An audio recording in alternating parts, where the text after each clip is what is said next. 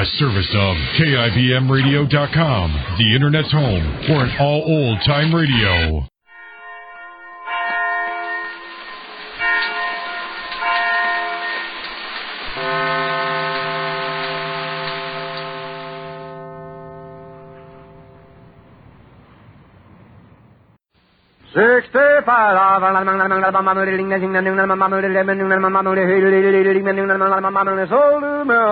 The Jack Benny Program, presented by Lucky Strike. Be happy, go lucky, be happy, go lucky strike, be happy, go lucky strike today.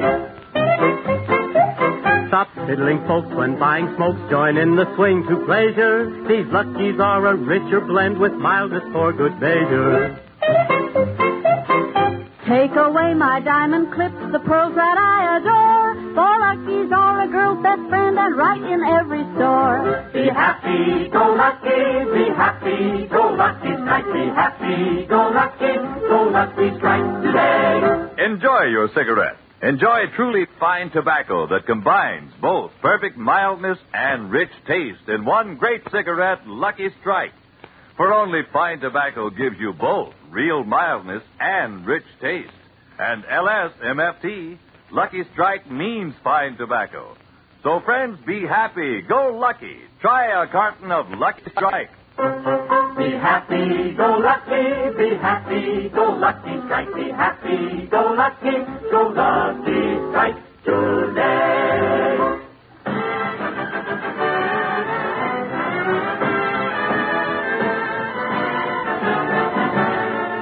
The Lucky Strike program starring Jack Benny with Mary Livingston, Phil Harris, Rochester, Dennis. Hold it, John, hold it.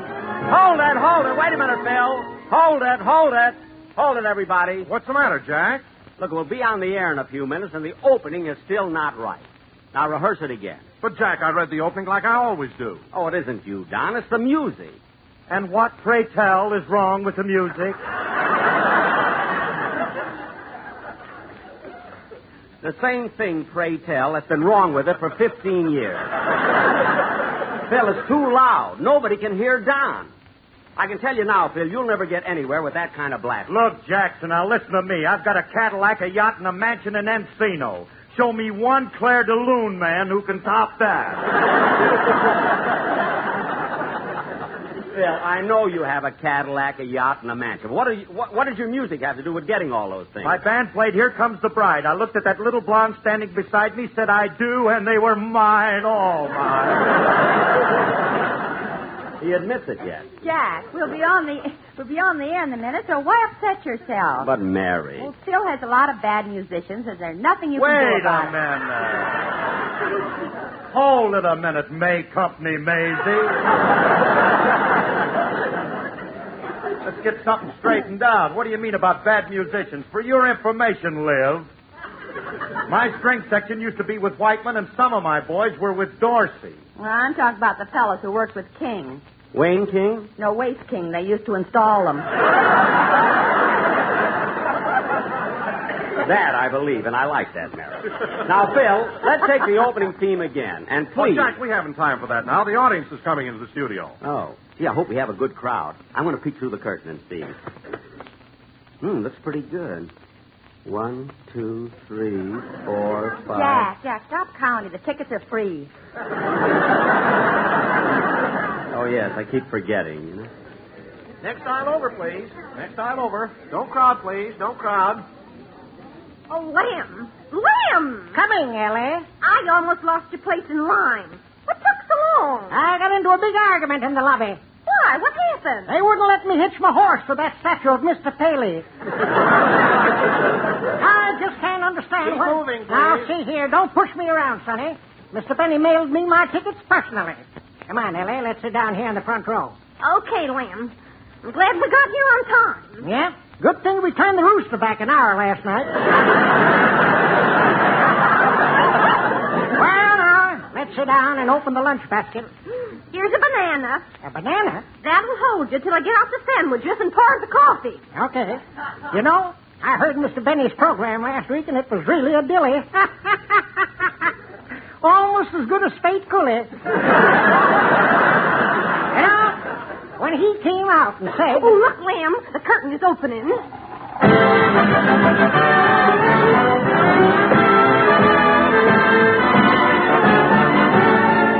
The Lucky Strike program starring Jack Benny with Mary Livingston, Phil Harris, Rochester, Dennis Day, the Sportsman Quartet, and yours truly, Don Wilson.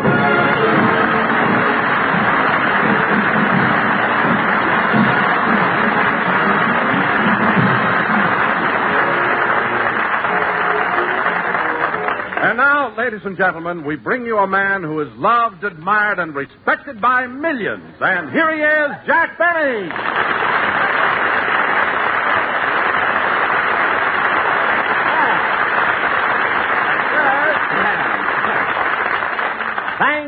Thank you. Hello again. This is Jack Benny talking. Hi, Rube.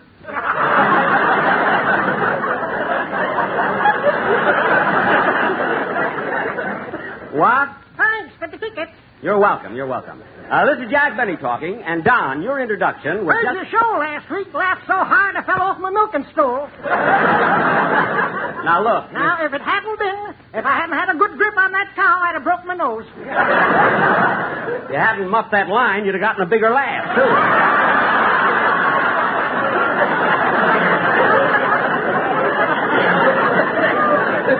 Why doesn't he keep quiet? Jack, the show. Oh, yes. Hello again. This is Jack Benny talking. And, Don, it gives me great pleasure to announce that tonight we're going to do a sketch to celebrate a great event in California history.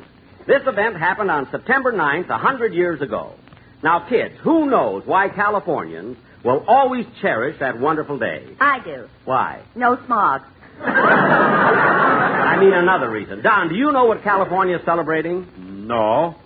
Don, you mean to tell me that you, a college man, a radio announcer, don't know California history? That's disgusting. Now, just a minute. Why should I know about California history? I was born in Colorado. Well, some of you must have flabbed over into California. But since none of you seem to know, I'll tell you. This month, in fact, all this year, we're celebrating the California Centennial. Centennial? What's that?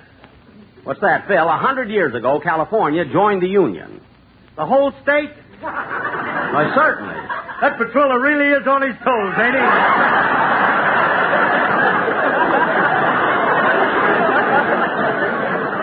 Yes, Phil, yes. Ain't he? What English?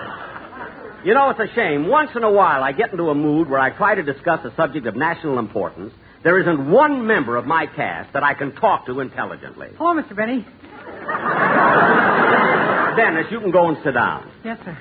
Now, Don, as long as there's no one here who knows anything about this subject, we might as well try and do something else. Oh, Mr. Benny. What? Did you know that this month we're celebrating the California Centennial? Yes, I know it. I just said it. Now, Don... It was just 100 years ago, September 9th, that the state of California was admitted to the Union. I know. Of course, California was discovered in 1542 by Juan Rodriguez Cabrillo. That gave Spain the right of discovery. However, Spain at this time was busy with affairs in Europe and neglected the territory.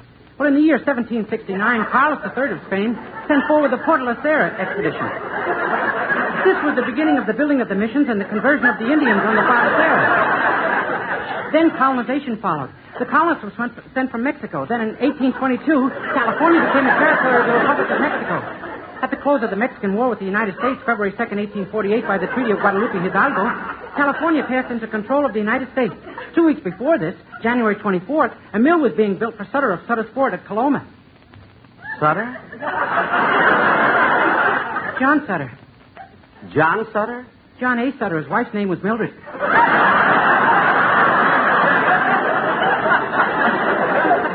Oh.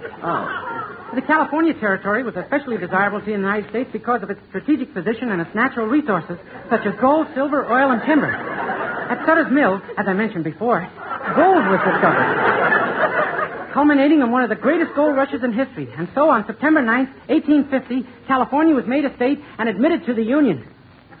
Dennis, that was wonderful. I mean, how do you get your information? I dial 113.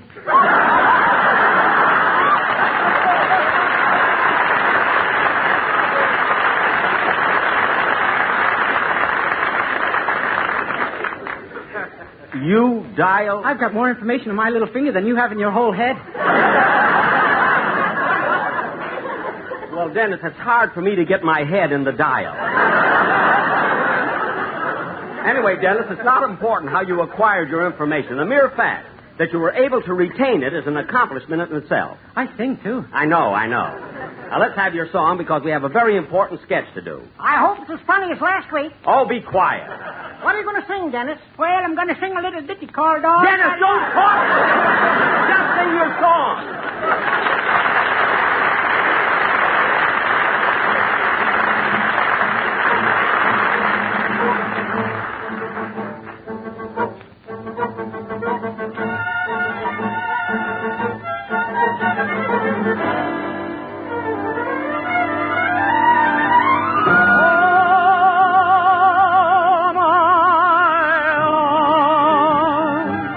I give you all my love. The skies may fall, my love, but I will still be true. All my sighs will disappear at last. Now that you're here at last, my heart belongs to you.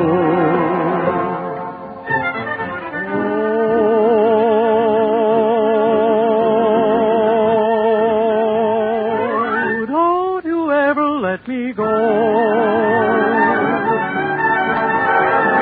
You thrill me so I can see.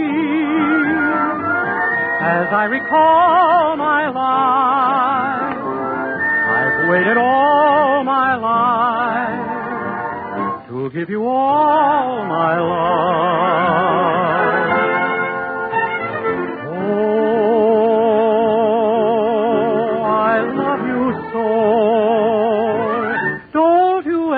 Let me go. You thrill me so I can see. As I recall my life, I've waited all my life to give you all my love.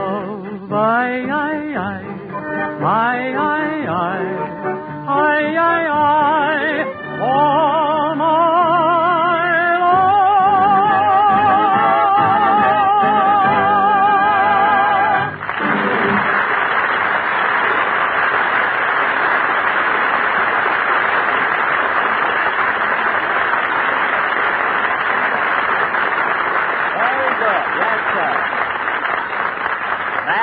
That was All My Love, sung by Dennis Day. And, Dennis, you sang it beautifully. California was the 31st state admitted to the Union. What? I forgot to mention that before. Oh. Well, thanks, kid. And now, ladies and gentlemen, for our feature attraction tonight, we are going to present... The first governor of California was named Peter H. Burnett. Dennis. His wife's name was Mabel. Dennis, we don't need any more information, so drop it. Jack, if you're going to do a play about California, you better get started. Mary, I'm trying to. Ladies and gentlemen, tonight, in honor of the California Centennial, we are going to present a play based on this historical event. All right, Don, let's get started with our tribute to California. Am I going to be in the play? In it. You're going to be technical advisor. Yeah. Go ahead, Don. Introduce the play. Okay, Jack. Oh, darn it, the phone. I'll get it. Whoop. Who threw that banana peel on the stage? Hi, Rube. What? California got its first shipment of bananas in 1864. Dennis, I don't care when. Okay. Hello? Hello, Mr. Benny. This is Rochester. Rochester, what do you want? Have you been shopping lately? Shopping? Yes, last Wednesday I bought some clothes. Why? There's a man here from Sears Roebuck with your new suit. Well, you can tell the man it's about time. It sure is a nice suit, boy. You really like it? Yeah, I hope it looks as good on you as it does on him. Rochester, you mean he came from the store wearing my new suit? Yeah, he said for the price you paid, they couldn't afford to put it in the box. Well, look, tell the man... Now, hold it, boy. What? Here comes Levant wearing the extra pair of pants. Well, look, Rochester, I'm in the middle of the program. Hang up the clothes and I'll see you later. Okay. Goodbye. Goodbye. Oh, say, boss. Now what? You got a letter from Alcatraz. Oh, from my agent. Oh, what does he say? Open it up. It's already been opened. Oh, yes. Well, what does he say? I'll read it to you. Dear Jack, next Friday is my birthday, and if you want to send me a monogram shirt, my initials are 9-3.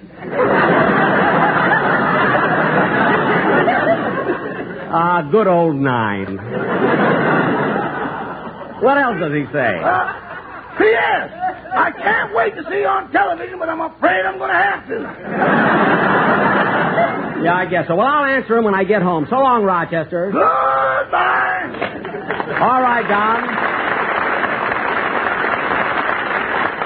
All right, Don, start the play. Okay. Ladies and gentlemen, tonight, to commemorate the centennial of California, we bring you our version of one of the historic events that took place in this great state. Curtain music.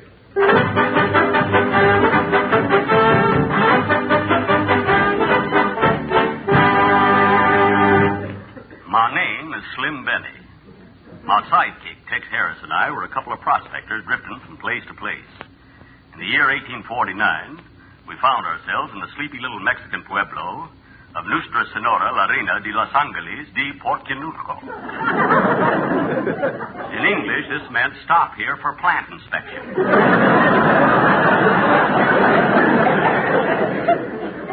One night, Tex and I were in the only lively place in town, Pedro's Saloon.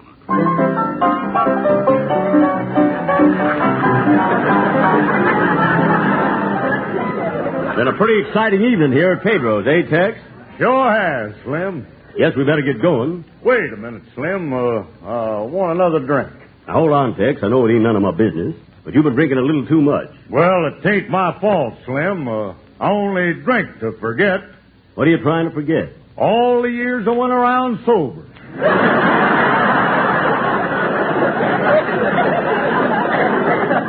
Well, I'll drink with you, but stand up for this one. Oh, bartender. Bartender. What would you have, senor? I'll have a double tequila. And what for you, senor? Well, I'm kind of hungry. I'll have a sandwich. Okay, but you will have to go outside and eat it on your horse. This is a drive-in. Then don't bother.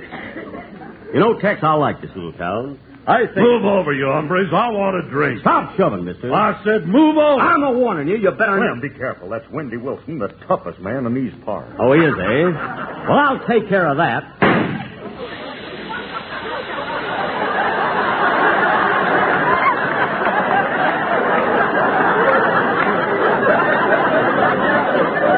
I shot him in the stomach. Now, look, Slim. Which one of us you talking to? He's a-talking to me. Now, what do you want here, anyway? Well, wait a minute, partner. I didn't come here to fight. I came here to see the singer at this here saloon. Got a new song by Stephen Foster. No kidding. How does it go? Be happy, go lucky, be happy, go lucky, strike. Hilly, poo, poo, poo, poo, poo.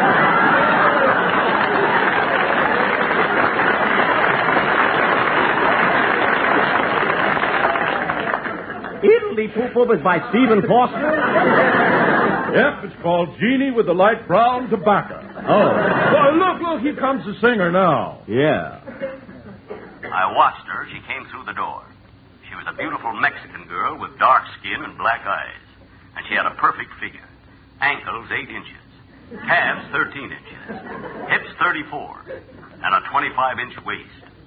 I was never without my tape measure. I looked at her and said, Hello, girlie. Are you the singer in this saloon? Sí. You sing here every night? Sí. Are you single? Sí. What's your name? Sue.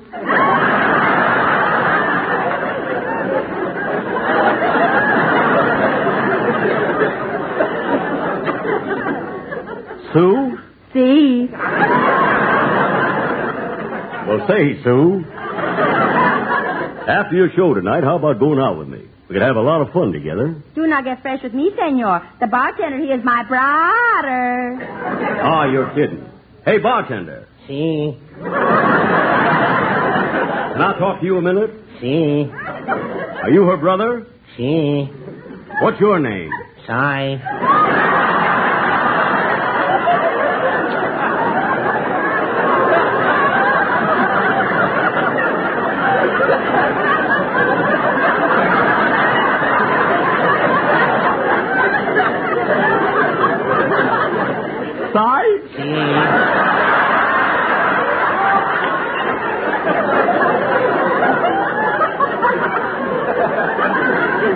Well, look, Si, I want to go out with your sister, see? She's so. I know she's Sue, Si. I heard Sue say so. What did you say, senor? I'll kill Si. It was easier than reading that line again.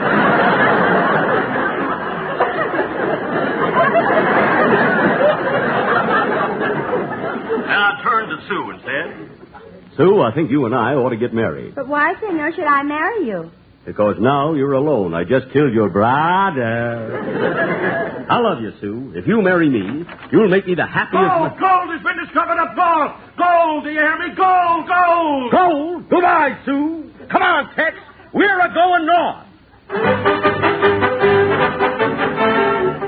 In 10 seconds, Pedro's saloon was empty. Everyone had rushed out, including Si. He was dead, but he didn't want to be poor. Tex and I rushed over to the general store to outfit ourselves for the long trek to Sutter's Mill. We bought burros, shovels, picks, blankets, and tents, and a hacksaw in case we visited my agent. Fully outfitted, we started on our trek up the San Joaquin Valley. We had all our equipment piled into a covered wagon, which was pulled by 16 mules. Clippity-clop! Get off there, mule! Sutter-hoo! I come from Alabama with my banjo on my knee. I'm on my way to Sutter's Mill, way to go, let's wait for me. But if I do not find it there, I know I'll surely die. And when I'm dead and buried, oh, Susanna, don't you cry. Oh, Susanna, oh, don't you cry for me. I'm on my way to Sutter's Mill with an LSMFT. Clippity-clop! Yeah, come on, you mule! Someday I'm going to write a song about that. I got the title already. Good night, Irene. I came from Alabama with an ashtray on my knee, 'cause I'm always smoking Lucky Strike, a cigarette for me. They're round and firm and fully packed and easy on the jaw. For 4 is taken, mile is 2, the best you ever saw.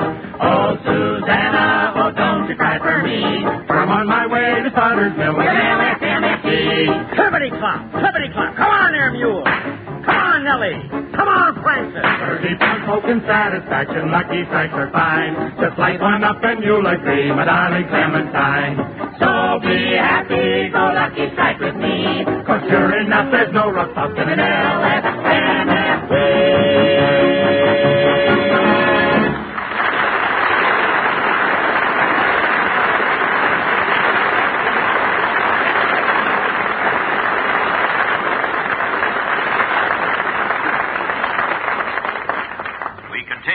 San Joaquin Valley. It was a long, hot, dusty trip.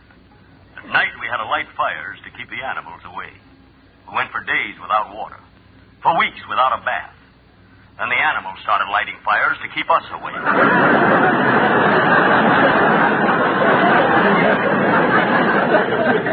Finally, we arrived at Sutter's Mill and staked out our claims. For weeks, we dug and dug and dug.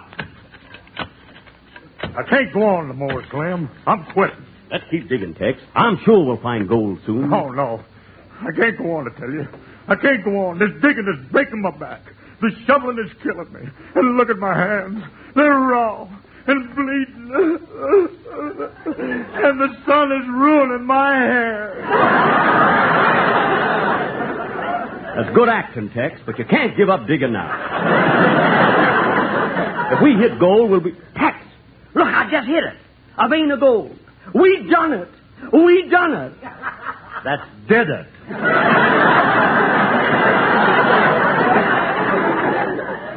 When it came to English, I knew Tex was right. He had graduated from Harvard. Magna cum laude. Now that we found gold, we really went to work.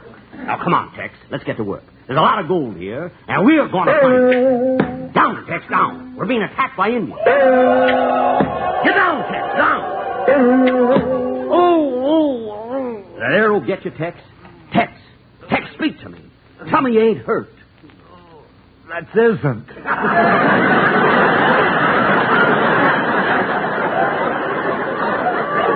All right, Tex. Tell me you isn't hurt. But I are. Well, don't worry, Tex. Look, the chief of the Indians is coming toward us. Yeah, you stay here. I'll go and talk to him.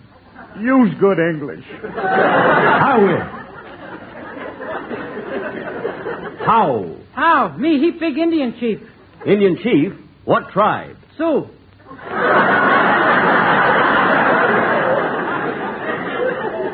Sioux? See. Let's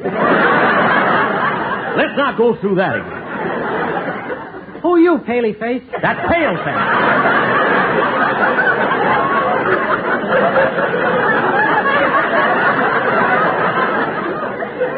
Paley Face is that statue in the lot. My name is Slim Benny. What you pale faces do here? We just found gold. Gold? Then me take 'em. No, it's our gold. We worked for it. We dug for it. We slaved for it. Indian no care. I take 'em your gold or I take 'em your scalp. Well, all right. Here. Slide right off 'em head. The Indian chief left happily, taking my toopee to his teepee. That was the last we saw. Then winter fell, but that didn't stop Tex and me. Or is it Tex and I? What's the difference? When you're rich, you can say anything. We hid the gold in a big snowbank. We had a cool minion. The next day, we began to break camp and leave. Well, I'm ready to go, Slim. Me too, Tex. We got all the gold we need. Let's leave before we're ambushed. Wait, Slim. One last thing. I'm going to go down to the spring and fill our canteens with water. There's nothing I like better than nice, cold, sparkling, clear, pure water. What did you say, Tex? Yes, I killed Slim. It was easier than reading that line again. Music, boys. That will be back in just a moment, but first... Be happy, go lucky, strike. Be happy, go lucky, strike today. I parlez-vous, I speak 9 tongues, the linguist great am I. No matter how you say it, brother, lucky strikes the buy. I am the leader of the band, I know what tunes you like. And favorite on your hit parade is Milder Lucky Strike. Be happy, go lucky, strike. Be happy, go lucky, strike today. Yes, friends, be happy, go Lucky, and enjoy your cigarette. Puff by puff, you'll find Lucky's always give you perfect mildness. In fact, scientific tests prove Lucky Strike is milder than any other principal brand. But mildness is only part of the enjoyment Lucky's give you. You get rich taste, too. All the deep-down enjoyment that comes from truly fine tobacco. Because LS-MFT, Lucky Strike means fine tobacco. So, friends, be happy. Go Lucky. Try a carton of Lucky Strike. Be happy, go lucky, strike. Be happy, go lucky, strike today. Ladies and gentlemen, the Crusade for Freedom offers every American an opportunity to play a personal part in a great moral crusade for freedom, faith, and peace throughout the earth.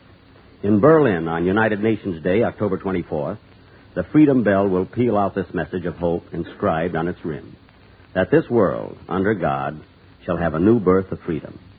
So please don't forget to enroll in the Crusade for Freedom. Thank you. Good night, sir. Stay tuned in for the new Harold Perry Show that follows immediately. This is CBS, the Columbia Broadcasting System.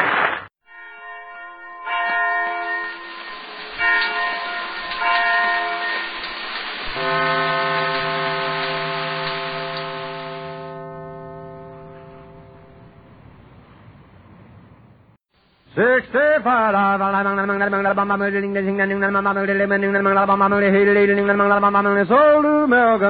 Jack Benny Program, presented by Lucky Strike.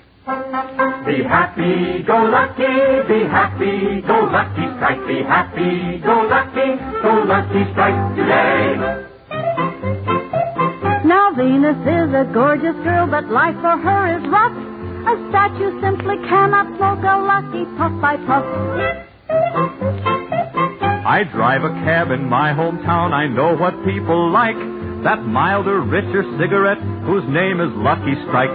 Be happy, go lucky, be happy, go lucky strike, be happy, go lucky strike today. Enjoy your cigarette. Enjoy truly fine tobacco that combines both perfect mildness and rich taste in one great cigarette, Lucky Strike.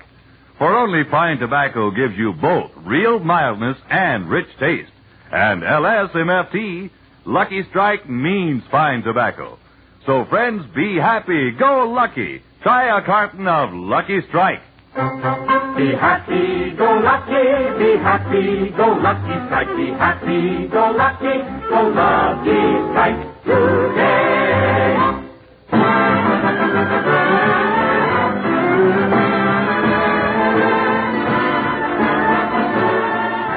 The Lucky Strike program starring Jack Benny with Barry Livingston, Phil Harris, Rochester, Dennis Day, and yours truly, Don Wilson.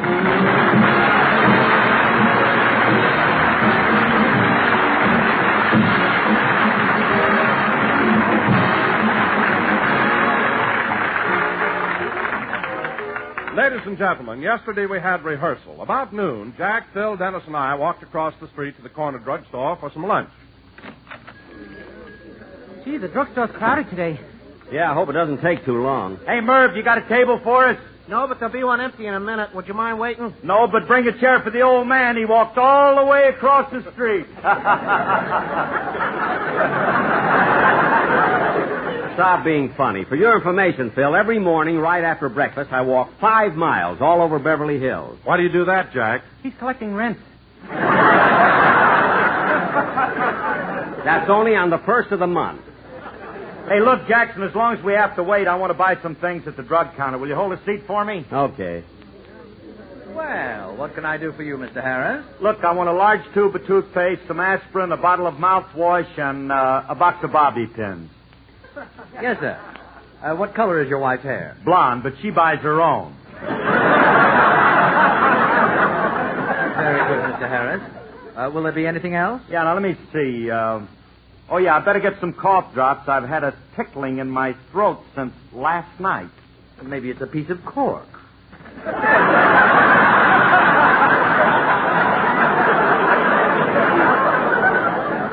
Now, what kind of cough drops do you want? Oh, I don't care. Just give me a box of those that are made right here in L.A.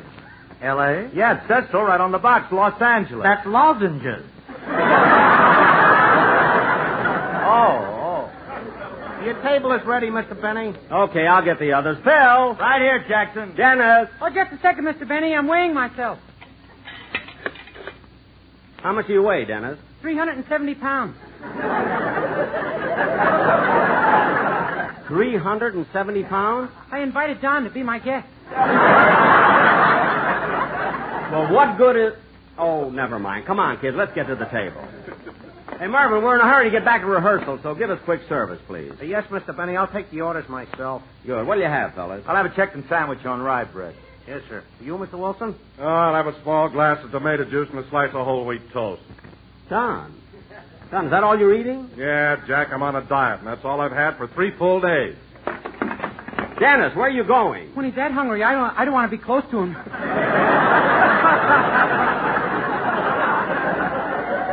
Oh, sit down. Yes, sir. What do you have, Mr. Day? I'll have a cucumber split.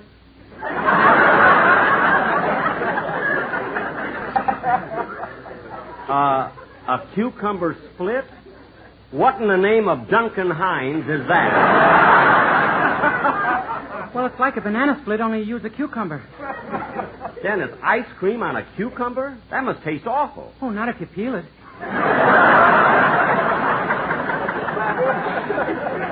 Well, his answer was all right. Maybe my question was silly.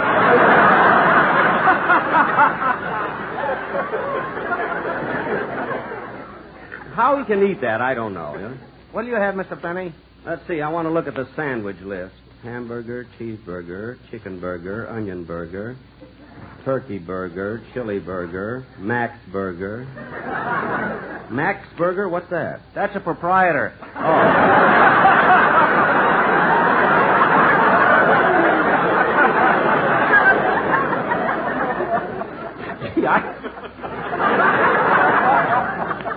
I don't know what to order. Why don't you try a cucumber split? Dennis, if I live to be 100, I'll never eat a thing like that. It sounds horrible. If you haven't tried it, don't knock it. Oh, keep quiet. See, I don't know what to eat. I just haven't any appetite. I haven't felt like eating all day. Don't take it personally, Jackson. They raised everybody's taxes today. I know. Mervyn, I'll have a bacon and tomato sandwich. Yes, sir. What do you gentlemen have to drink? Coffee for me. I'll have a Coca-Cola. Bring me 3 fingers of milk. Phil, 3 fingers of milk? I'm on the wagon, but I don't want to forget how to order. Oh. By the way, Jackson, Remley asked me to thank you for the raise you gave him. That's all right, Phil. Anytime your music is improved, I appreciate it. Why, Jack, what'd Frankie do? He broke his arm and he can't play. What a nice guy. How'd Frankie break his arm, Phil? Well, we were having a little party at Bagby's house, and it was a warm night, so Frankie ran out and took a dive in the pool. Oh, no water in the pool, eh? No pool.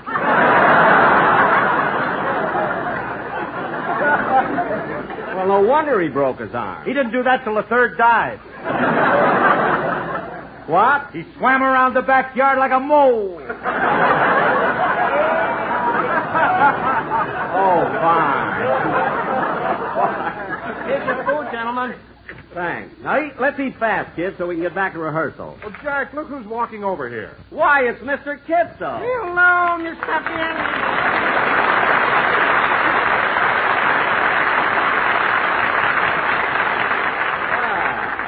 Sit down, Mr. Kitso. Have some lunch with us. No, thank you. I ate already. I had the blue plate special. A bargain. You mean you didn't like it? Who could like it? Such small portions they give you. 6 green beans, 2 potato chips, and a piece of steak. J. Edgar Hoover couldn't find it. Well, that's too bad. Too bad. If it wasn't for the dessert, your whole meal would be awful. Oh, what'd you have for dessert? A cucumber split.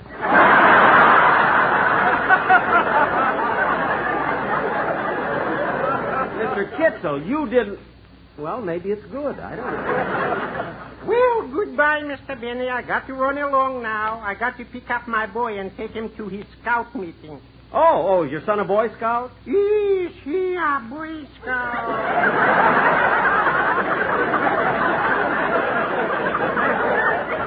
You know, only 2 weeks ago he joined, and when I asked him, what did you learn, he rubbed together 2 sticks and burned down the whole house.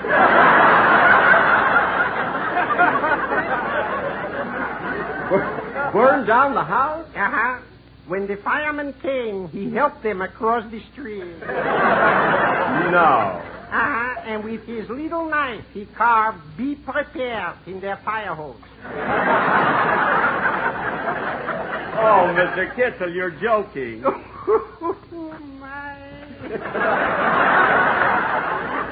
Well, goodbye, Mr. Benny. So long, Mr. Kitzel.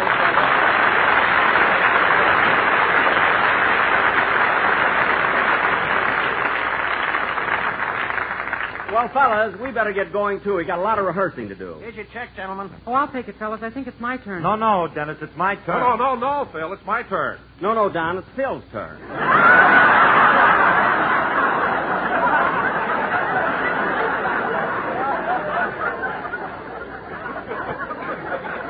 I keep track of these things. Now, come on, let's go. Dennis, what are you doing at the jukebox? Oh, one of my songs is on it, and I want to play it. Well, go ahead and then come right to the studio. Okay. Got a nickel? No! Now, let's go, fellas.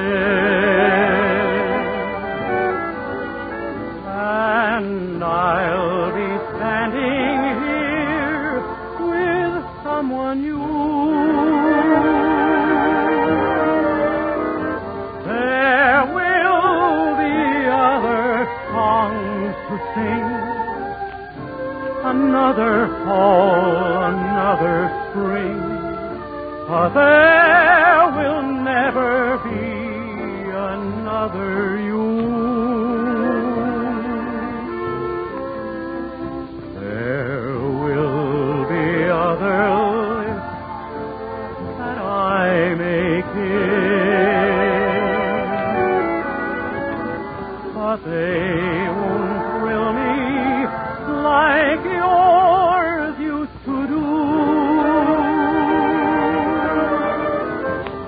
Yes, I may dream a million dreams, but how can they come true if there will never, ever be another you?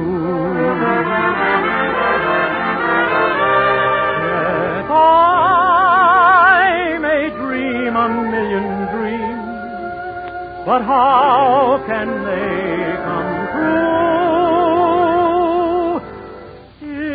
if there will never, ever be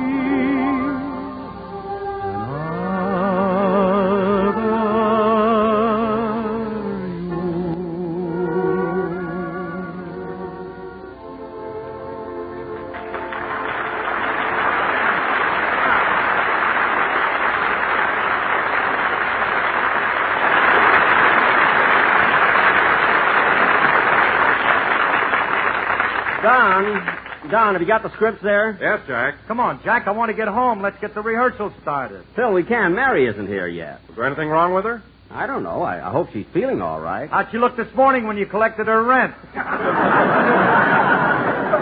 She was all right. She was a little concerned about the controls going off, but then I don't blame her, you know. I'm going to call her up and see what's keeping her.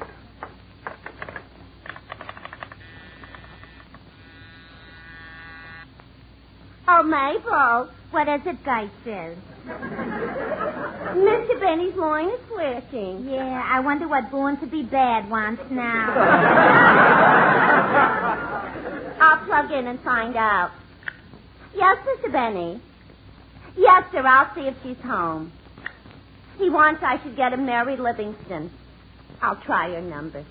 Say, Gertrude, you think there's a romance between Mr. Benny and Miss Livingston? Could be.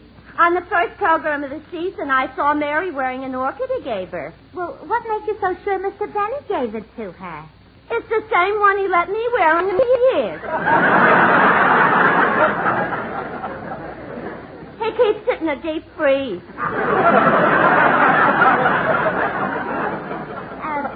Come to think of it, Gertrude, there could be something between Jack and Mary, because Thursday night when I was at the Mocambo, I saw them there together.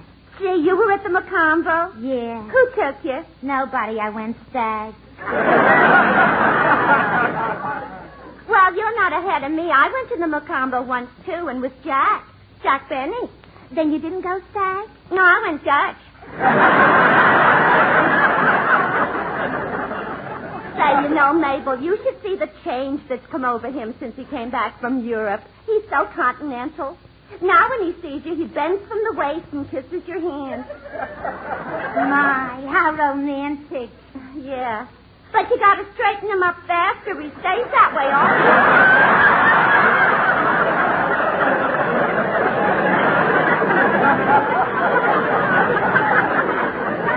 You're kidding.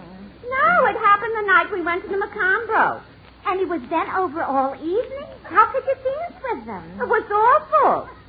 When the music started, he came at me like a UFC fullback. If you hadn't played for Notre Dame, you'd have been in trouble. Yeah. Operator. I'm sorry, Mr. B, but Miss Livingston's line doesn't answer. Oh, well, never mind. I'll call her later.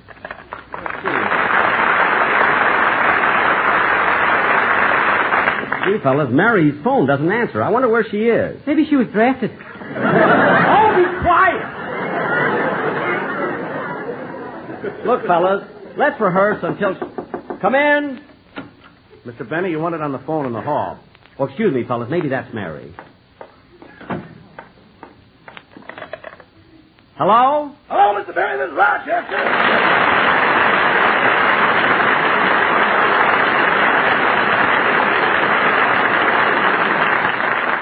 Hello, Rochester. What is it? Brace yourself, boss. I've got news for you. What is it, Rochester? What is it? Your car's been stolen. car stolen? This is awful. There's 2 schools of thought on that. Rochester, I'm in no mood for jokes. Is my car really stolen? Yes, boss, it's gone. Oh, this is terrible. Just yesterday, I put in 5 gallons of gas. Ethel, yes.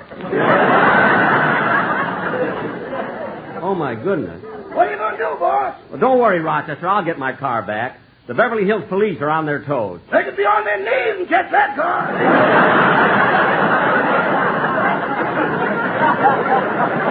Never mind. Just meet me at the police station. Goodbye. Goodbye.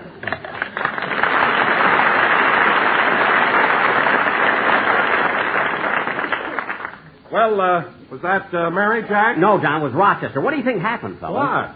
My car was stolen. Your car? Yes. Gee, and only yesterday you drove me home and made me put in 5 gallons of gas. Ethel, yes. All right. Now, look, fellas, rehearsal is off. I got to get down to the police station. Now, where's the quartet? Oh, sportsman! Did you hear the news? Someone stole Mr. Benny's car. Someone stole Jack Benny's car and drove it right away. It makes us feel so very sad, we just can't help but say, be happy, go lucky, be happy, go lucky, strike, be happy, go lucky, strike today. People call me Madman Munch. With them I can't agree. The guy who stole Jack Benny's car is crazier than me.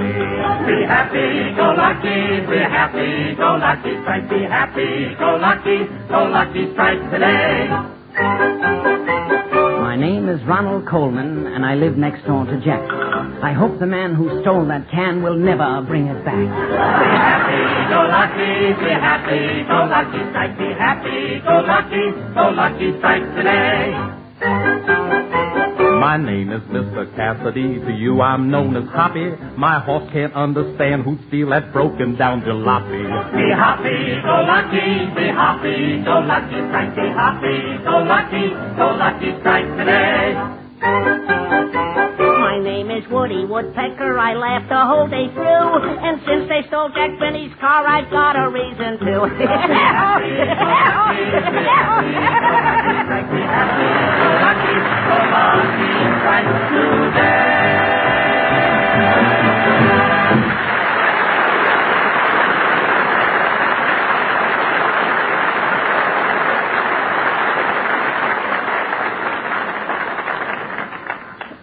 Well, here it is, Beverly Hills Police Station. What a classy place. Look at that sign over the door. Through these portals pass the toughest policemen in the world. Uniforms by Adrian.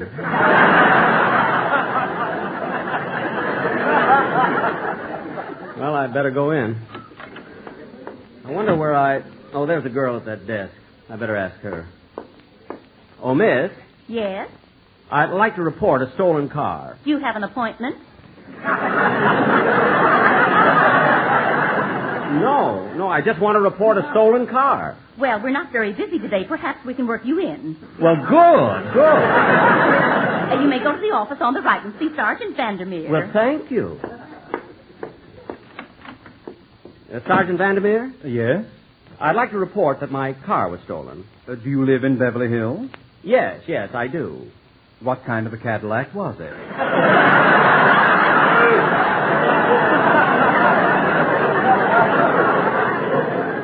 Well, it isn't a Cadillac. A Lincoln? Well... Come, mister, what kind of car is it? It's a Maxwell. From what country? No, you see, it was made in this country. That is, well, they don't make them anymore, although the factory is still in existence. They make pencil sharpeners. They had some cranks left over, so it was easy to convert.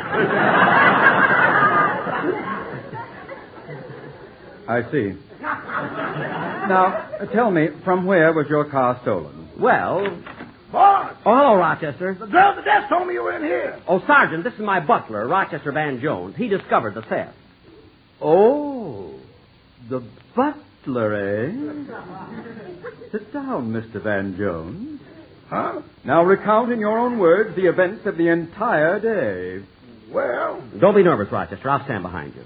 Mr. Benny left the house at 10 o'clock. He called me out of my room and said, Rochester, I'll be gone all day, so I want you to clean the kitchen, beat the rugs, wash the windows, polish the stove, wax the floors, and press my clothes. That's right. I remember telling him to do all those things, and I left at 10 o'clock. Now, Rochester, where were you at 10:15?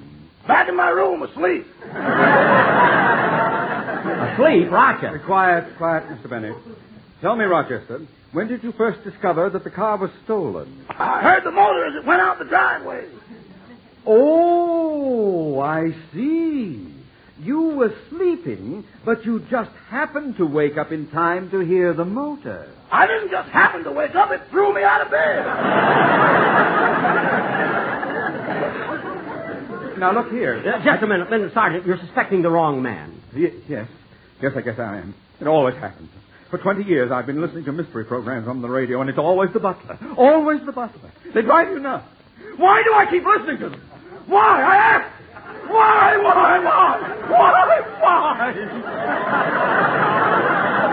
Sergeant, control yourself. Yes, I must control myself. Now, where were we? Oh, yes, your car was stolen. Have it here on the report. Make, Maxwell. That's right. Will you give me a description, please? Well, it has a black body with blue fenders. That is, 2 of them are blue, and 1 is green, you see? What about the 4th one? Well, the color of that one changes. It's made out of lizard skin.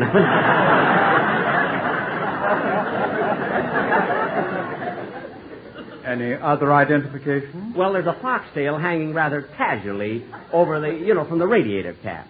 And now let me see what else. Oh, yes, the top goes up and down, you see. Oh, a convertible. No, the top just goes up and down. That's right. You see, we have no windshield to fasten it to, and it's uncomfortable wearing that chin strap, you know.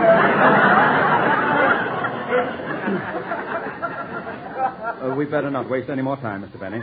Now, if you'll just follow me, we'll go down to the radio room and report the theft to our prowl cars. Just follow me. Come on, Rochester. You look at those pictures on the wall. Dillinger, Pretty Boy Floyd. Oh, look, there's a picture of my agent. Gee, I hope I get my car back. Don't worry, Mr. Benny. We'll not only locate your car, but we'll apprehend the criminal. You see, we'll take fingerprints off the steering wheel. Well, maybe you ought to get the fingerprints off the door handle. Why? We haven't got a steering wheel.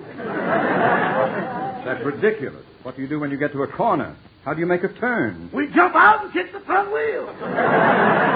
Rochester. When we get the car in a circle, we go crazy. Rochester, please. Well, here's the radio room. Oh, before we go in, Mr. Benny, have you thought of a reward? Well, no. If I just get my car back, it'll be enough.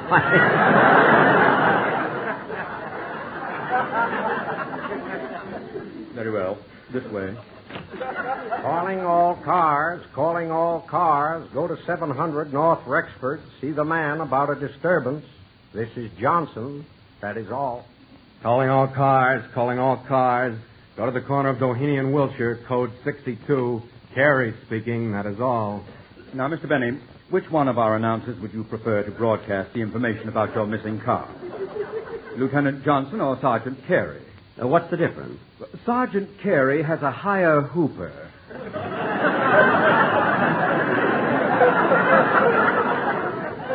More of our prowl cars listen to him. Really popular, eh? Popular? CBS wants to star him in a program called People Are Crooked. Well, what do you know? Sergeant, tell him to send out the alarm about my car. Certainly. Here, Carey, add this one to your list. Yes, sir. Calling all cars. Keep a lookout for these stolen vehicles. Hudson, license number WY7469. Cadillac, DE3327. Maxwell, PU8054. Gee, I hope they find it soon. That is all. Good night, Irene. Gosh, if I don't get my car back, I don't know what I'm going to do. Mr. Benny. Dennis, what are you doing here? Oh, I had to see you, Mr. Benny. Are you sure somebody stole your car? Of course I'm sure. Why? Well, when I left the studio, I went home. Uh-huh. And when I went into the house, I said, hello, Mother, somebody stole Mr. Benny's car. And then it happened. What happened? She filled me full of black coffee, put an ice bag on my head, and called Alcoholics Anonymous. Alcoholics Anonymous? I go to my first meeting next Tuesday. What? I could go on Thursdays, but I'd rather go with Phil.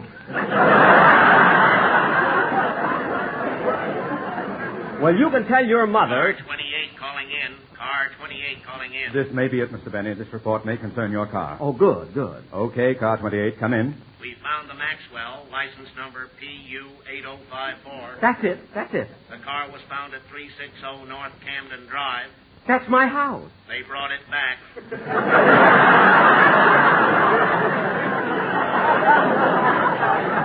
Rochester, did you hear that? They brought it back. They brought it back. This is the third time. Yeah.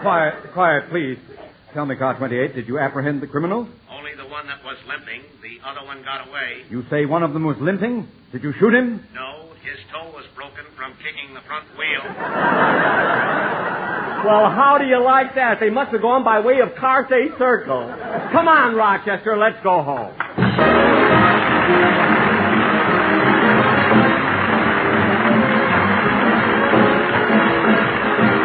Jack, we'll be back in just a moment, but first...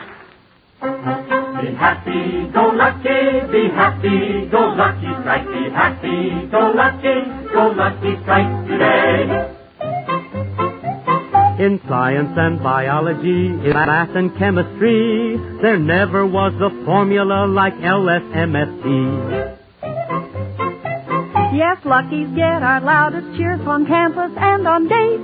With college gals and college guys, a Lucky really race. Be happy, go lucky, be happy, go lucky strike, be happy, go lucky strike today.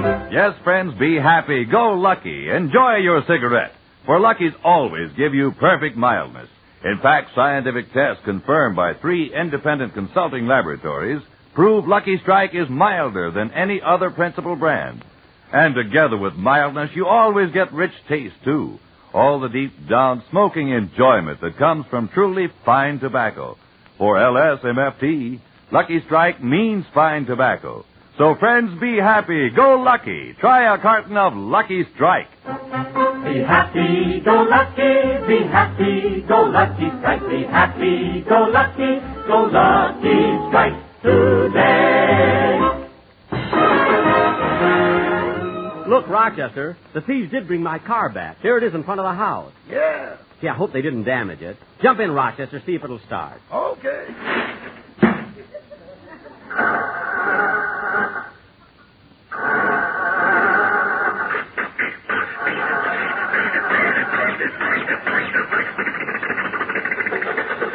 Listen to it, Rochester. Listen. Yeah, well, it's just as good as ever. It certainly is. Good night, folks. Be sure to hear Dennis Day and a day in the life of Dennis Day. Stay tuned for the Amos and Andy Show, which follows immediately. This is CBS, the Columbia Broadcasting System.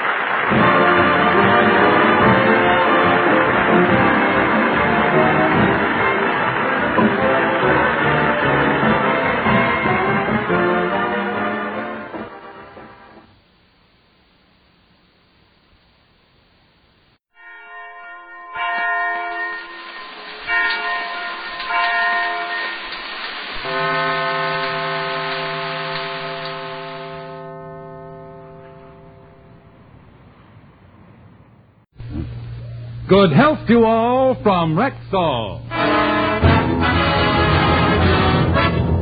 It's the Phil Harris Alice Faye Show, presented by the makers of Rexall drug products and 10,000 independent Rexall family druggists.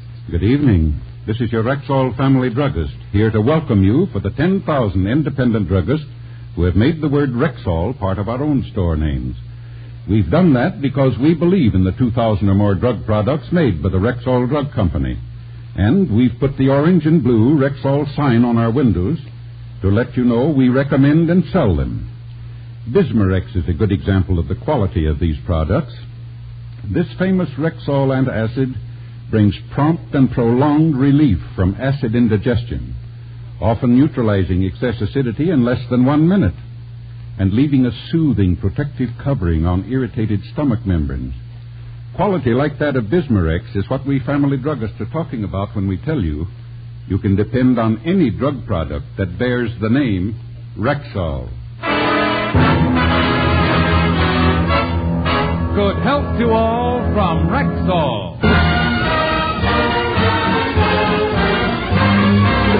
And now your Rexall family druggist brings you the Phil Harris Alice Faye Show.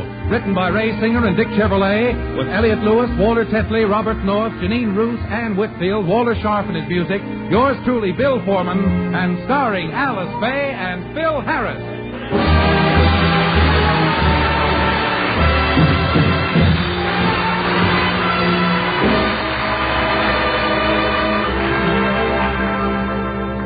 Next week, Phil is going on a tour of one-night personal appearances. He's quite excited about it, and as we look in on the Harris home, Alice, William, and the children are questioning him about the trip. Phil, is it true that you're going to play 3 weeks of one-nighters? That's right, honey. The lucky citizens of 21 American cities are going to see Phil Harris in the flesh. No other public can make that statement. Who's going to appear in the act with you, Daddy? Oh, I'm taking some very good talent with me, Phyllis. Rochester's going to do the dancing, and then there's a girl singer named Vivian Blaine, and I've also got Whoa there, Father. Back up a little. What does this Vivian Blaine look like? Honey, how should I know? I never look at another woman. I heard her sing. She sounded good, and I hired her. I didn't look at her. I just listened to her. Alice, Miss Blaine is a pretty little blonde with blue eyes and the cutest little mole on her left shoulder. She's a tall redhead with green eyes, and the mole is on her right shoulder. I thought you just listened to her. So I got very observant ears. Who else is in the act, Daddy? Well, there's me, my band, Miss Blaine.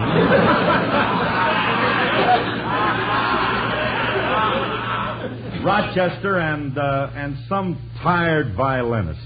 What's his name? I don't know, Yasha Benny or something. I discovered him at the railroad brakeman's ball. The poor old man was sitting there sobbing his heart out. What was wrong with him? He was going nuts trying to play a square dance in a round house. Oh, Philby, those things roll out of your mouth like pearl juice. Hey, I got to use that one in my act. Oh, well, let's get him a booth at the farmer's market. He's popping the corn tonight. Now, Willie, careful what you say about me or I'll tell everybody.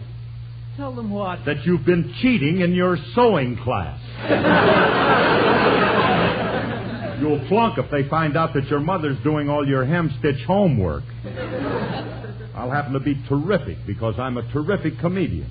Alice, you saw me at that benefit I did for the policeman's ball. When I told them jokes, I laid them in the aisle.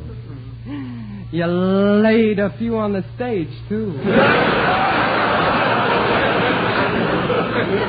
Look, Phil, if you're going to be on the road for 21 days, please be careful. You know how those musicians like to drink. Yes, I know. Those boys will be the despair of me yet. How they can stand the horrid stuff is beyond me. I sipped a teaspoonful the other night just to try and see. Thank you, Carrie Nation.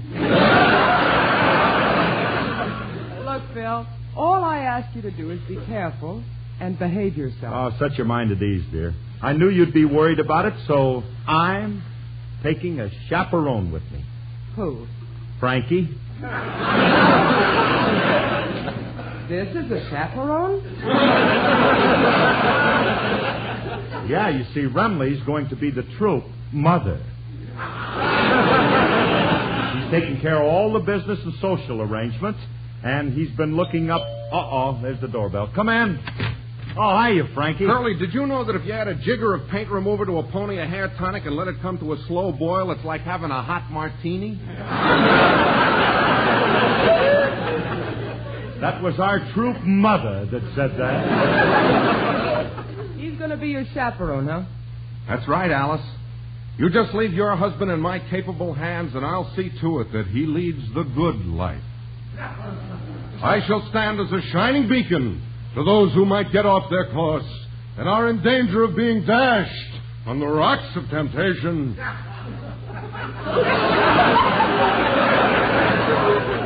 You better trim your wick, Dad. I think the lamp in your lighthouse went out. Take it easy.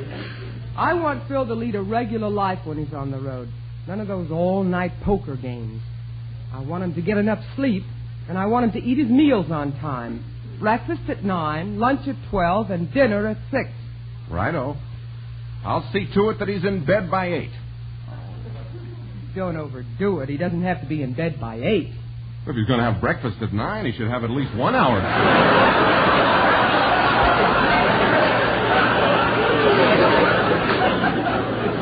hour sleep? Well, what are you boys going to be doing all night? Working, of course. Me and the boys have to write new arrangements and rehearse them.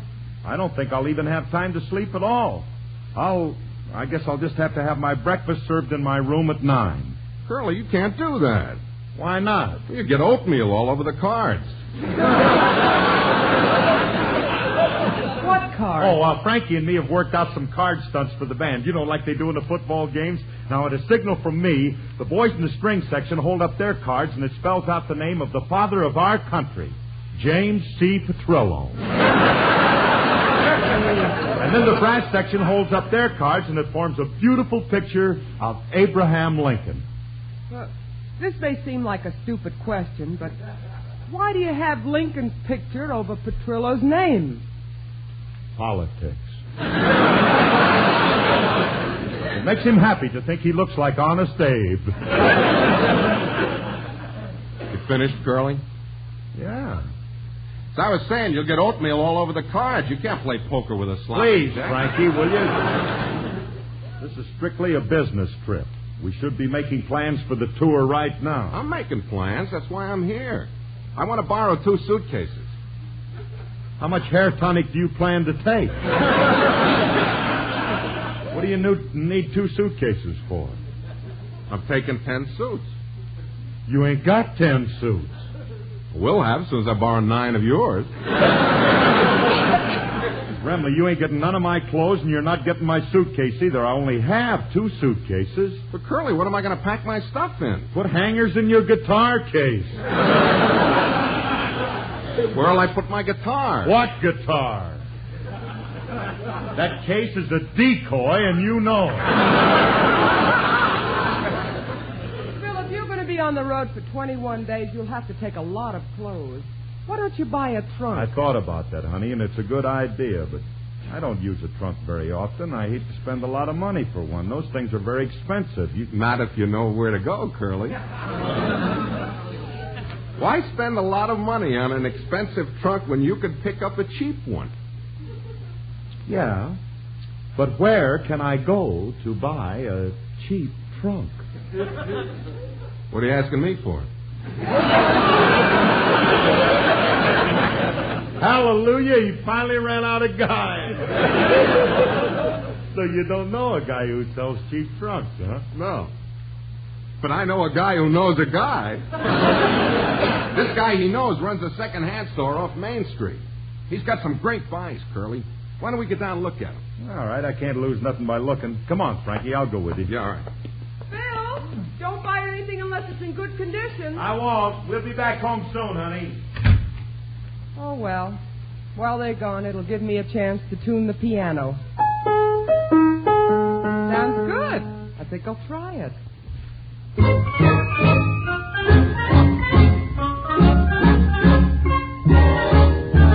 Dearie, do you remember when we waltzed to a Sousa band? Mine wasn't the music brand. Chowder parties down by the seashore. Every 4th of July, test your memory, my dearie. Do you remember watching John Elwyn every fight? 'Cause nobody does from Sullivan's right. Dearie, life was cheery in the good old days gone by. Well, dearie, you're much older than I. Dearie, do you remember how they loved Harry Lauder's act? Mine wasn't a palace pact. Jane and Lynn, presented by Barnum, sang her sweet lullaby. Test your memory, my dearie. Chicago all in flames sure caused a terrific row. They blamed it on Mrs. O'Leary's cow. Dearie, life was cheery in the good old days gone by. Do you remember? If you remember, well, dearie, you're much older than I. Dearie, do you remember Man of War winning every race? He ran at a record pace. Rin Tin Tin in serial chapters always rescue the guy. Test your memory, my dearie. Do you recall when Babe Ruth pitched for the Boston team? He sure had a curve that was loaded with steam. Dearie, life was cheery in the good old days gone by. Do you remember? Yes. If you remember. We do. Well, dearie, you're much older than I. You'll admit that you're much older than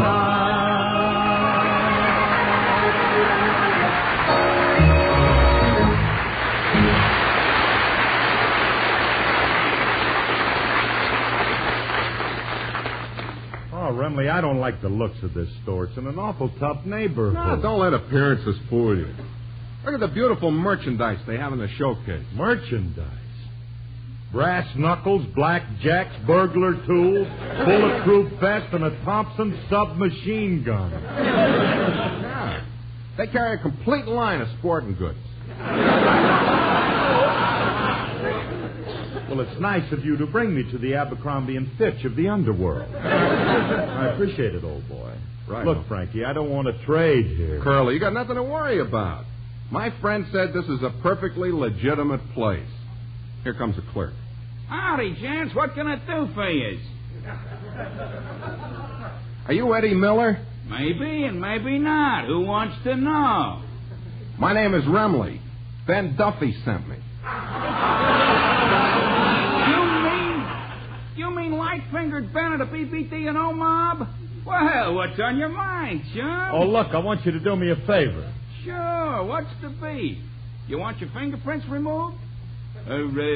Maybe a hot gun disposed of? No, look, Mr. Hey, if you'll just step into the jewelry department, I'll saw the bracelets off of you.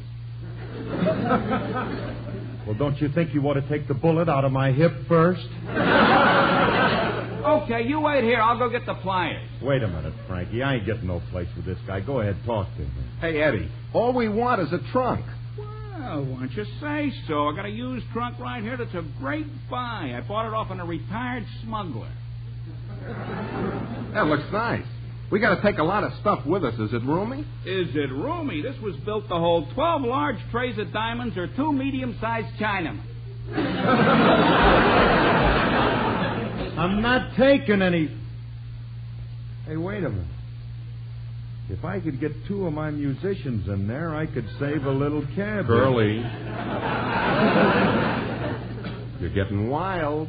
Quiet, Ching Lee.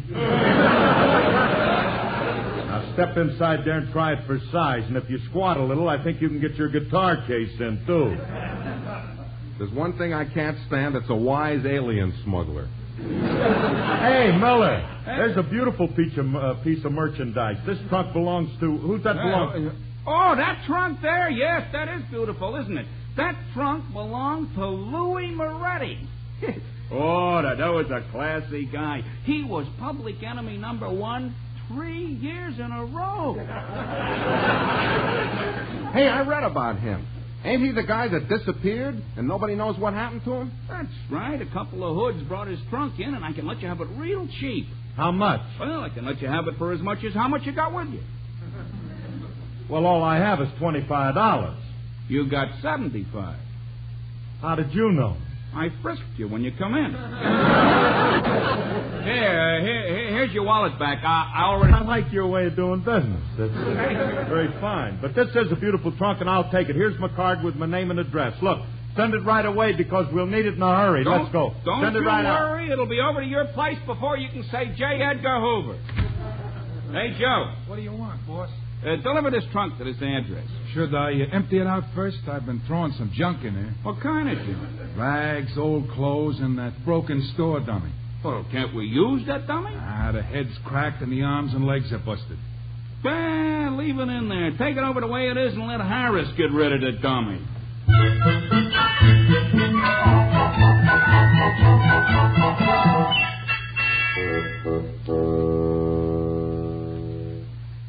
This certainly is a gorgeous-looking trunk for $75.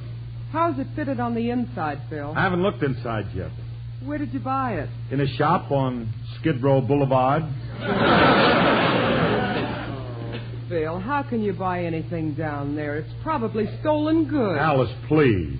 The clerk told me the name of the man who formerly owned it. He was a prominent public figure. 3 years in a row. All right. I wouldn't be a bit surprised if it belonged to some thug. Alice, I'll have you know that this trunk belonged to a very well-traveled gentleman. Now, just look at the labels on it. He's been to San Quentin,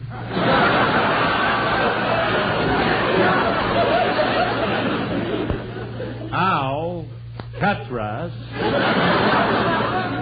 La Vinworth, and Sing Sing. That's in China. He's also been to France. Here's one from the Bastille. And here's a label from Tehachapi. Why, that's a woman's prison. Oh, his wife travels, too.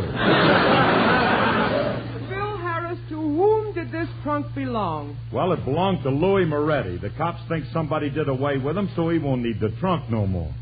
Oh, you shouldn't have bought a gangster's trunk. Oh, well. If you'll excuse me, I have to go upstairs and sandpaper the bedposts. See you later. Okay, honey, we'll...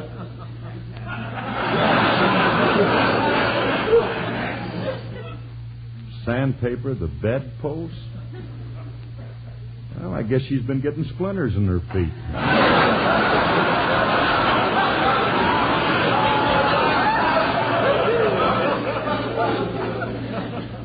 She's been doing some very strange things lately. All right.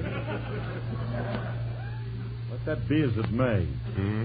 You better start packing now. Frankie, hand me some of those musical arrangements while I open the trunk. Yeah, okay. I'm anxious to see what this looks like on the inside. Hey, this looks... Remley, help! What's the matter, Curly? What happened? Take it easy. You're as pale as a ghost. Look at your eyes. All the blood's drained out of them.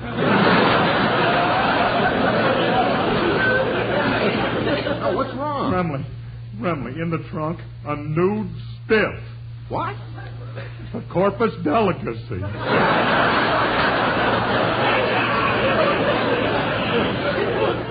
Oh, don't be silly. Let me see that. Curly, who's your house guest? Well, don't ask me. I didn't invite him. He looks like he might be a friend of Willie's. Oh, Remley. Curly, I'll bet I know who it is. That must be Louis Moretti in there. That must be where he disappeared to. Frankie, I'm going to call the police. Drop that phone. Cops will think we did it. Yeah. Well, let's take this trunk back to that store. That's even worse. If his gang catches us with this, they'll knock us off. Well, then what are we going to do? There's only one thing we can do. We'll have to give the trunk to somebody that's going on a trip. Don't be silly. Who do we know that's going on a trip? Hiya, fellas. I'm bringing the groceries. Well, if it ain't Julius Bon Voyage, and don't forget to write a Bruzio.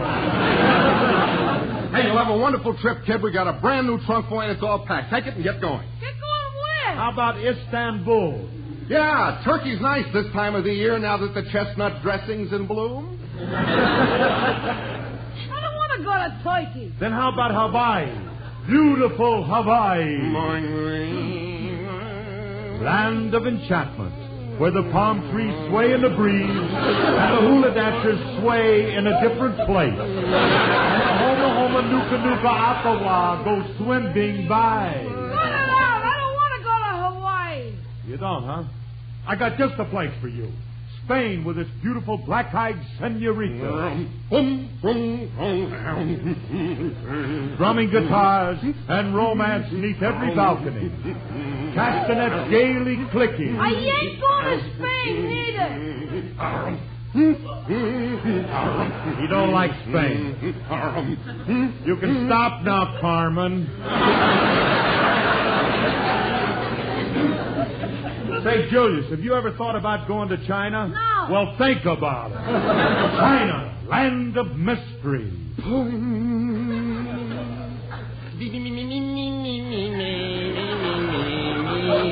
Where the Gisha girls dance to the strains of the mandolin. China, land of the midnight sun. That's the North Pole. The North Pole, land of the Eskimos. Button up your overcoat when the wind is free. Bramley, what are you doing? That's as close as I can get to Eskimo music.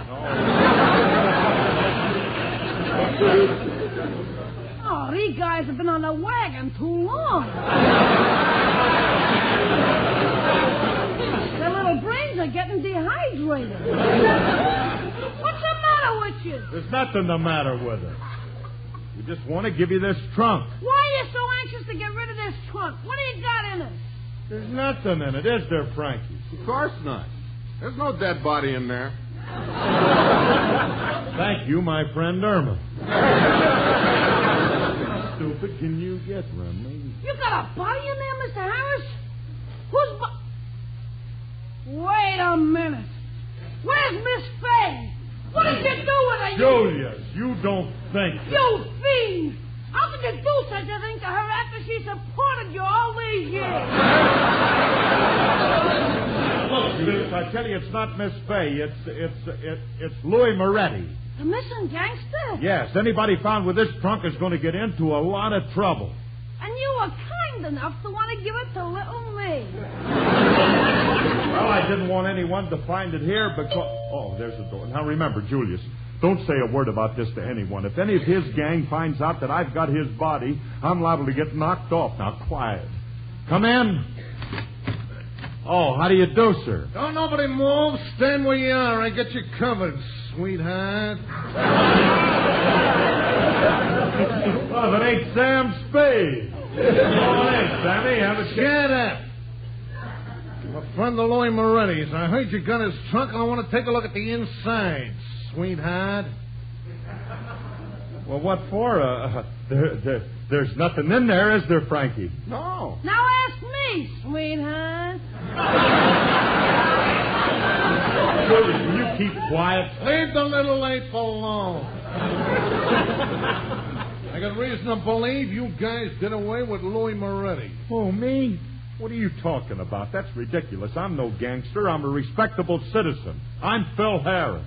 That right, kid? Is he Phil Harris? Yeah, that's Phil Harris. Alias Philsy to think. Julius. Alias Windy Wonga. Now stop it. Alias Pretty Boy Harris. I am no... Well, I have been called that on occasion. You're such a tough hood. How come I never heard of you? He's from out of town. He was sent here by the Detroit mob to knock off Louis Moretti. Who's this other guy? Trigger Happy Remley. He was sent here to rub you out. No. Pay no attention to this dead end kid, mister. He's just trying to start something. Yeah, that kid's lying. Yeah, well, we'll soon find out. I'm going to open that trunk, and if I find Louis's body in there, I'm going to...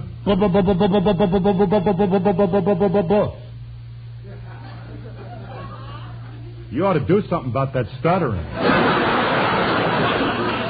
Yeah, put some pebbles in your mouth and go down to the ocean trying to talk into the... Shut up. Now, look, mister, you're only wasting your time because there's nothing in that trunk but a lot of dirty rags. And old clothes. And Louis Moretti. I thought so. All right, back up against that wall, all of you. Looks like I'm dealing with a tough mob. I ain't taking no chances. First one that moves gets it.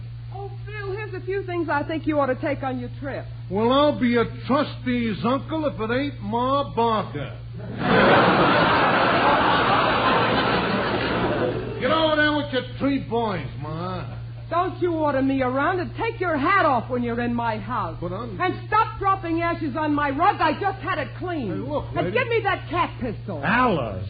Phil, how many times have I told you I don't want you and your friends playing cowboy and Indians in the living room? Now give me that gun. Hey, lady, I'm warning you. I said give it to me. You better give it to her, mister. She's murder when she gets mad. Well, I guess I'll just have to take it. There. Oh, lady, please give me back my gun.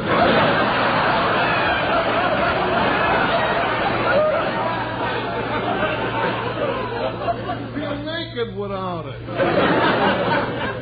I'll be darned, she took it away from him. Yeah, I wonder if she could be Ma Barker. Now, what's all this nonsense about? Well, my pal Louis Moretti's bunny is in that trunk. Oh. Today you boys are playing cops and robbers, huh? There's nothing in this trunk, and I'll show you. Alice, don't do it, I tell you. Don't. I'm gonna do it. Oh, Phil, for heaven's sakes, where did you get this thing? Is it him? There's nothing in here but a silly-looking dummy. That's Louis. It's a broken store dummy made of wax. A store dummy? Is that all that is? And I thought it was... Oh, what a relief. I told you, mister, there was no body in there. Yeah, well, it's a good thing for you there ain't. I'm leaving. Need my gun back, lady. No. But I need it in my business. I can't make a living without it. I might get into trouble with it, so I'm keeping it, and that's final. Oh, nuts. Now I'll have to go back to work as a baseball umpire.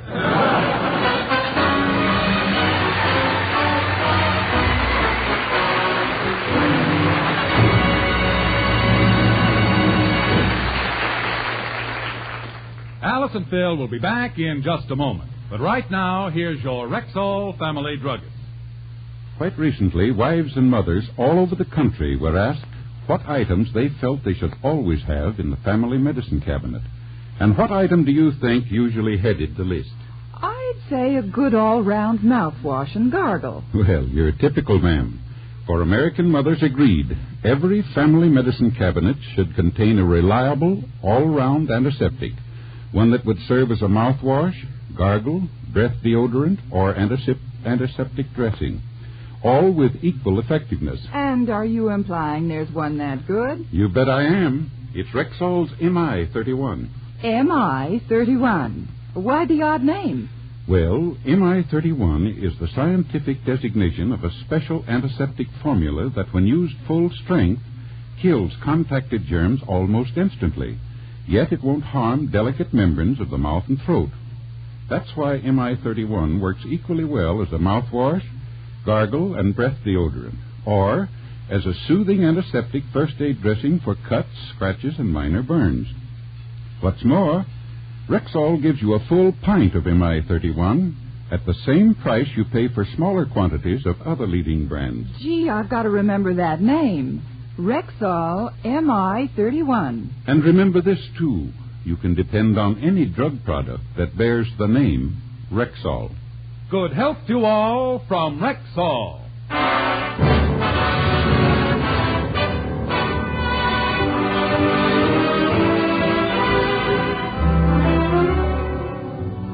Folks, this is Phil again.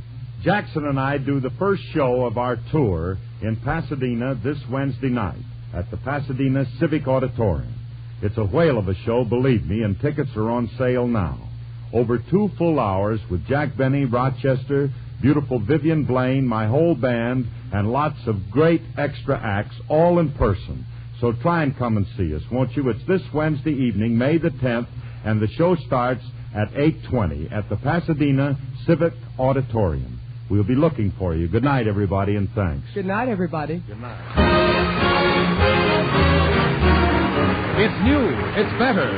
It stays put longer. It's less irritating. It's Rexall ProCap, the new and better adhesive tape. Yes, after years of research and clinical testing, Rexall gives you ProCap. P-R-O-CAP. The adhesive tape that not only sticks better and stays put longer, but is less irritating than any adhesive plaster made. Ask for ProCap adhesive tape wherever you see the orange and blue Rexall sign on the window. And remember, you can depend on any drug product that bears the name Rexall. Next, Sam Spade and Gertrude Lawrence and Walter Pidgeon on NBC.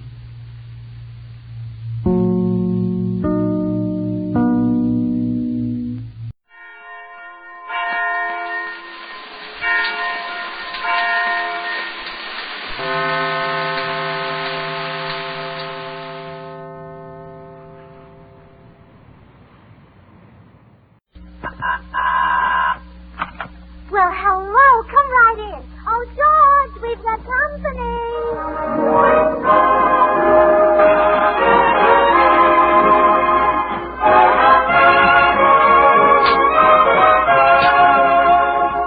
This is Bill Goodwin, speaking for Lever Brothers, makers of Swan, the new white floating soap that's pure as fine castile. Well, it's Tuesday night again, time for another pleasant visit with George Burns and Gracie Allen, our guests, Jack Benny, Jimmy Cash, Felix Mills and his orchestra, and the Swantette.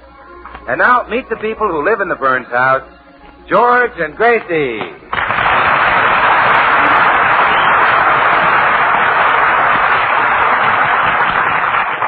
Well, it's morning in the Burns home, and George is just coming downstairs to leave for the office. Good morning, dear. Good morning, darling. Look what the postman just brought you. A present from Pat O'Brien. Oh. I'll bet Pat O'Sour started that rumor about me being a juggler. Open the package, dear. All right. I met him yesterday, and I told him a few jokes. I guess that convinced him I was a comedian. What are you laughing about? What's in the package? A set of Indian clubs. Next time I get my hands on that Oh, Irishman, cheer believe up, me. George. Before long, everybody will know that you're not a juggler. They'll know you for what you really are. And, what is that? Well, a singer, of course. Oh, that. Oh, sure. I wrote to our sponsor and suggested that you sing on our program every week. That's the 12th time. Yeah, but this time he answered. Say, that's a good sign. Open the letter. Wait till Bing Crosby hears you sing. He'll retire and start to raise a family. Oh, Gracie. I'm not better than Crosby. As good, maybe, but, well, open the letter. What does the sponsor say? Believe me, there are plenty of other big programs that would like to have George Burns as a singer. Gracie, the letter. Open it. Well? George, what are some of the other big programs? Turn me down again, huh? Oh, never mind, dear. You're a great singer. Even Bill Goodwin said with a voice like yours, you ought to sing in our big Army show. Army show? Yes, it's in charge of some officer named Major Bose. I'll forget it. I better get along to the office. Yeah, I'll ride down in the bus with you. I have an appointment at the beauty shop. Okay, let's go. No way. Before we leave, won't you sing something just for me? Oh, Gracie. Oh, please, dear. Just one little glorious burst of melody. Well, all right. Just a gigolo. Everywhere I go, people know the part I'm playing. Oh, you're wonderful. I won't be happy until your voice leaves the whole world the way it leaves me, weak and limp. Thanks. Oh, come on. I'm due at the beauty shop in 5 minutes.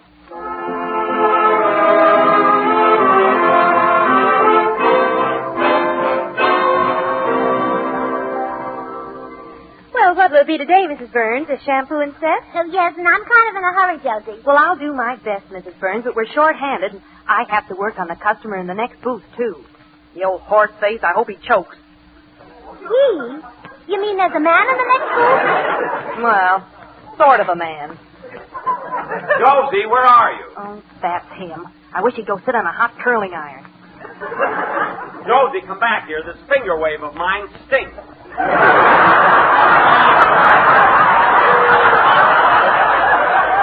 No, that voice is awfully familiar. I wonder who... Josie, do you hear me? This finger wave stinks. All right. Leave your hair on the table, and I'll do it over again. No, Josie. I'm sure I I know that man. What's his name? I'm not allowed to tell, Mrs. Burns. The old goat scared the newspapers might find out he goes to a beauty shop. Oh, come on, Josie. Give me a little hint. Well, he's the stingiest man in Hollywood. Oh, stingy, huh? And how? When he gets a mud pack, we have to save the mud for him so he can put it in his victory garden.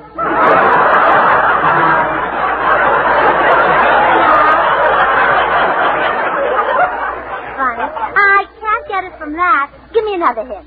Well, let's see. He used to drive an old broken-down Maxwell. No, it's no use. I can't guess who it is. You're not missing anything. He's tried to date every girl in town, and nobody will go out with him. Oh, hello, Jack. How's Mary? Gracie, is that you? Well, yeah, come on into my booth, Jack. Oh, sure.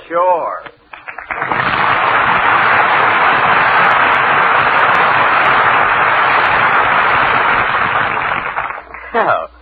Hello, Gracie. I guess you're surprised to see me here. Well, yes, I am. Well, you see, Mary lost her bobby pin the last time she was here. I dropped by to look for it.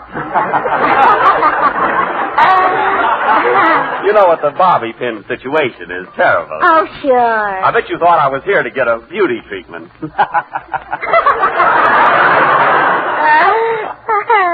Gracie, you sound like you don't believe me. Maybe that's because I don't. Well, if I'm lying, may something terrible happen to Phil Harris. Oh, Mr. Benny. Yes? Here's your mud. I wrapped it up for you. Oh, well. Phil always played too loud anyway. Well, Jack Benny in a beauty shop. Wait till the girls hear this. Now, Gracie, look, listen, you must Oh, promise girls, me. I brought your Swan soap. Oh, hello, Gracie. Oh, hello, Bill. Why, Jack Benny, what are you doing here? Well, I'll tell you, Bill. Well, Bill Goodwin in a beauty shop. Wait till the girls hear this, huh, Gracie? Wait a minute, I just came over to bring some Swan soap. Well, Bill, No, Bill Goodwin has beauty treatment. That's really something to tell the girls, huh, Gracie? Hey, look. The operators here use Swan soap. Not only because it's so mild for the customer's complexion, but because that same mildness makes it great at home. For the dishes, light laundry, or for bathing the baby. Swan's the new white floating soap that's 4 swell soaps in one. Well, Bill, Well, Bill Goodwin in a beauty shop. Really, I thought that curly hair wasn't natural. Now, wait a minute. No girl in this shop has ever laid a hand on me. Except, of course, after working hours. Oh. What are you doing here, Benny? well, I'll tell you, Bill. Jack is... Bill Goodwin in a beauty shop. That's getting manicures and everything. I am not. My hands just happen to look gorgeous because I always wash my dishes with Swan. Oh. Swan is great for washing the dishes. Gives you loads of suds. Suds that are so mild and gentle your hands don't get that rough red dish panty look. Well, Bill... Goodwin in a beauty shop. And to have his eyebrows plucked. That's something, isn't it? Now, look, Jack. I told you, I just came here to deliver some Swan soap. Swan's a great wartime buy. What I want to know is, what's Jack Benny doing here? Well, I'll tell you, Bill. Bill Oh, nuts. Goodbye.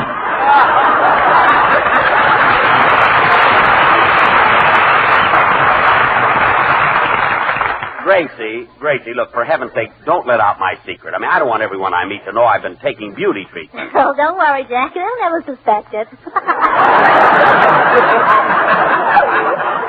Well, anyway, don't you tell. You know, if the newspapers get hold of it, I'm cooked. And you know how the gang would kid me on my program.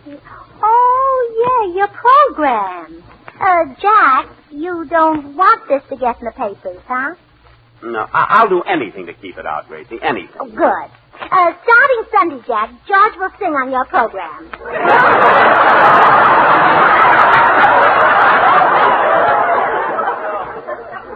George? Yes. Sing? Uh-huh. Gracie, I've heard prettier noises come out of Carmen Lombardo.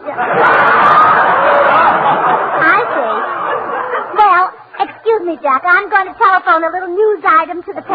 Wait. Oh, you mean George Bird? Yes. Oh, George, your husband. Yes. Oh, old Sugar Throat. Sure. Oh, well, I don't suppose it would hurt if George sang on my program once. Well, I was thinking of having him sing every week. No. No, well, I'll call the paper. But, Gracie, this is blackmail. I know. Cute of me, huh? Yeah, cute.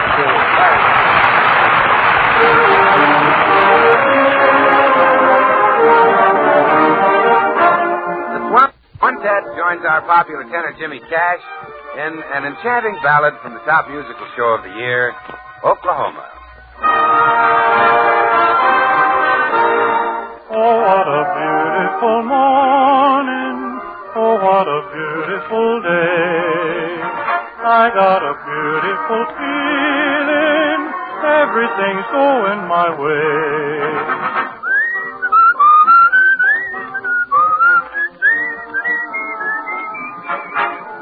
There's bright golden haze on the meadow. There's a bright golden haze on the meadow. Corn is as high as an elephant's eye, and it looks like it's climbing clear up to the sky. Oh, what a beautiful morning. Oh, what a beautiful day. I got a beautiful feeling. Everything's going my way. Okay. Oh, what a beautiful morning. Oh, what a beautiful day. I got a beautiful feeling. Everything's going my way. Oh, what a beautiful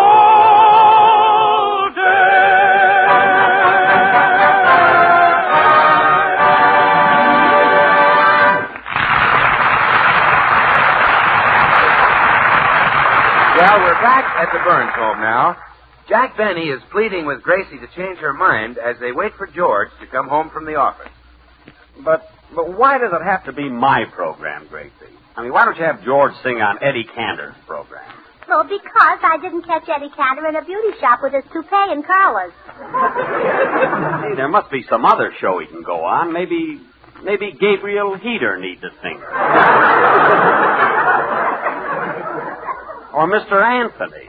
I mean, why don't you let George be his problem? Oh, you amaze me. How can Jack Benny, who has the greatest talent in the world, fail to recognize George's talent? Oh, do you really think I have the greatest talent in the world? Well, certainly. Rochester, Dennis Day, Mary Livingston. Oh, I see. And now I've got a big thrill for you. I have your program for next Sunday night all planned. You have? Yes. It'll be the new and entertaining Jack Benny program featuring George Burns, California's answer to Frank Sinatra. I can't do it, Gracie. I mean, I can't allow George to sing. So shall I call the papers and tell them about the beauty shop? He sings. Now, listen to the way I have the program all worked out. You're the star, so of course you come out first. Thank you. Your line is, hello, and then George comes out for his opening number.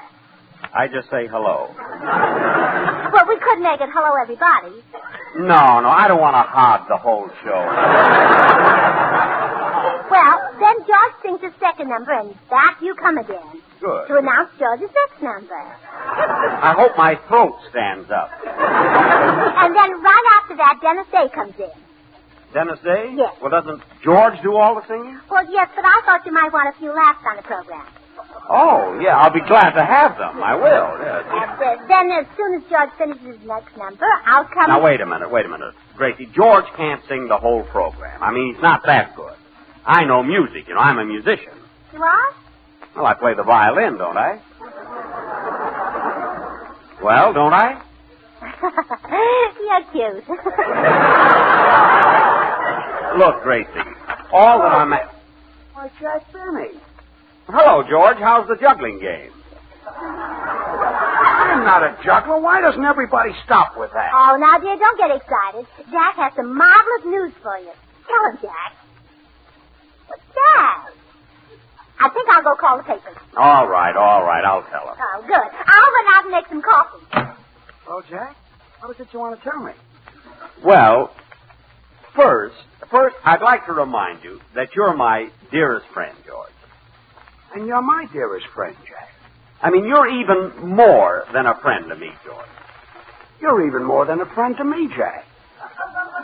I love you. I love you like a brother, George. I love you like a brother, Jack. I mean, I'd never do anything to hurt you, George. Thanks. Wait a minute, I'll try that again. Look, I'd never do anything to hurt you, George. I said thanks. George, look, I mean, I wouldn't louse you up if you had a comedy program. If I had a comedy program. I mean, look, you're my dearest friend. Look, Jack, what's the news? I mean, you're even more than a friend to me. The news, Jack. Look, what's the news? What pals we've always been, George. The news, Jack. You have some news for me. Look, remember the time in Cincinnati when you were broke and I gave you $10? It was Cleveland, Jack, and I gave you $20. Well, I have the state right. It was Ohio. Yeah, the news, Jack. What's this news you have for me? Well, yes. Well, dear, did Jack tell you the news? No, not yet. He's been leading up to it by the way of Cleveland and Cincinnati. Jack, I'll bet little Abner won't be the funniest thing in the paper tomorrow. Oh, all right. George, look, I want you to sing on my radio program. Why, Jack Benny. Now, don't be Really? hasty, George. I mean, don't jump at it. Think it over for the duration. I don't have to. I'll sing a dozen songs for you, pal, and it won't cost you a cent. For free? Sure. No. George, no, I can't think of it that way. Well, all right, then you can pay me. No, I can't think of it that way either. I know what's making Jack hesitate, dear. He hasn't heard you sing recently. Sing Ain't Misbehaving for him. Sure, glad to. Sit down, Jack. No, I'll take it standing up. Now, come on, dear.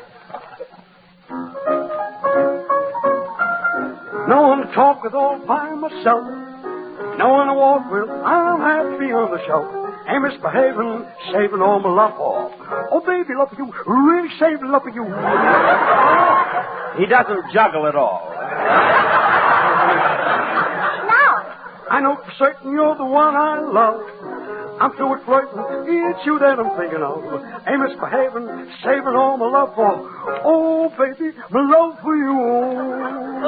Jack, what makes you think he's a juggler? He must be. Jackie Horner in the corner. Don't go nowhere. And I don't care all your kisses that you gave me, baby. Daddy, daddy, daddy. I might be blood and guts, but that's just guts.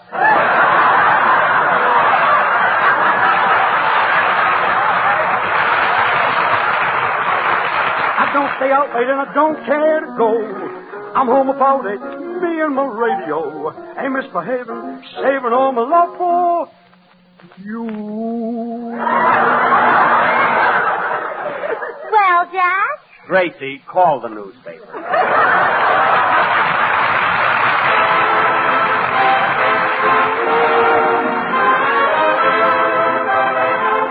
Time for Felix Mills and his orchestra. Tonight, from Felix's memory album, it's Honeysuckle Rose.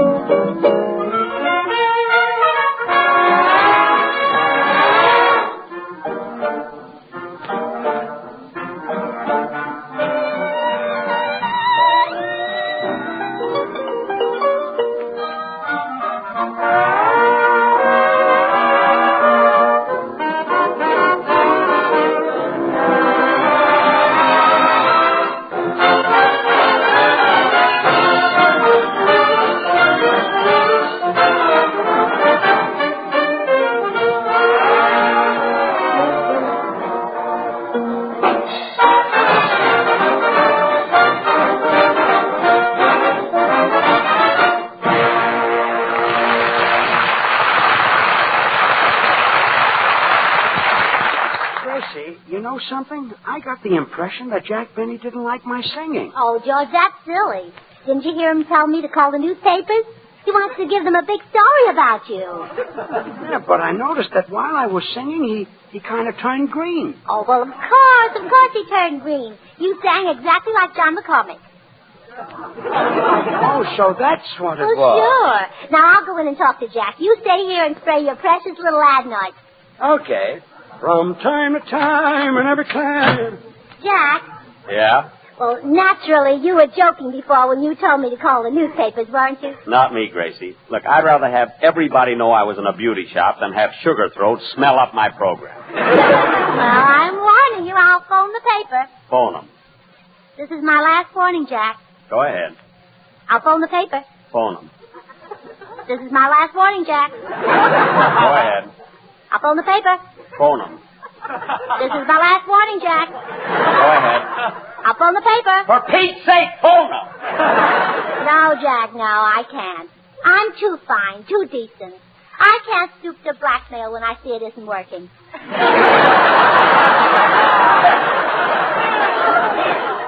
Now, please don't think I'm a heel, Gracie. I'm kind of animals. I'm fond of children, but I just don't like George's voice. Oh, you're fond of children, huh? I love them. Poor little Junior. Poor little who? Junior. He'd be so proud if he knew that his daddy had sung on the Jack Benny program. Gracie, you mean... Yes. George and I are parents now. He's the father and I'm the mother. Gee whiz, I can't believe it. When did it happen? Well, I don't remember exactly. We were so excited at the time. Well, I'll be darned. Good old George has a baby. It hardly seems possible. Yes. I was amazed when George told me. I just can't get over it, Gracie. I'm so happy for you. So happy for George. Who does the kid look like? Like me. I'm so happy for the kid. Say, could I see him? I'm crazy about kids. Really, Jack? Oh, sure. I mean, many's the time I bought a bag of candy and blew up the bag to amuse a kid. Imagine good old George, your father. Well, you can do something awfully nice for Junior. Let his father sing on your program. Gracie, I'm mad about children. Now, but please, Jack. The baby adores you. When you're on the air, he lies in his crib gurgling with his little foot in his mouth. When Fred Allen's on, he puts his foot in his ear. Gee, what a smart little rascal. I know you'll do it for Junior. I can look in your sensitive blue eyes and tell that you won't disappoint him. They are blue, aren't they? Mm-hmm. All right, George can sing one song just for the baby. Well, let him sing 2 songs. We're expecting another one. Really? Yes. Good old George. Did I hear somebody call me? No, we were talking about you. Gracie told me everything. Congratulations, George. You mean I can sing a song on your program? Yes, sir. You deserve it. Gracie tells me there's going to be another one. Well, 2 would be fine if it's all right with you.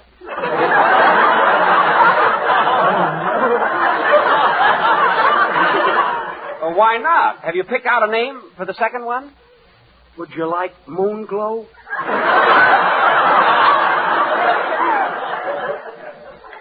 Moon Glow Burns.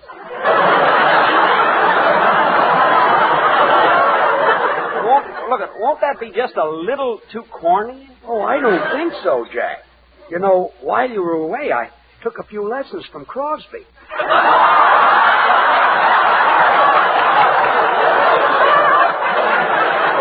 You did?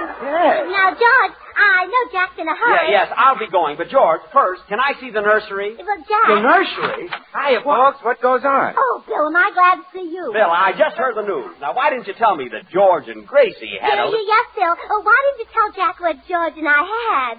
Well, what did you have? An idea for you to announce Jack's program, and George sings on it. Huh? But well, that's a great idea, Jack. I'd be glad to. Now, wait a minute. I have an announcer, Don Wilson. Well, okay, you can have 2 announcers. Don Wilson is to announce. But Don can't announce your program, Jack. He doesn't know anything about Swan soap. Swan soap? Well, sure. He doesn't know that Swan is the new white floating soap that's 4 soaps in one. The soap for dishes, light laundry, bathing the baby, or for your hands and face. Don doesn't know that. Well, I could teach him. I mean, what am I saying? I don't sell soap. I sell grape nuts flakes. Well, but that's ridiculous, Jack. Can you bathe a baby with grape nuts flakes? Well, I wouldn't want to answer that until I've talked to my sponsor.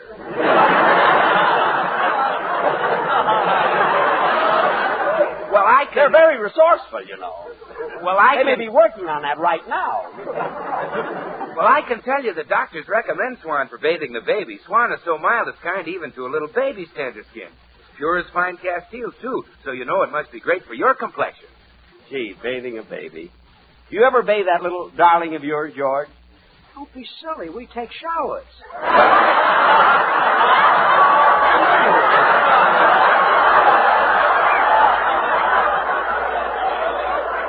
Uh-huh. Oh, he means us. But the Swan is great for bathing the baby. Oh, yes, and Gracie breaks it in two so she can... Breaks it in two? Well, sure, Jack. Swan breaks in two so you can use half in the kitchen for your dishes and light laundry and half in the bathroom for the baby or for your tub or shower. Oh, well, look, Bill, don't bother to tell me about Swan soap because I'm just using George on my program, not you. You see, I'm only doing it for Junior. Junior? Well, yes, George. That's what Jack calls you because you're so much younger than Jack. No, look, I mean the baby. The baby? Well, yes, that's what he calls me because I'm so much younger than you. No, Gracie, look, I'm talking about your child. Child? Well, goodbye, Jack. See you at rehearsal Sunday. Wait a minute. Gracie, what does he mean, our child? Oh, dear. I knew there was something I forgot to tell you. We haven't got a child. You... Well, so that's it, Gracie. Just to get George on my program, you invented a baby. Oh, no, I can't take credit for that. They were invented years ago. Don't try to get out of it. I don't want to sing on the radio if I have to get on by tricks. Now apologize to Jack. I'm sorry, Jack. And don't ever do a thing like that again. I won't do it. Ever, understand? Yes, dear. Come on, Jack. I'll walk you down to the corner. My goodness, George, what you go through with us.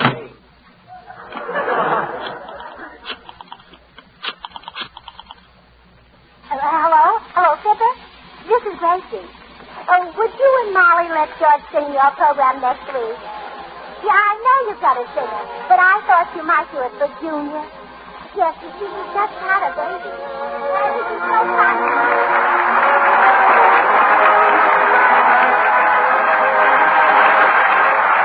George and Gracie will be right back. I'm just going to be here long enough to remind you that the government needs your waste kitchen fats more than ever before. Now, I know sometimes it's a lot of trouble to render the extra fat you trim from meat and to strain all your waste fats from roasting and frying. Those waste fats are so urgently needed for making glycerin. That glycerin is so necessary for making ammunition that I know you won't mind doing whatever you can. So don't forget, huh? Turn those waste fats into your butcher and keep turning them in. Well, here they are again, those ever-loving Burnsers, George and Gracie. George, I've got some wonderful news. Fibber McGee wants you to sing on his program. Really? Yes. And when he comes over to close the deal, would you sort of fold this napkin into a triangle? What? Well, for some silly reason, he thinks we have a baby. Again? Good night, Good night.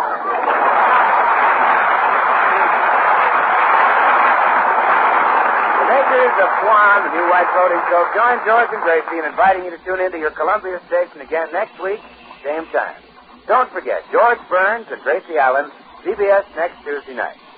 Now, till next week, this is Bill Goodwin saying, well, I, Swan, how about you? Good night, everybody.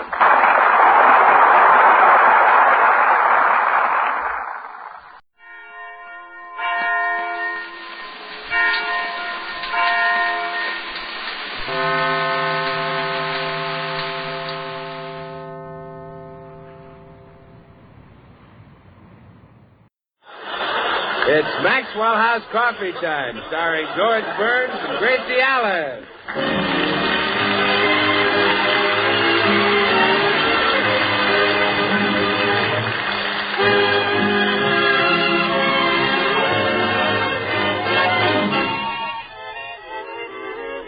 with yours truly, Bill Goodwin, and the music of Meredith Wilson and his orchestra.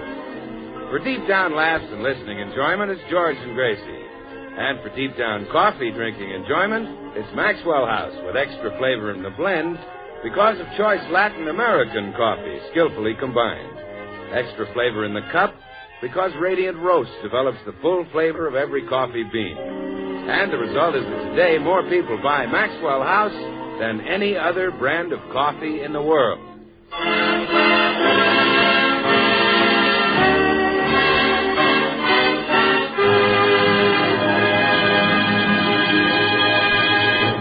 Well, last week, George was left $5,000 in the will of his late Uncle Marvin.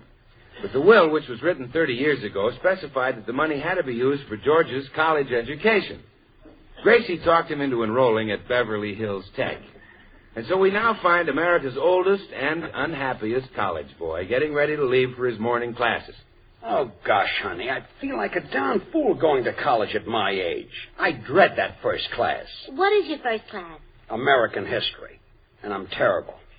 When I should have been studying history, I was in vaudeville. Oh, I'll bet you're very good in history. You do, huh? Yesterday, the professor asked, what great American stayed longest in the capital? I answered, Al Jolson. Oh, darling, even I know better than that. Certainly. Was Eddie Cantor. Not doing so well in math, either. The professor flunked me. He what? He flunked me. Well, you should have flunked him right back. Well, I'm going to give up college. I'm not learning anything. Not learning anything? Why, you're getting much smarter than me. There you are studying things like civics. And I've never even seen a civic. I'll bring one home sometime. You should be proud to be going to college and learning things. But, honey, my friends are laughing at me. Last night, the fellas called up and wanted me to go to a burlesque show with them. I had to say, I can't, guys. Haven't finished my homework. All right. But when you do go to a burlesque show, you'll enjoy it more because you've studied anatomy. That's an advantage? Well, of course it is. To them, a leg is just a leg. But you can tell a tibia from a fibula. Oh, sure. I can whistle and stamp my metatarsal.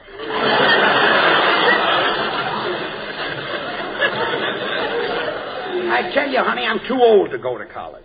Yesterday, we were discussing the Battle of Gettysburg, and the professor called on me. Well, what's wrong with that? He wanted an eyewitness account.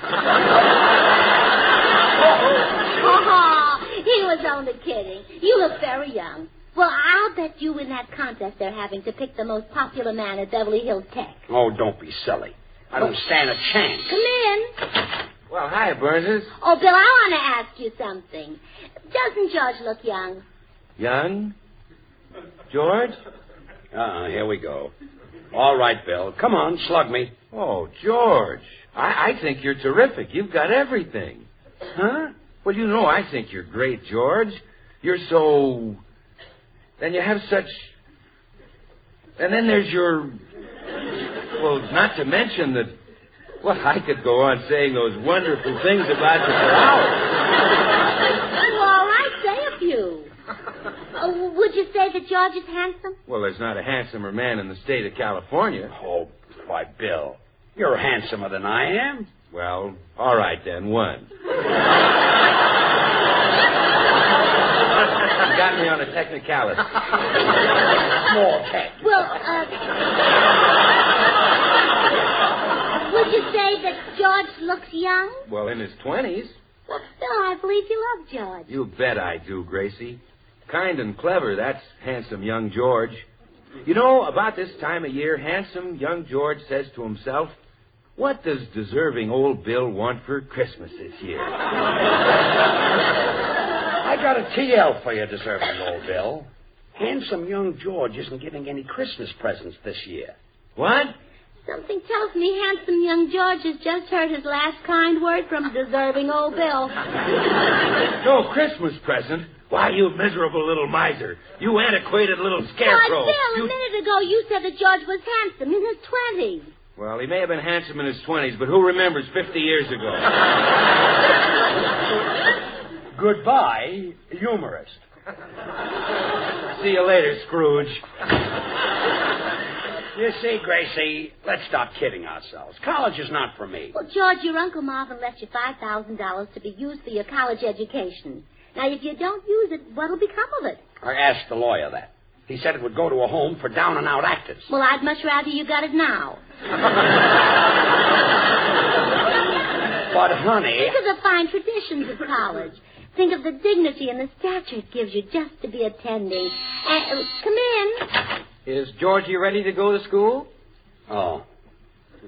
Be with you in a minute, Bobby. I got a lot of books for you to carry today, Georgie. Okay. George, you have to carry that boy's book? Certainly. He's a senior. I'm only a freshman. Oh, my goodness. Hey, Georgie, why didn't you tell me you had a swell-looking sister? Yeah. And me $100 for the senior prom. Well, this is just a hag for me to drag. Look, Bobby, Why, she'll be the queen of the prom. Yeah, me among all those college girls? Are you kidding? Well, you're a slick chick. There ain't another tomato like you on Vine. Well, all right. Well, all right. You'll cut a rug, we'll really squirm, Worm. Well, beat me to the socks, Bobby. Beat me to the socks, Bobby. This chick is dynamite. Well, all right. Okay, let's go to school.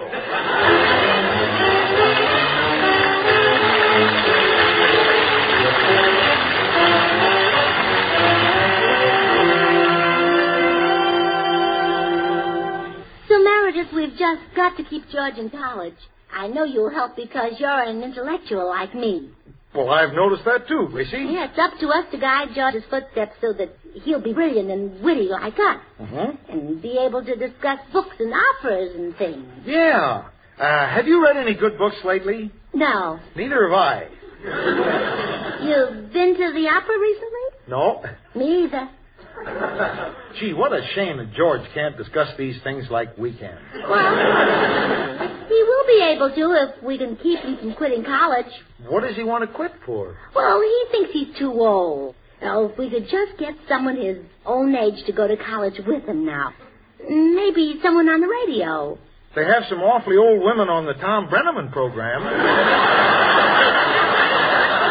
No, George isn't that old. And besides, we need a man, someone George can pal around with. It'll be awfully hard to find them in radio because the stars of the big programs have already gone to college. Look at the Rudy Valley program and the Jack Benny program. The star of the Jack Benny program is a college man? Sure. Rochester went to college.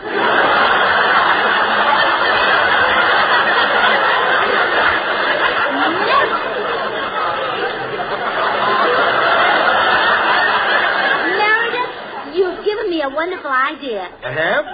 Jack Benny is the perfect man to go to college with George. They're old friends, and they both need an education. I'll go right over to see him. Well, you'll never talk Jack Benny into going to college. Oh, I don't know. There's always flattery. Well, that's true. Any man with blood in his veins is susceptible to flattery. Well, I'll try it on Jack anyway. See you later, Meredith.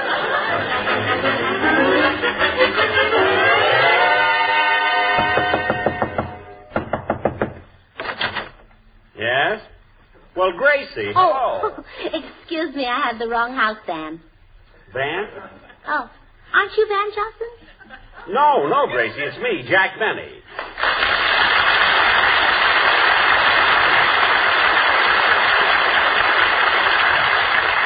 Gracie, how could you possibly get me mixed up with Van Johnson? We're miles apart. You are? Certainly. He's at Metro and I'm at Warner Brothers. You thought I was Van Johnson. Well, come in and sit down, Gracie. Here, I'll turn on the light. Mustn't strain eyes as good as yours.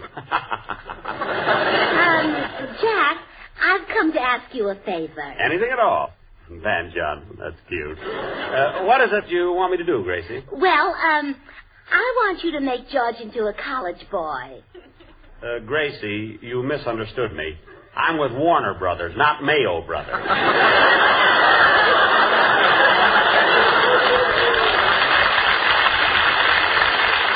There aren't that many vitamin pills. Oh, no, Jack, nothing like that. You see, George is already going to college, and I want you to go with him. Me? Go to college? College is oodles of fun, Jack. Football games, basketball, track meets. No, forget it, Grace. Studying things like psychology, chemistry, languages. No, I'm not interested. Meeting grand fellows, making dates with pretty co-eds, reading good books. What was that? Reading good books. No, the one before that. Making dates with pretty co-eds. Yes, that one seems rather interesting. I wonder if they'd mistake me for Van Johnson. They might if I got a crew haircut. Oh, yes, you'd look wonderful in a crew haircut. And so distinguished. I'll bet you'd have the only gray one at school. Well, I don't know about this college thing, Gracie. Of course, if I do it, it'll just be to help you and George, you understand. Are the co-eds really pretty? Oh, beautiful. And all Jack Benny fans. I mean, after all, you and George are my friends, but there's just one thing. Oh, not that it's important. I mean, not that I care, one way or the other, but, doesn't it cost a lot of money?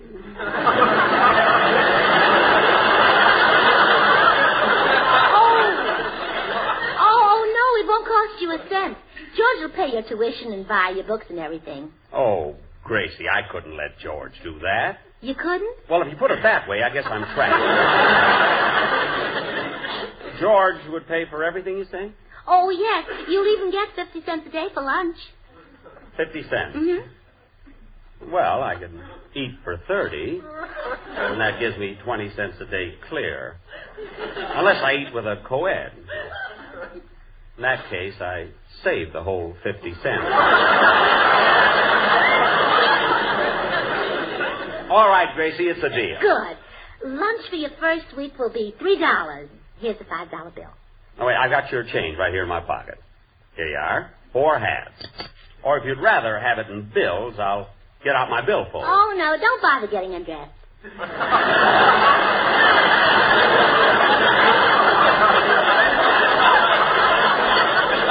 Now, get ready and I'll take you right over to the Beverly Hills Tech and enroll you. Okay. Yeah, I wonder if those co-eds will mistake me for Van Johnson. Maybe I better have Rochester give me just a little henna rinse. Oh, Rochester!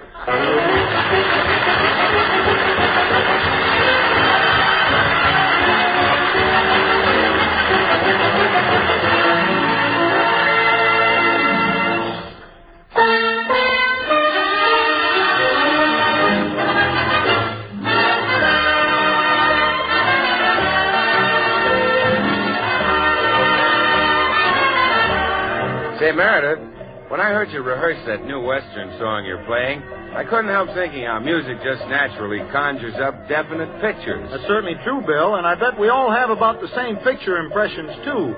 Now, listen just a minute. I shall.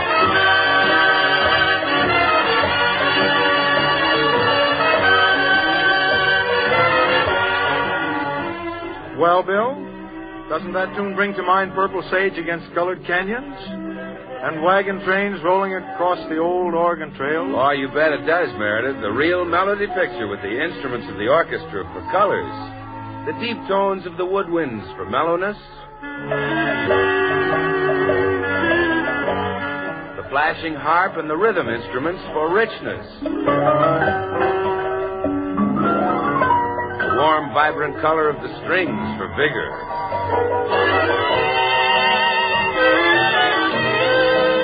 And the depth of the brasses for full body.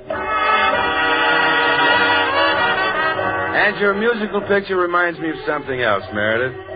About how as the wagon wheels rolled westward, our forefathers laid the foundation for certain American traditions. Among them our national custom of offering warming good cheer and friendship in a cup of coffee. Today in homes where fine coffee is appreciated, the choice is most often Maxwell House. Just as your melody picture is a superb blend of orchestral colors, full-flavored, rich Maxwell House is a fine blend of Latin American coffees. Manizales for mellowness.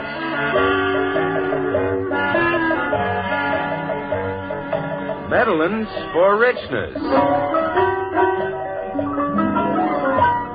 Other choice Latin American coffees for vigor.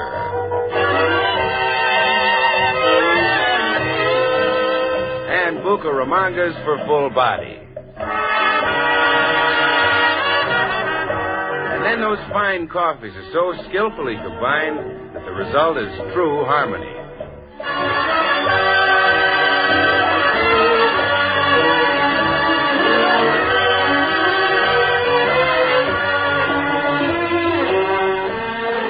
Yes, true harmony in a cup of coffee.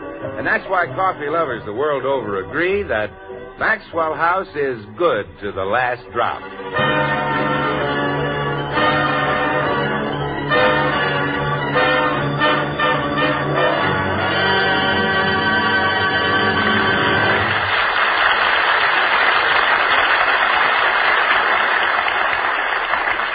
Oh, George, I'm so proud of you.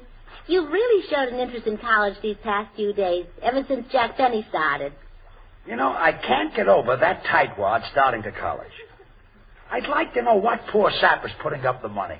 I'd laugh right in his face. Oh, that'll be pretty hard for you to do. Yeah.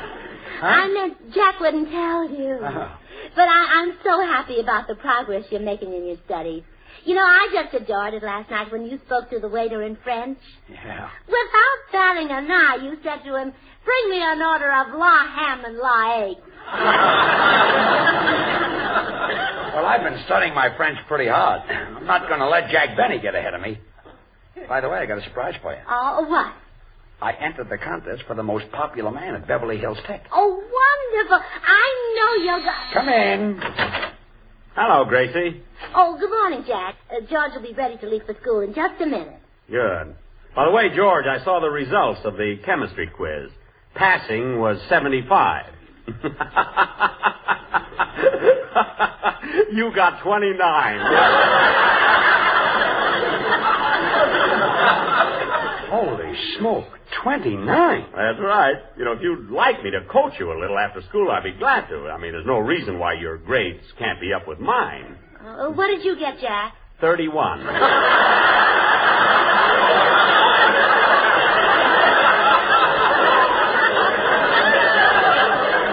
Well, anyway, I'll bet George is better than you are in French.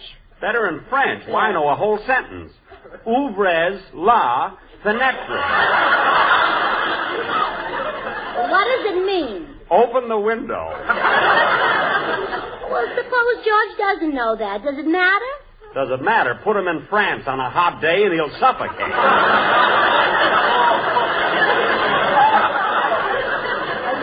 You won't feel so smart, Jack Benny, when my husband is chosen most popular man at Beverly Hills Tech. Gracie, are you by any chance referring to that contest at school which I have already as good as won? Oh, are you running too? Running? I could skip and beat George. In just an hour, I have an appointment with Betty Calhoun, the co-ed president. She's a little southern girl, and I think I know how to sew up the co-ed vote. Oh, a southern girl, huh? Yes. Come on, George. Let's go to school. Yeah. Run along, George. And don't worry about the co-ed vote.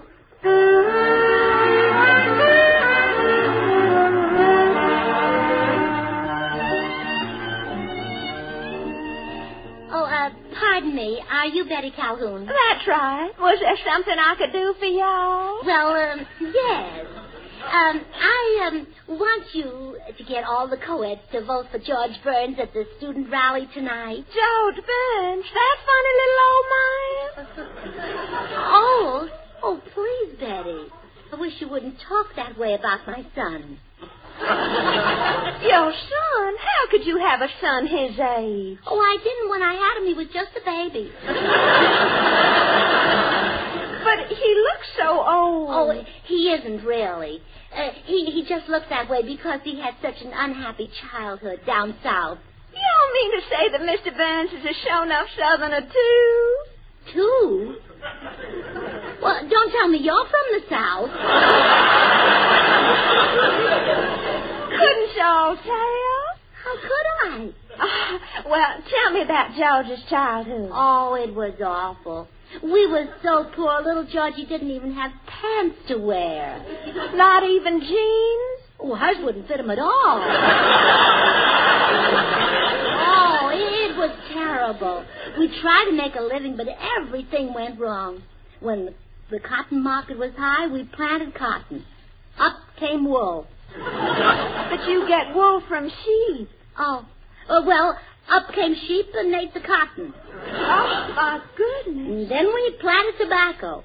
Some auctioneers came to buy it, but before we could figure out what they were saying, the tobacco was dead. Miss Calhoun, now that you know George Burns was a poor, unhappy Southern boy, won't you get the co-eds to vote for him? Well, I haven't talked to Mr. Benny yet. Mr. Benny? You mean you'd even speak to that Yankee? Are you sure he's a Yankee? The worst kind, a northern Yankee. From Waukegan. His full name is Jack General Sherman Benny. You mean he was named after General Sherman? Yeah, and not very long after.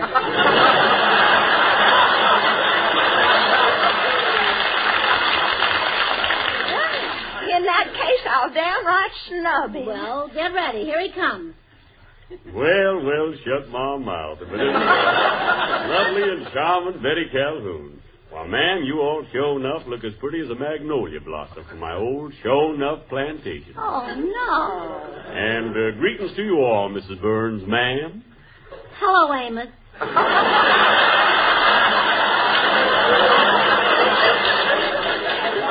Mr. Benny sounds like a southerner, but Benny isn't a southern name. You all ain't heard my full name, ma'am. It's Lee Stonewall Magnolia Polkworth Taters Benny. Really? LSMFT. But aren't you from Waukegan? I'm proud to say I am. Waukegan, Virginia. Garden spot of the South. Folks down there will be mighty unhappy if you all don't get me elected most popular man at Beverly Hills Tech. Oh, shame on you, Mrs. Burns, for calling this fine southern gentleman a Yankee. Come along, Stonewall. Who? Oh, sure enough. Goodbye, Mrs. Burns, you all. Oh, that unscrupulous man. Cheating to win the election. Oh, thank goodness George had never stooped to deceit or trickery. Well, that leaves it to me, and I enjoy it so much.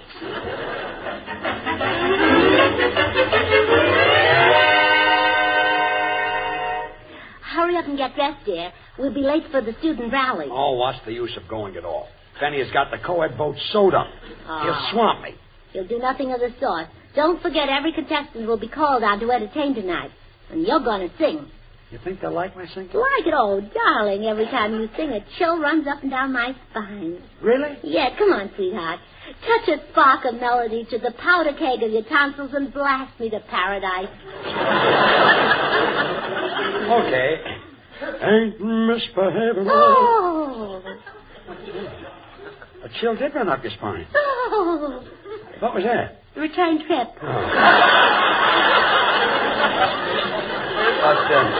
But Benny's going to play his violin, and they might go for that. Oh, don't be silly. What is violin playing anyhow? A horse's tail dragged across part of a cat. Believe me, when you sing, you sound better than any horse's tail or any part of a cat. It's the sweetest thing you've ever said to me. Besides, I wouldn't worry about Jack Benny. Bill Goodwin's got to introduce him, and I've had a little talk with Bill. You wouldn't louse him up, would you? College hasn't done a thing for you, has it?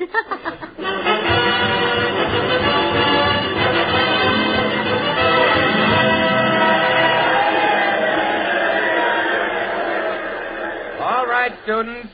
The contest for most popular man at Beverly Hills Tech continues. And now, it's a real honor for me to introduce this next contestant. A truly great artist. That's me, folks. He's a famous star of stage, screen, and radio. I can't wait for television. Not only a great wit, but a violin virtuoso. That means I play well. And here he is in person, John Bunny. That's Benny, Jack Benny.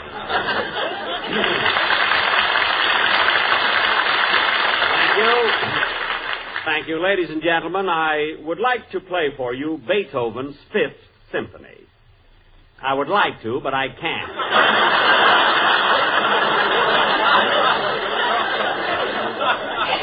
Instead, I will play a famous old gypsy melody.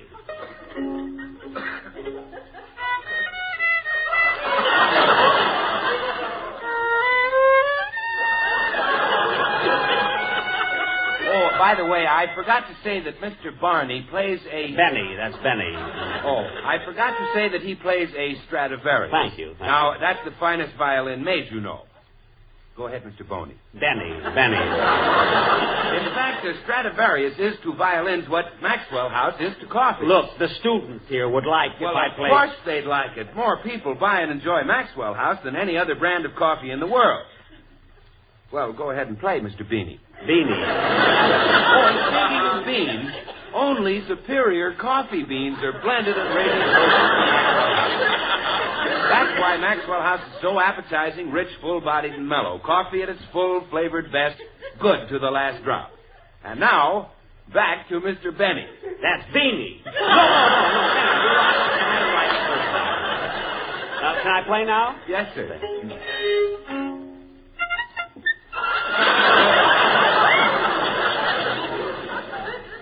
Thank you, Mr. Bunny. Thank you very much. Students, you have just heard John Bunny and his magic violin. Look, wait a minute. You've had your chance. You've had your chance. Look, but I... Step aside, Mr. O'Flaherty. That's one I didn't expect. And now, our next contestant for most popular man in Beverly Hills, Jack, is the campus heartthrob, that handsome singer of songs, Sugar Throat Bird.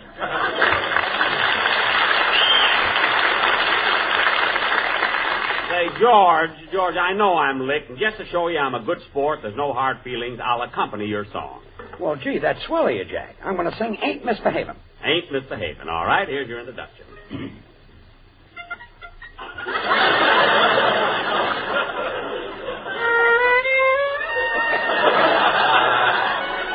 Jack. Jay. That's the wrong tune. Look, I'll start singing, then you follow me. Ain't misbehaving all by myself. Ain't misbehaving, I'm happy on the shelf. Look, Jack, follow me. No one to talk to, saving all my love for. Oh, baby, love for you. Really saving love for you. Ain't misbehaving, I'm on the shelf by myself. Oh, no, I ain't misbehaving. It's love and blue. Daddy, daddy, daddy, go away.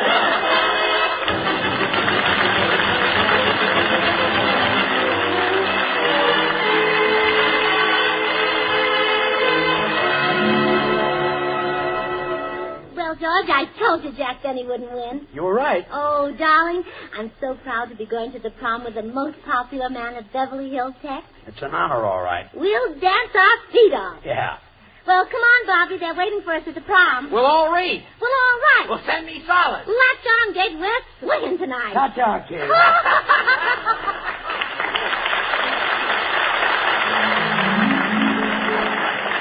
Oh, goody, goody, jello pudding tonight. It tastes like Grandma's, only more so. You ain't kidding. That's right. And just as jello sticks delicious, locked in flavors, can't be beaten. So the proof of jello pudding's in the eating.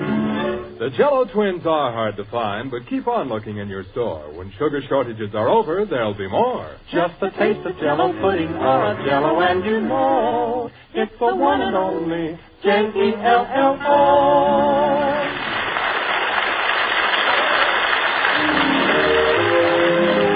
Join us again next week when we'll all be back. George Burns, Gracie Allen, Meredith Wilson, the orchestra, yours truly, Bill Goodwin. Good night and good luck from the makers of Maxwell House, America's #1 brand of coffee. This is the National Broadcasting Company.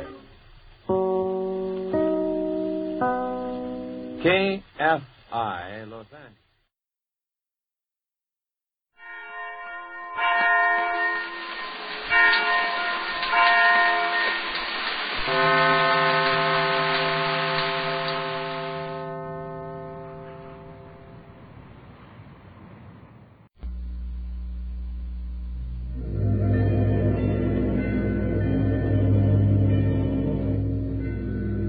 Ladies and gentlemen, the Joseph Schlitz Brewing Company of Milwaukee, Wisconsin presents The Halls of Ivy, starring Mr. and Mrs. Ronald Coleman.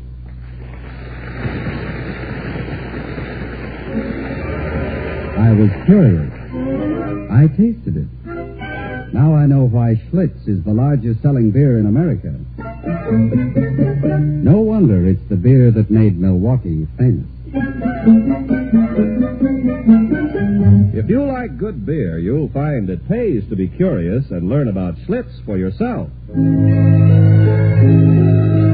now, the Halls of Ivy.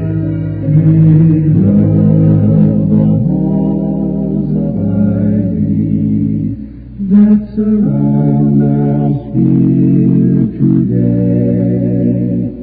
and we will not forget though we depart.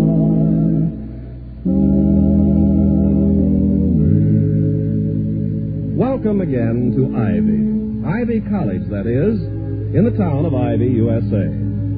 As most of us know, teachers are intensely concerned with books. Many of them write books, too. Dr. William Todd Hunter Hall, the president of Ivy, is one of these. He finished writing a book early this spring, and with mounting anxiety has been waiting to learn of its acceptance or rejection by his publisher.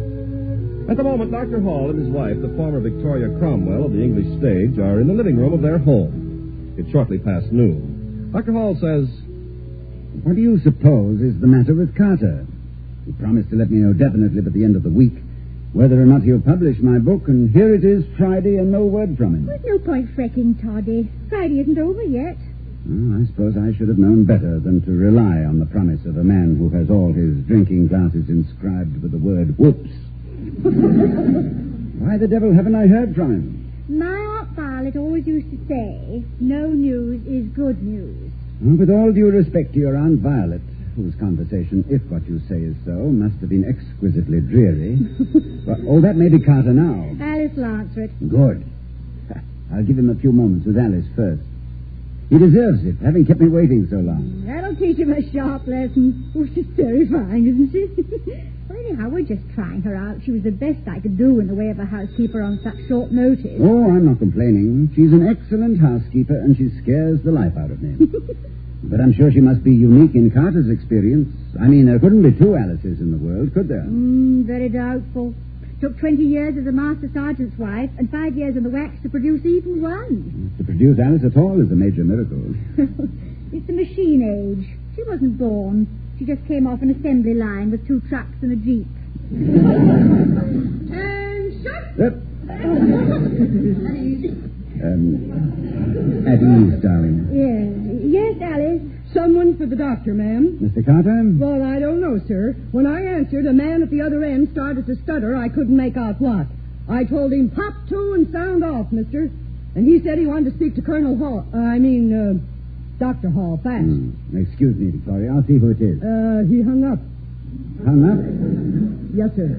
He said he had a message for you and tried to pull rank on me when I told him it'd have to go through channels. Well, I chewed him out a little for that. And he said, never mind, he'd be right over.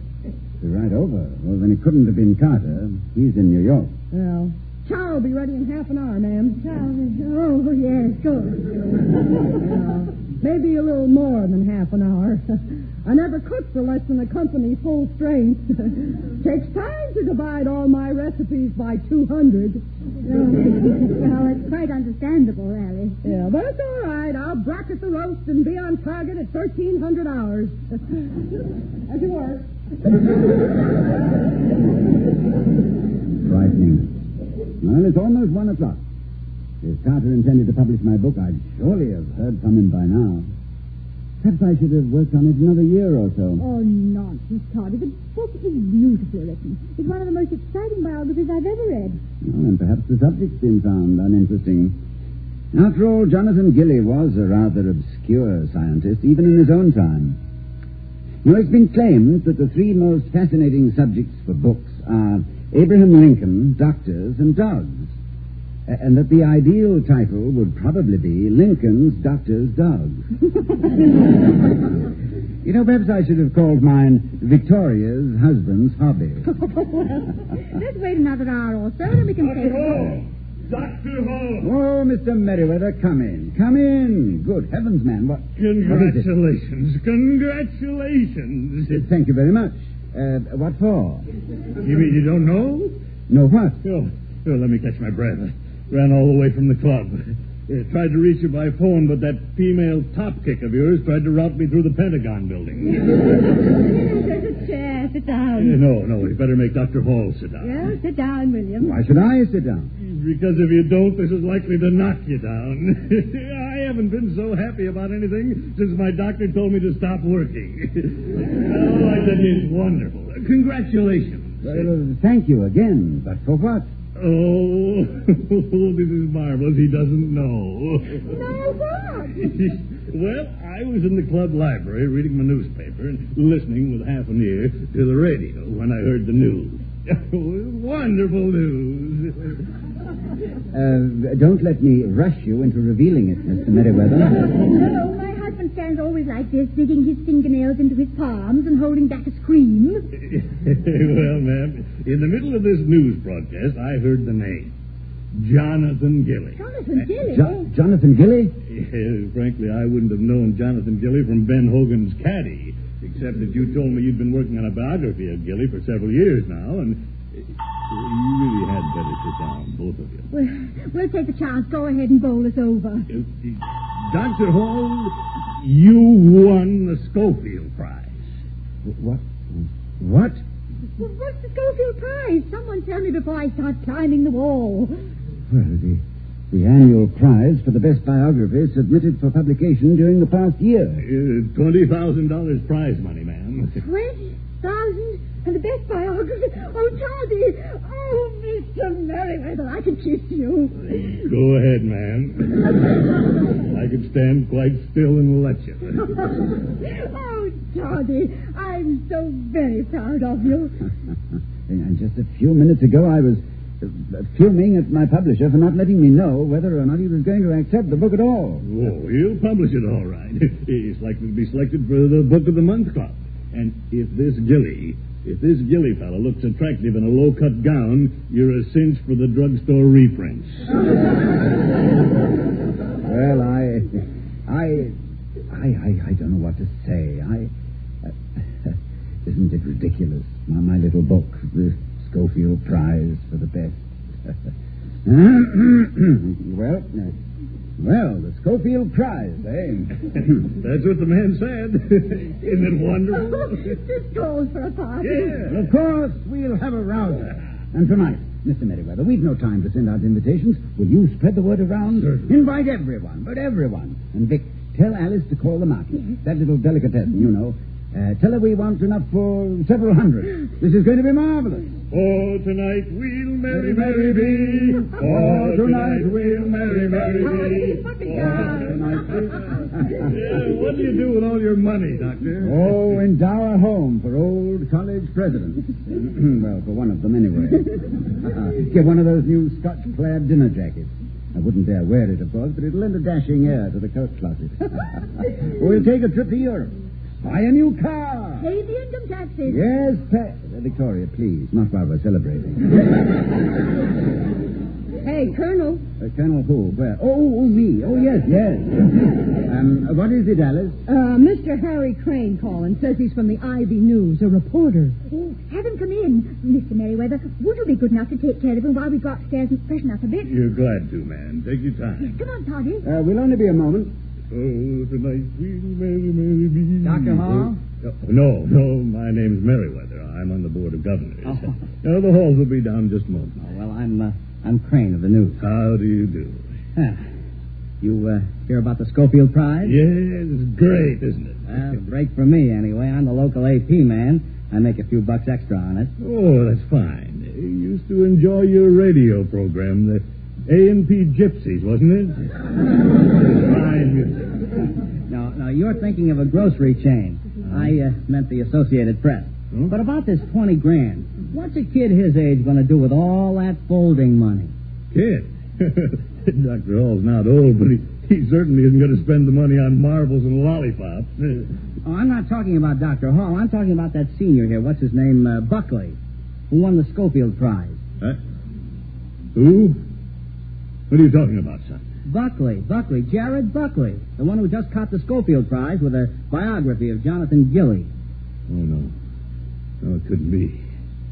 Are you sure? Well, sure, I'm sure. It came in on a teletype just a few minutes ago. My instructions are all you can send on Buckley.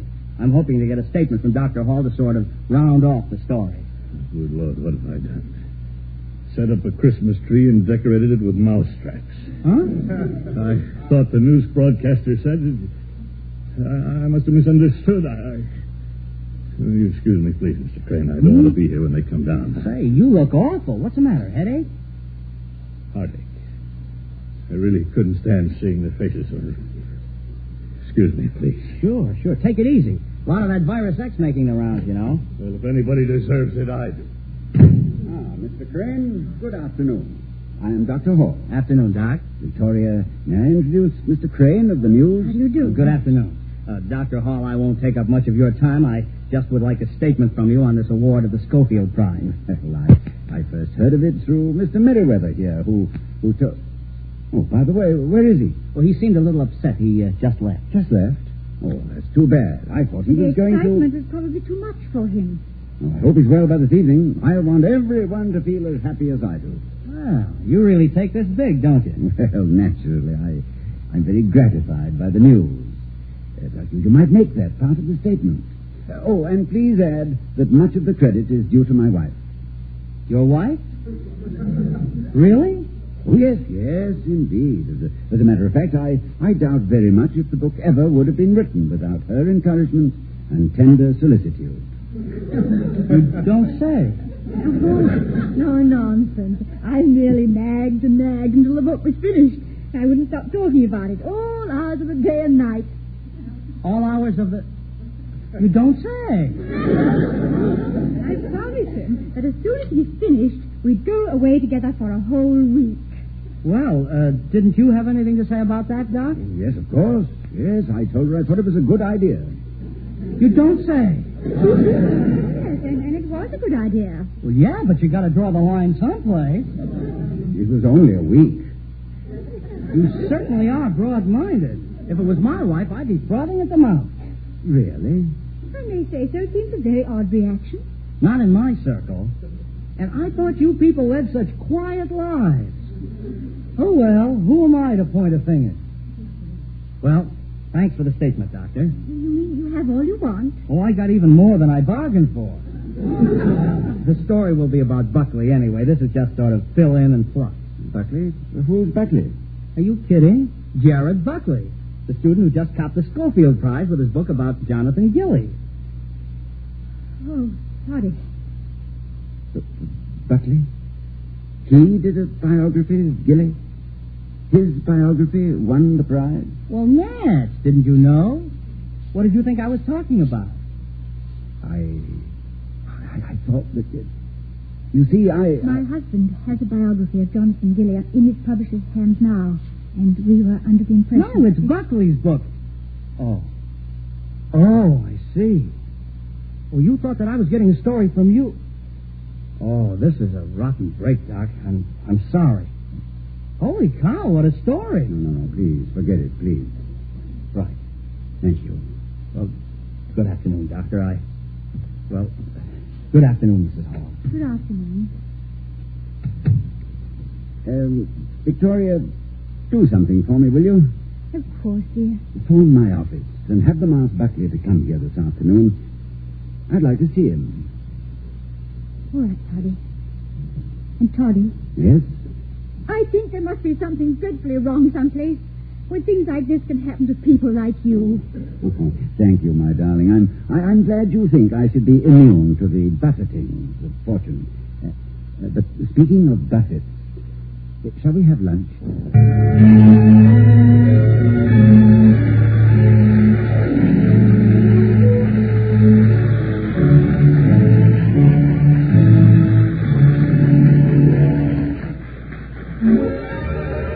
I was curious.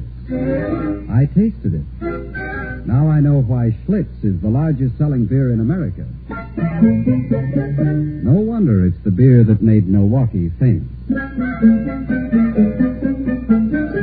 There's a story behind those words, a story of something pleasant that could very easily happen to you. So before we return to the halls of Ivy, let's find out how a curious golf professional took a lesson from a group of beginners. When you golfers learn something from me, it's all in a day's work. But when I learn something from you golfers, well, that's like the man biting the dog. The man bites dog incident I'm going to tell you about took place shortly after I became the golf pro at an exclusive club in Connecticut. One of my first jobs was to help some new members work on their game. Now, these men were beginners who spent more time in the rough than they did on the fairway. But even so, they enjoyed golf a lot more than some experts I've met. And their enjoyment didn't stop at the 18th hole. I'd see them in the clubhouse after the game, having as much fun as if they'd just broken 100. And I couldn't help noticing that Schlitz always seemed part of that happy picture. They always had a good time, and they always drank Schlitz. So I began to wonder if this beer would give me as much pleasure as it gave them. There was only one way to find out: by trying Schlitz. So I ordered a bottle, and I took my first taste. The look that appeared on my face was second only to the look of satisfaction I reserve for photographers on those infrequent occasions when I win tournaments. That look said as plainly as if it had been printed on my face. No wonder Schlitz is the largest selling beer in America. No wonder it's the beer that made Milwaukee famous.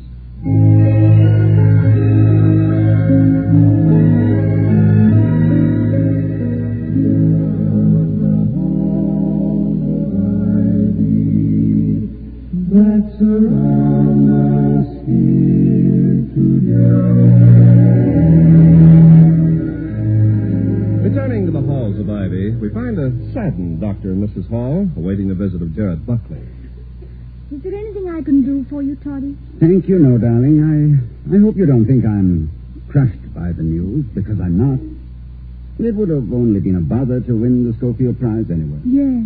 Reporters interrupting your routine with requests for interviews. Yes, and having to make speeches at banquets. And radio and television programs. Oh, there's no doubt about it in my mind at all. No, it's just as well I didn't win it. Better, in fact. Much better. What are you thinking about? I'm trying to decide which of us is the bigger liar. I think we're very evenly matched. Give or take a pound or two. It doesn't work, does it? I must confess I'd love having my routine interrupted. Well, you'd be inhuman if you didn't.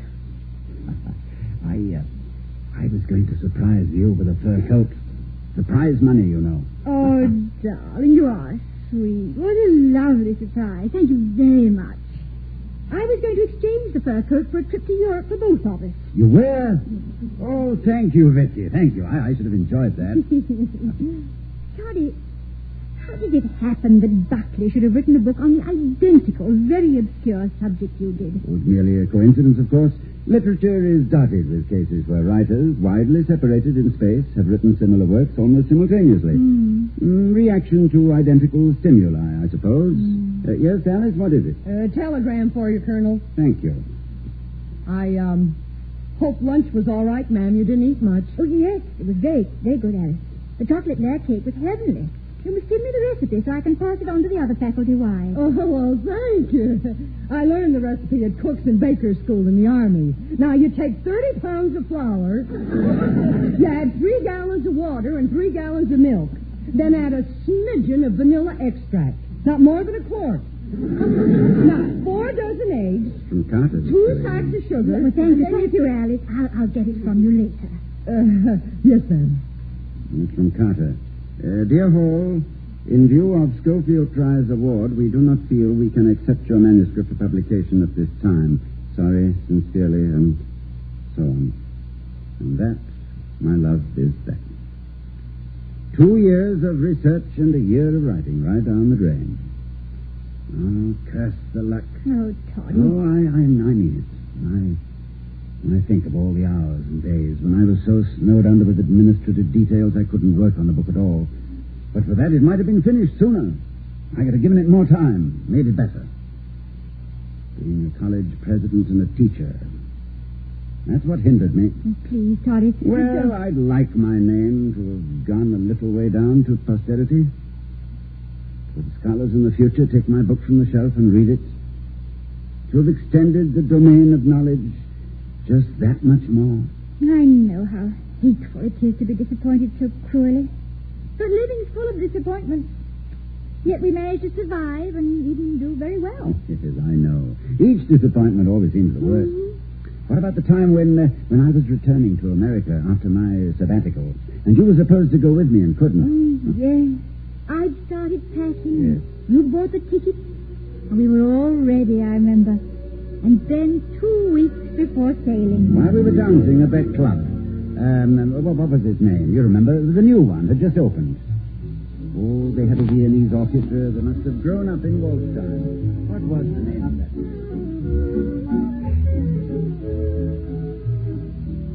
I think you waltz beautifully. So do you.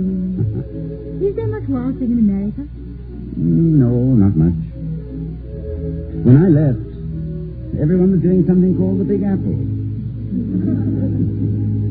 Oh, Vicky, it's marvelous. 2 weeks more, then goodbye, London. 5 days later, hello, America. You know, when the customs inspector asks me if I have anything to declare, I shall say, only my love. Toddy? Yes, Vicky? Suppose I couldn't come with you to America. Oh, then all sorts of dire things would take place. It would rain for 40 days and 40 nights. The ice caps at the poles would move toward the equator. Baseball would be banned. But why imagine such a nightmare? I mean, when you are coming to America with me. But I'm not. What? I'm not. I can't. Oh, Toddy, please don't look at me like that. Well, you're not joking, are you? I wish I were. Only I wouldn't make such a joke.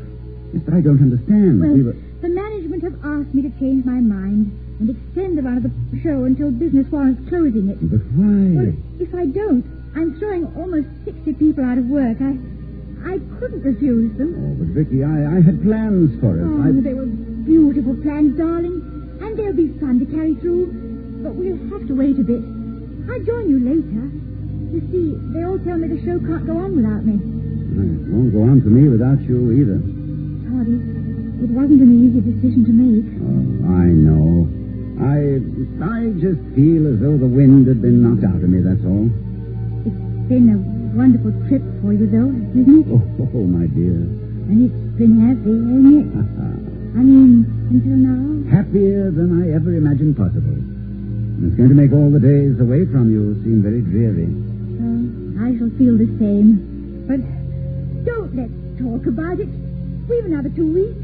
Let's enjoy them. All right, darling. We'll raise the roof and paint the town red. Because we are two very special people. Special and irreplaceable. Kiss? Colonel, Mr. Buckley's calling. Please, not now. I haven't the time. Who knows how long it'll be before we see each other again. Toddy, it's Jared Buckley calling. You sent for him, Makes dear. no difference. Every moment with you is precious. Well, thank you. It's very flattering, I'm sure. But what about Buckley? That who? What? Oh, Buckley. Oh, Jared Buckley. Yes. Yes. Have him come in, Alice. Yes, sir. Toddy, you were daydreaming again. There were stars in your eyes. There was one in my arms as well. Mr. Buckley, sir. Good afternoon, Good Dr. afternoon. I'm sorry it took me so long. Buckley, we're very proud of you. Congratulations on bringing the Scofield Prize to Ivy. Oh, thank you. I was coming to see you anyway, Dr. Hall. I wouldn't have had this honor if it hadn't been for you. For me? Yes. As a matter of fact, I wouldn't have written the darn thing at all. You're responsible for it, you know. I am? Yes, sir. Remember that seminar you conducted 3 years ago? The one on American colonial history? Yes, I do. Well, that's where I first heard of Jonathan Gilly. From you. I'll never forget how you talked about him. This convinces me that I talk too much. Oh, no, sir. It was wonderful. You discussed him with so much enthusiasm, so much fire. I found I couldn't stop thinking about him. Well, the fire must have spread more than I intended. When I started doing research, I couldn't find half the books I needed. Someone else must have been working on that period of American history. I wouldn't be at all surprised. And then last year I decided to write the book. Did you ever write a book, Doctor? That's a good question. As a matter of fact, yes, 2 or 3. My best one is unpublished. Funny thing. Once I started, I got into a sweat for fear someone else would write a book about Gilly before I did. Silly, wasn't I? I mean, who'd be interested in doing a book about an obscure 18th century scientist? Oh, it might have occurred to someone else. It might have at that. I guess I'm lucky it didn't. Anyway, well, this is the original manuscript. I'd be very happy if you'd accept it. As a sort of a souvenir to remember me by. Will you accept it? Thank you, Buckley. I accept it with pleasure, gratitude, and a touch of envy. It's very kind of you to say that. Is there anything else, sir? No, nothing else. Just congratulations and the wish that this may be only the beginning of a very successful career. Well, thank you. Good afternoon. Good afternoon. Goodbye, Mr. Buckley. Well, Vicky, I'm glad it was Buckley. Nice boy. You're not so bad yourself, Professor. but I'm in the wrong profession, I sometimes think. If I weren't a teacher, I wouldn't have conducted that seminar. And then I wouldn't have brought Gilly to anyone's attention. But garrulous old Hall had to open the gates to his own apple orchard. Teaching, bah. Toddy, I think you ought to read this. Read what? What Buckley says about you. About me? Yes. Here. It's the foreword to his book. Oh, let's have a look.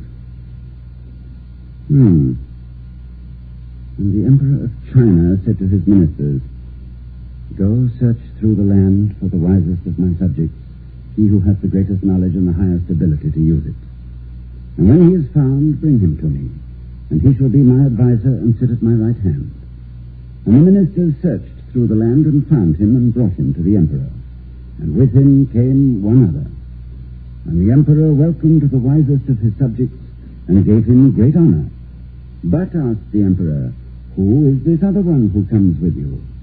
And the wisest of the Emperor's subjects answered, "This was my teacher." Yes. But go on, read the rest. To William Todhunter Hall, teacher, this book is dedicated. You see, Toddy? There's nothing better. What can compare with it? You're a teacher. Yes. Yes, thank God, Vicky.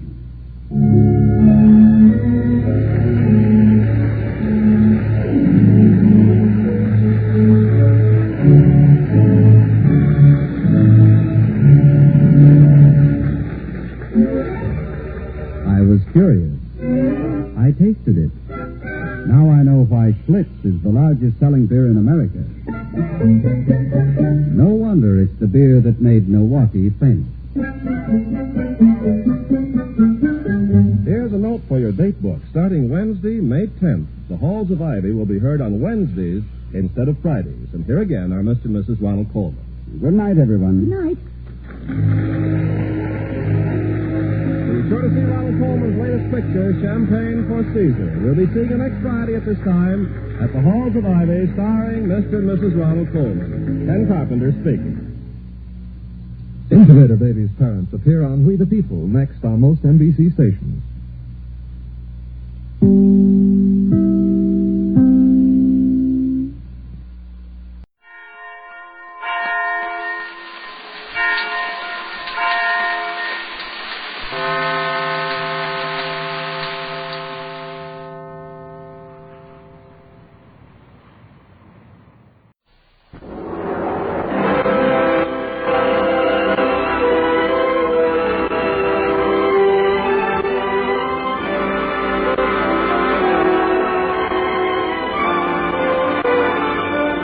Ladies and gentlemen, Dennis Day. I think I seem worthwhile. Wells in your eyes, and the spell of your smile. Dennis Day is brought to you by Colgate Dental Cream and Luster Cream Shampoo. Colgate Dental Cream to clean your breath while you clean your teeth Luster Cream Shampoo for soft, glamorous dream girl hair.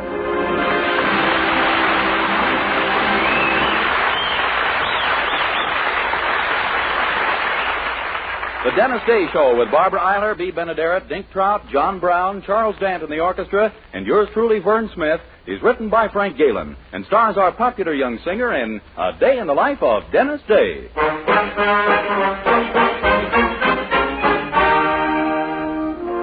Here's Dennis with the story of the blue-tailed fly. When I was young, I used to wait on master and give him his place and pass the bottle when he got dry and brush away the blue-tailed fly. Jimmy crack corn and I don't care. Jimmy crack corn and I don't care. Jimmy crack corn and I don't care. My master's gone away. And when he'd ride in the afternoon, I'd follow after with a hickory broom, the pony being rather shy. When bitten by a blue-tailed fly, Jimmy crack corn and I don't care. Jimmy crack corn and I don't care. Jimmy crack corn and I don't care. My master's gone away. One day on the farm, the flies so numerous they did swarm. One chance to bite him on the thigh. The devil take the blue-tailed fly. Jimmy crack corn and I don't care. Jimmy crack corn and I don't care. Jimmy crack corn and I don't care. My master's gone away. The pony run, he jump, he pitch. He threw my master in the ditch. He died, and the jury wondered why. The verdict was the blue-tailed fly. Jimmy crack corn and I don't care. Jimmy crack corn and I don't care. Jimmy crack corn and I don't care. My master's gone away. They lay him under a simmon tree. His epitaph is there to see. Beneath this stone shall I, victim of the blue-tailed fly. Jimmy crack corn and I don't care. Jimmy crack corn and I don't care. Jimmy crack corn and I don't care. My master's gone away. Jimmy crack corn and I don't care. Jimmy crack corn and I don't care. Jimmy crack corn and I don't care. My master's gone away.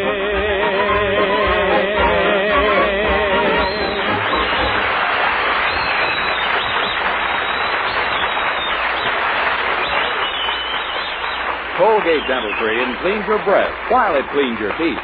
No other toothpaste does a better job of cleaning teeth than Colgate Dental Cream. For Colgate Dental Cream has a safe polishing agent that cleans your teeth both gently and thoroughly, brings out their natural sparkle and beauty.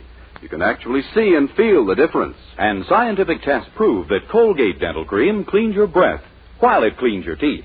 Yes, actual scientific tests prove conclusively that in 7 out of 10 cases, Colgate instantly stops unpleasing breath that originates in the mouth. Colgate Dental Cream is famous for its wonderful wake-up flavor, too. Nationwide tests of leading toothpastes prove that Colgate's is preferred for flavor over every other brand tested. Yes, preferred over every other brand tested. And no wonder, for Colgate Dental Cream is the result of constant effort to produce the finest toothpaste in the world today. For cleaning teeth, for flavor, for sweetening breath. So see if you don't agree with the millions who have made Colgate Dental Cream America's favorite toothpaste.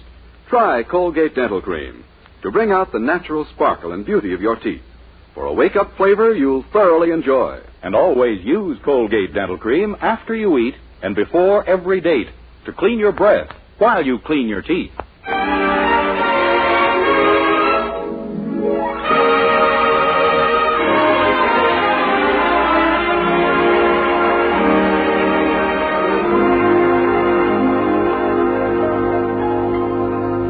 Well, as you all know, we refer to Dennis Day as our young hero, and it's true, of course, that he's young. But never has that other word been used more loosely. That is, until today. For today, we find our hero a hero in truth, with his picture on page 1 of the Weaverville Gazette. How come, you ask? Well, let's listen as we find him now basking in his newly won glory at the breakfast table with Mildred and her mother. Oh, Dennis, it's just the most marvelous thing in the world. Dennis, how did it happen? Well, I was walking down Elm Street through the ice and snow, and suddenly I saw Mr. Nicholson, the postman, lying on the pavement. Right away, I suspected something was wrong. Why? Well, his right arm seemed to be coming out of his left shoulder blade, and his left ankle was doubled under his right ear. Oh, golly. So I said to myself, this man may have had an accident. That's what I call quick thinking. Well, what did you do then, Dennis? Well, I walked up to him and I asked him what was new. I imagine he told you, didn't he? Oh, yes, ma'am. He went on for quite a while. And then I asked him if I could do something for him, and he said no, he was in bad enough shape already. Do you know each other, or did he just make a lucky guess? Oh, I don't know, but I did realize maybe someone had a burst appendix or something and had written for a doctor. Well, Dennis, when people need a doctor in an emergency, they generally don't write a letter. Oh, Mildred, when you're being heroic, you don't have time to think of things like that. Oh, I see. Well, go on. Well, I picked up Mr. Nicholson's mail bag and slung it over my shoulder. And a few hours later, it was all over. The mail had gone through. Well, it was a wonderful thing to do, Dennis. And I'm sure the people along your route are terribly grateful. Yeah, you bet. Mrs. Dolan told me she never enjoyed getting letters so much in her life before. You mean that old gossip who lives on the corner? Yeah, I delivered somebody else's mail to her by mistake. Oh, don't you worry about it, Dennis. I'm sure... Oh, hi, Daddy. Morning, children.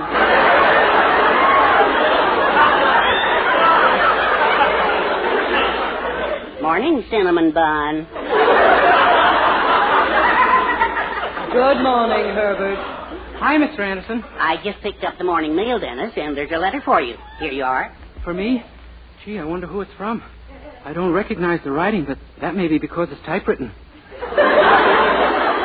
Why don't you open it? There may be some sort of clue inside. Yeah, maybe you're right.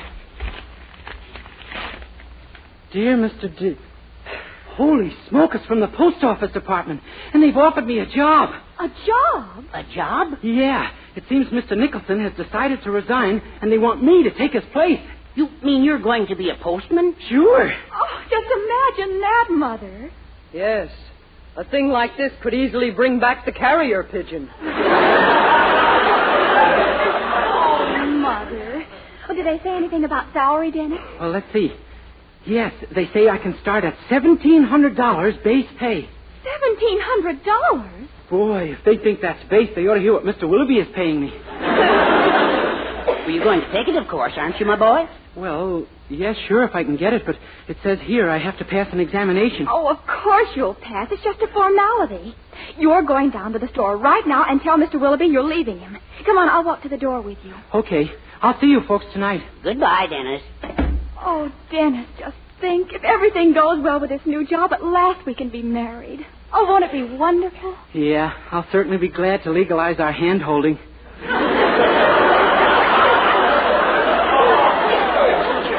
But right now, I'm thinking about breaking off with Mr. Willoughby. Gee, I've been with him such a long time, Mildred. Oh, yes, but I'm sure he'll understand. Maybe, but I'm afraid he'll take it kind of hard. You see, we're pretty fond of each other. There's never been a warmer master and slave relationship.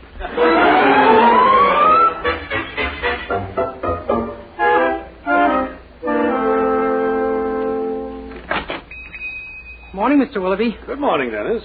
I'm afraid there's something I have to tell you, Mr. Willoughby, and it won't be easy. We've always stuck together, you and I, no matter what.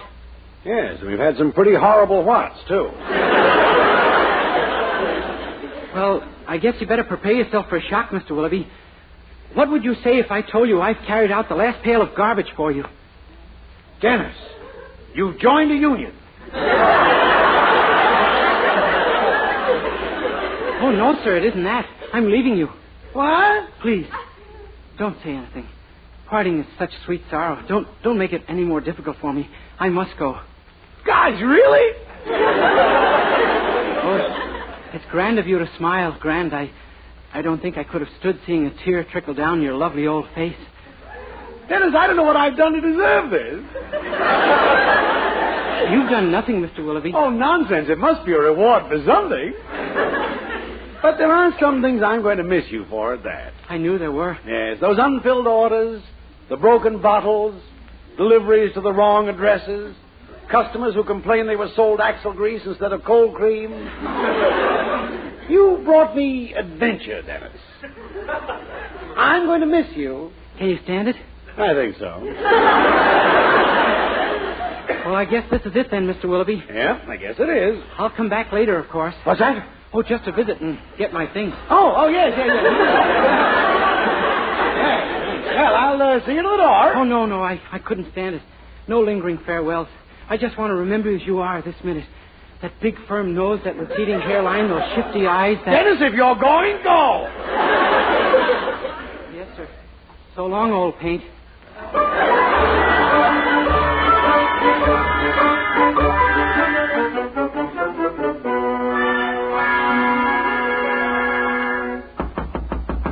Come in. How do you do, sir? My name is Dennis Day. I got a letter from you saying something about a postal examination. Yes, so you're Mr. Day. Sit right down. I'm glad to meet you. Thank you, sir. We're very grateful to you, Mr. Day, and your appointment is virtually assured. So we've decided to give you a simple verbal or oral examination. Good. Either one is okay with me.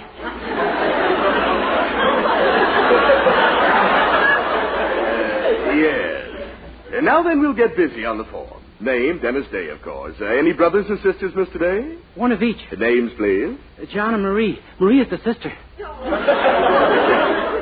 I had a hunch she was. And mother and father, Mr. Day?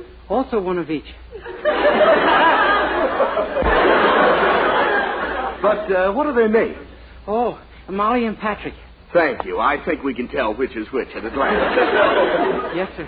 And now then, Mr. Day, have you ever had any previous experience with the United States Post Office? Oh, yes, sir. I've been one of your customers for years.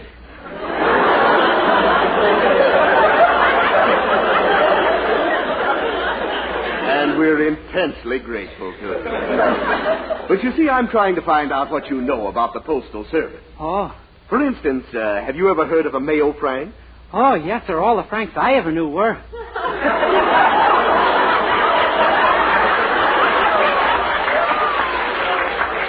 You know, Mr. Day, I always thought these examinations were pretty dull. You're changing all that. Shall we go on? You bet we shall. I'm going to a party tonight, and I just know I'll be the life of it.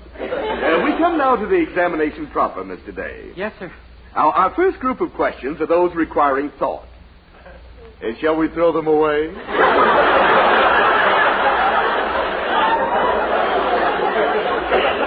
Oh, no, sir. All right, let's have fun. Question A is a geography question. Have you done any traveling around the country, Mr. Day? Yes, sir. Say, that was pretty easy, wasn't it?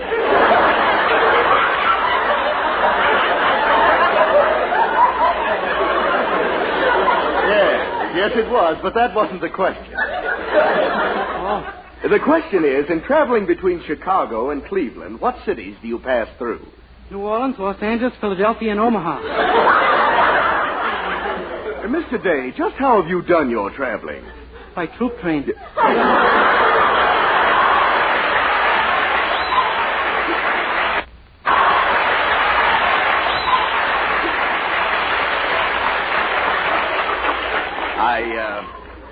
I beg your pardon. Your answer is accepted. Thank you. Now, our next question is one involving logic.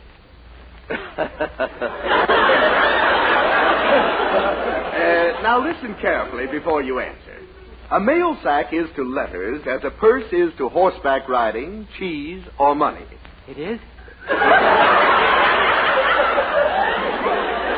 Not all three of them, just one. You have your choice. Oh, okay. Horseback riding. I'm afraid I can't accept that. But I thought you gave me my choice. Today, a mail fact must be the same to letters that a purse is to money, mustn't it? Not my purse. Next question. Now, ordinarily, your mail route starts at 1st Avenue and ends at 3rd Avenue. Uh-huh. But today, your bag contains 4 pounds of mail for 1st Avenue, 8 pounds for 3rd Avenue, and 14 pounds for 2nd Avenue. So you sling the bag to your shoulder, and what do? Fall down.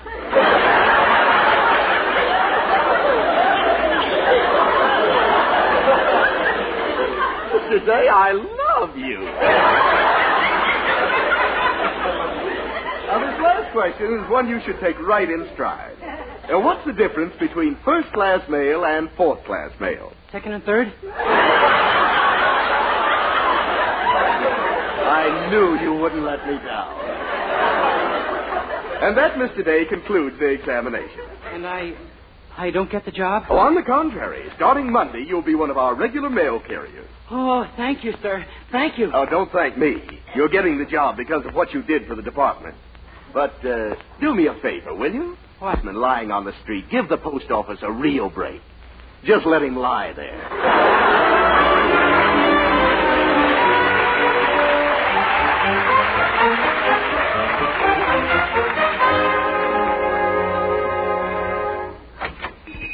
Hi, Willoughby, old man. How's tricks? Just dropped in to pick up my things. Well, you're pretty flip, aren't you? I just landed a job, Willoughby. A real job of plenty of money. You're looking at a big man, pal. You mean there's actually someone who'll pay you more than I did? Are you kidding? They're starting me at $200 a month, and if I make good from then on, it's $25 a week.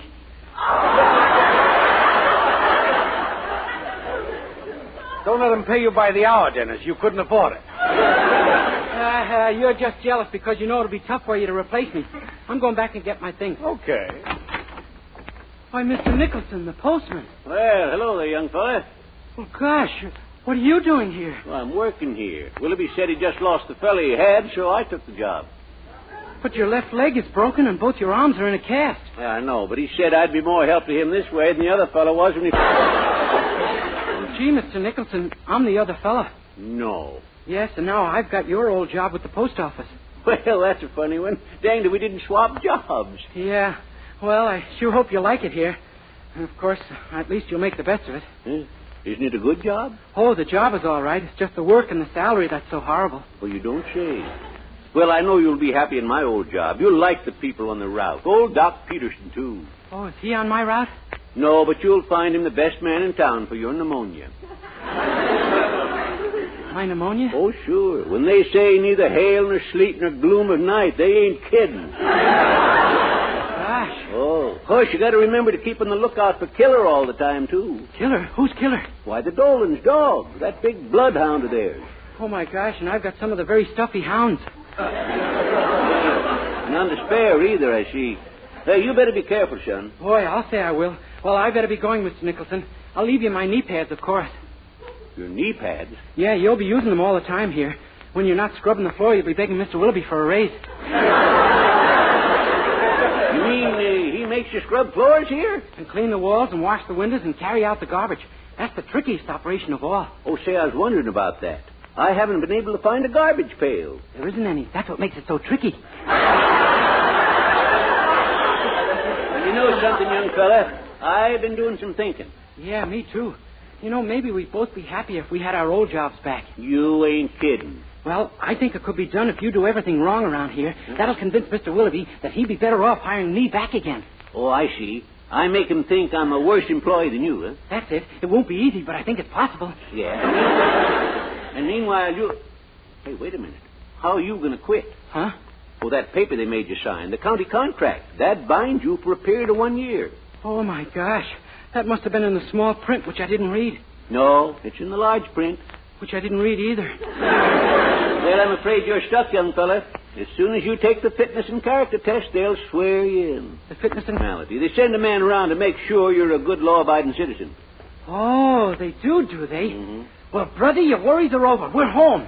Huh? Never mind. Just do your stuff here with Mr. Willoughby. I'll have that man check me at my boarding house, and that formality is going to be the most informal evening he ever spent.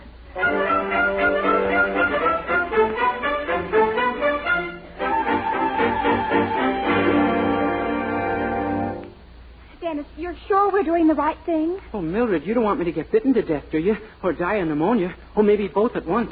Oh, well, no, of course not. Then this is the only way. Now, look, the man from the post office will be here any minute. Oh, don't worry. Daddy and Mother and I know just what to do. Gosh, I can't get over it.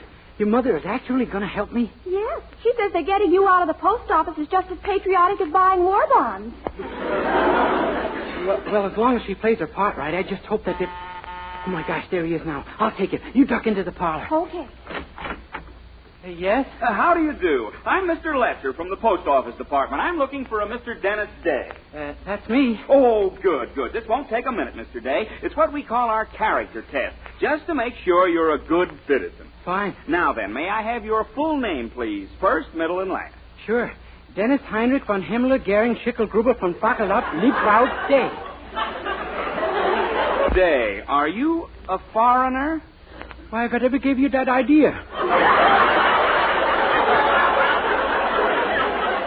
Are you Mr. Day? Forget it. I'm pure American for 6 generations back. You're certain of that? Yeah, sure, naturally. I'm still suspicious, Mr. Day. Oh, don't be silly. What do you think I am, a spy? Oh, no, of course not, but... Pardon me, Chief. X-14 on the short wave. Ixnay, Gretchen. He's a BULL. Oh, excuse me. And just who is X-14, Mr. Day? Oh, that's my aunt. It's kind of a pet name, we call her. What about these Andersons you live with? What sort of people are they? Oh, just plain people. What nationality are they? Why, they're... How do you do?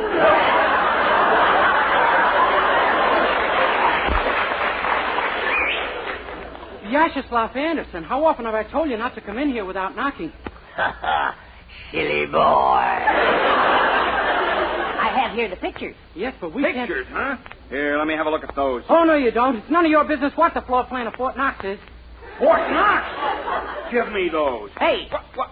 Why, these are just photographs of Lana Turner. You ought to see what happens when you put them under the hot water faucet. So that's it. What kind of a gang is this, anyway? Gang? Why, we're just a plain, normal American family like any other ordinary family. Hello, Chiefy. Hello, Matta. Mr. Lester, I'd like to present Mrs. Matta H. Anderson. I'm glad to know you, big boy. Had a nice day, Matta? No, not too bad. I got the map of the uranium deposit, and here are the plans for the supersonic plane. The general came through. That's my fine girl. Same method as usual? Certainly. Rope 'em, soft-soap 'em, elope 'em, and dope 'em. Good work. We can take this over to the Sublotnik legation and collect 3 million commitments.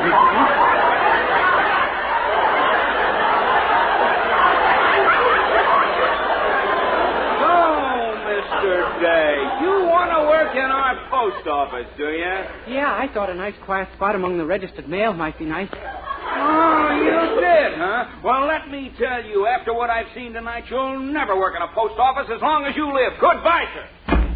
Hey, we did it. He fell for it. What do you know? By George, he did at that. Aren't we devils? Boy, I'm glad I'm out of that mess. And it sure was nice of you folks to help me. It was rather fun. What do you think, Herbie, you great big old hunk of oomph, you?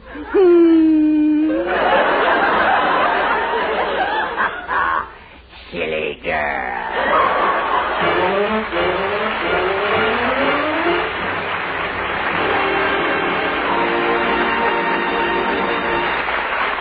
Dennis Day will be back in just 1 minute to sing a few more kisses.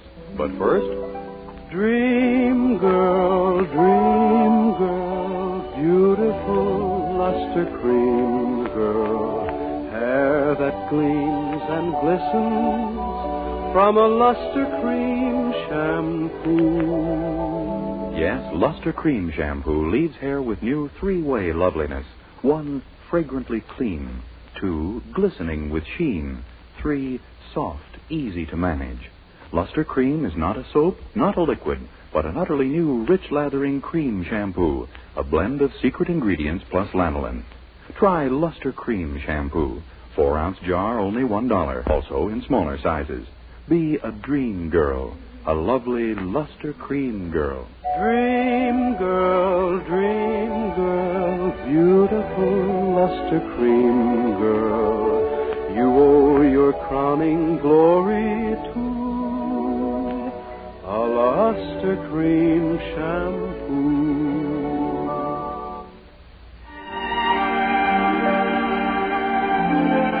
With Charles Dant and the orchestra, here's Dennis to sing his latest RCA Victor recording, the hit ballad, A Few More Kisses.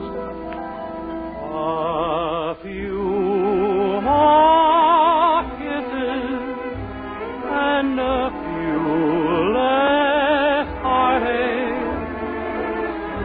That's all I'm asking of you.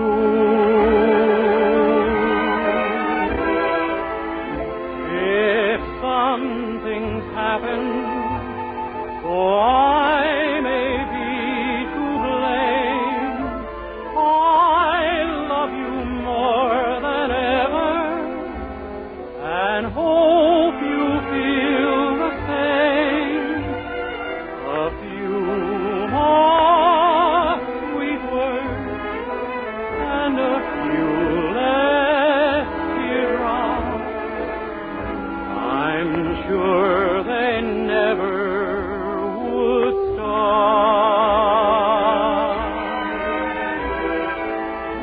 If you just give me a few more kisses and a few less heartache, sweetheart.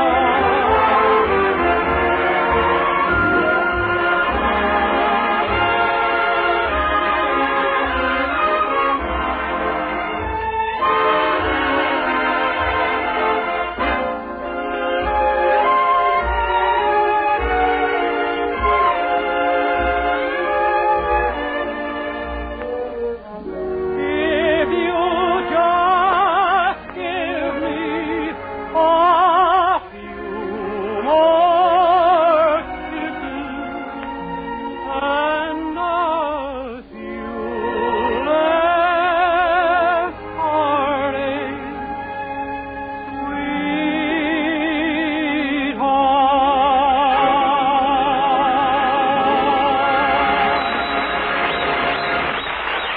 Good night, everybody. Doctors prove the Palmolive plan brings 2 out of 3 women lovelier complexions in 14 days. For the Palmolive plan was tested on women with all types of skin. Dry, oily, even skin that was not clear. Yes, regardless of age, type of skin, or previous beauty care. Prove the 14-day Palmolive plan for looking complexions. So get Palmolive soap and start your 14-day Palmolive plan now.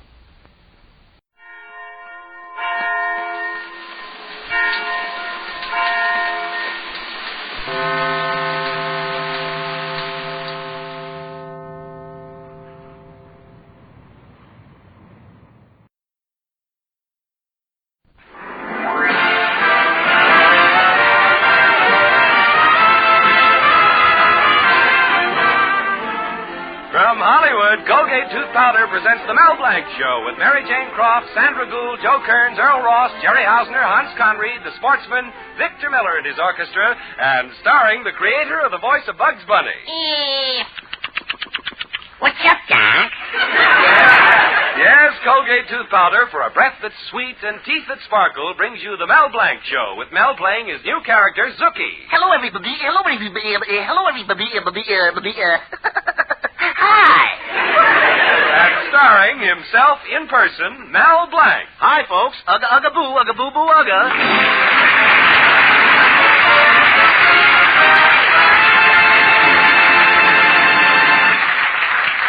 Well, it's a week before Christmas, and all through Mel Blanc's little town, everyone is talking about Christmas presents.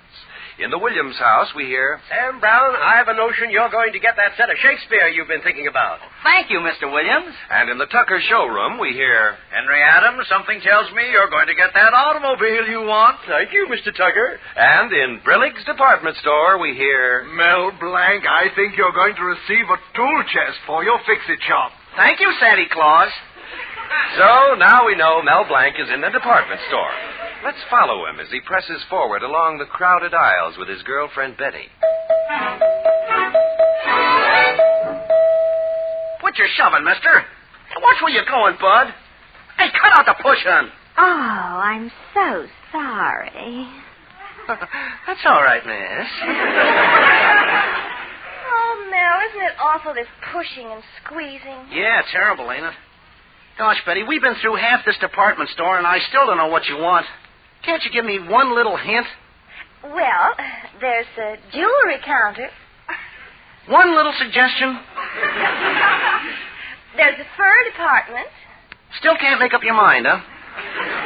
They have some gorgeous wristwatches here. Give me a clue. Anything. Gee, this store's as crowded as the 5 and 10. The 5 and 10. Thanks for the idea, Betty. Well, if a certain someone wanted to give his certain someone something, that certain someone should give her a bottle of French perfume. Does that certain someone get the idea? Mel? Mel, where are you going? He got it. You bet he got it. He doesn't realize it yet, but he's trapped.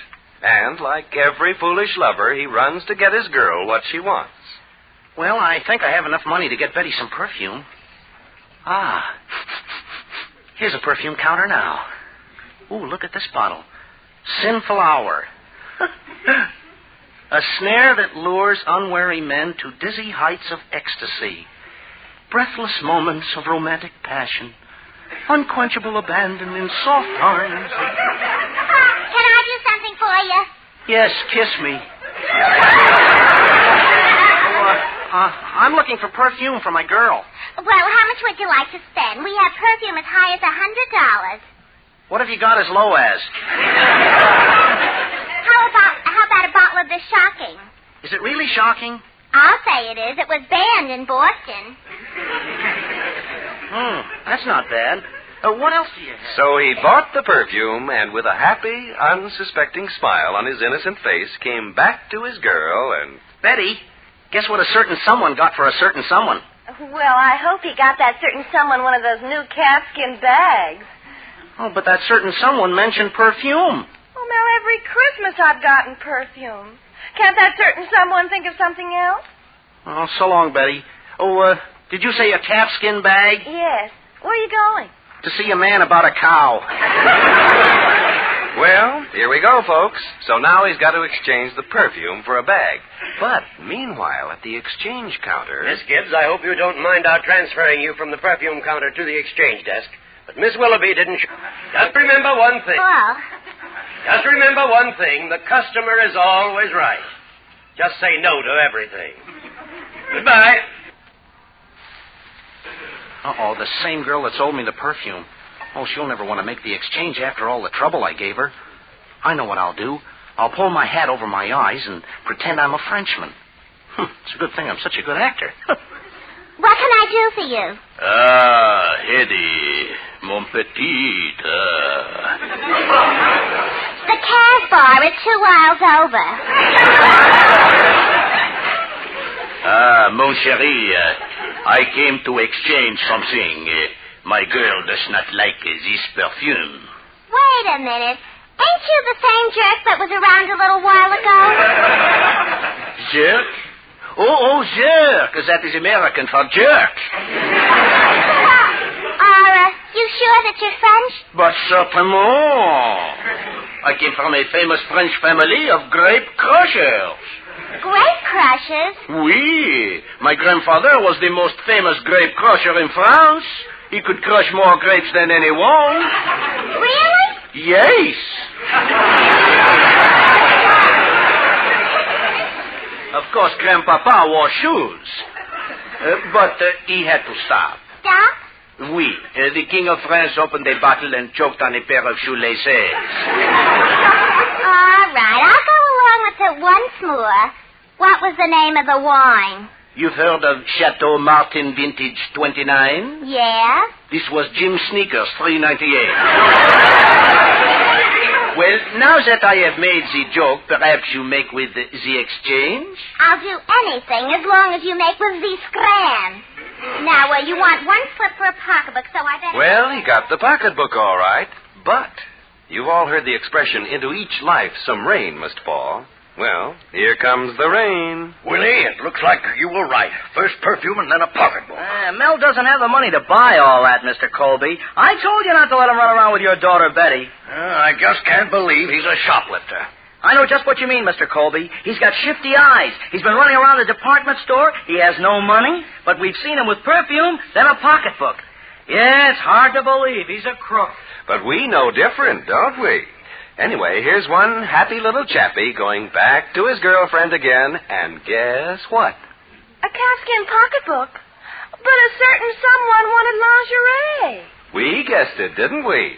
Well, da-dum, da-dum, da-dum, da-dum, da-dum, da-da-da-da-da-da-dum. Back he goes to the exchange counter. A pocketbook for lingerie? Can he do it? How can I fool this girl again? I'll have to try another disguise. Well, I'll put the scarf here and change this. Yeah, that'll do it. Get in line, folks, and one at a time. Oh, gee, what a mob. Well, what can I do for you, mister? Pardon me, Hoot, Mom. Yes? I'm returning my wife's pocketbook. It has a mechanical defect.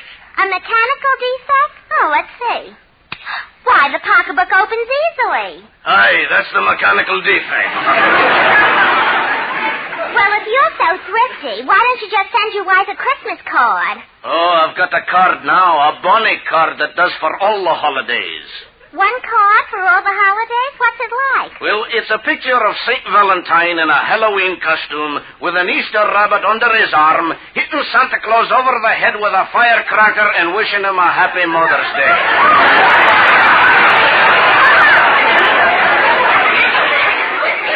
You win.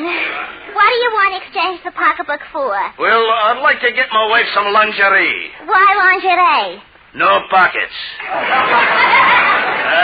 She'll look fine in that long red flannel lingerie. Well, he got away with it again. And now back to you-know-who. Say, I wonder if this is having any effect on him. Oh, that Betty. If she tells me she doesn't want lingerie, I'll scream. Oh, Mel, there you are. Say, while you were gone, I thought of a wonderful thing a certain someone could get me. Lingerie? No, a compact. Well, so long, Betty. Oh, this is the third time now. Just like a woman, can't make up her mind about what she wants. Gosh, that's the third time Mel has wandered off and returned with a different package. Well, just like a man, can't make up his mind about what he wants.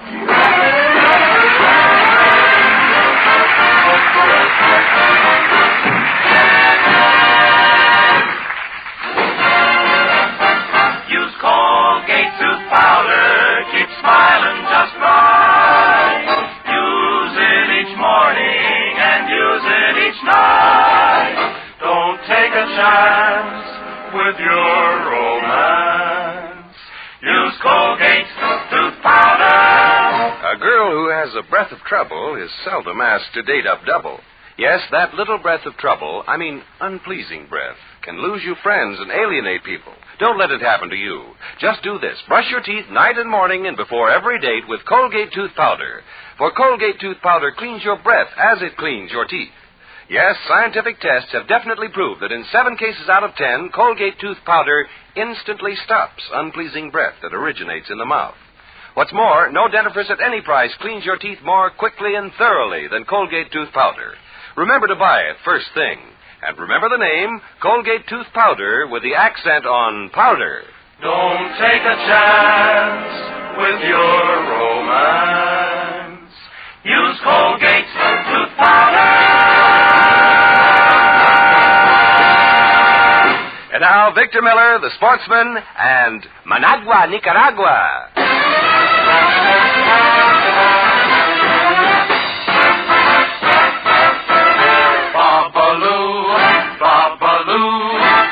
Pack your grip, take a trip down that South America way.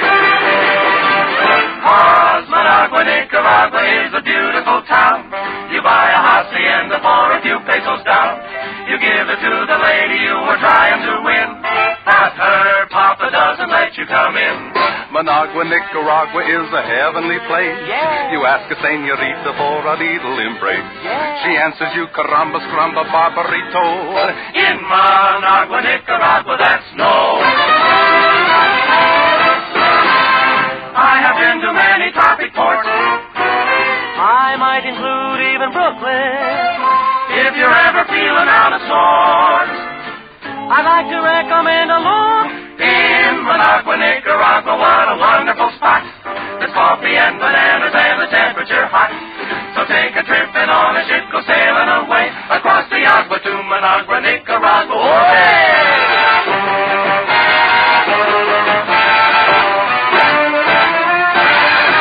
Managua, Nicaragua, oh, it's really the top. You buy a big sombrero in a neighborhood shop. And then the girls will follow you like in a parade. That's because they want to walk in the shade.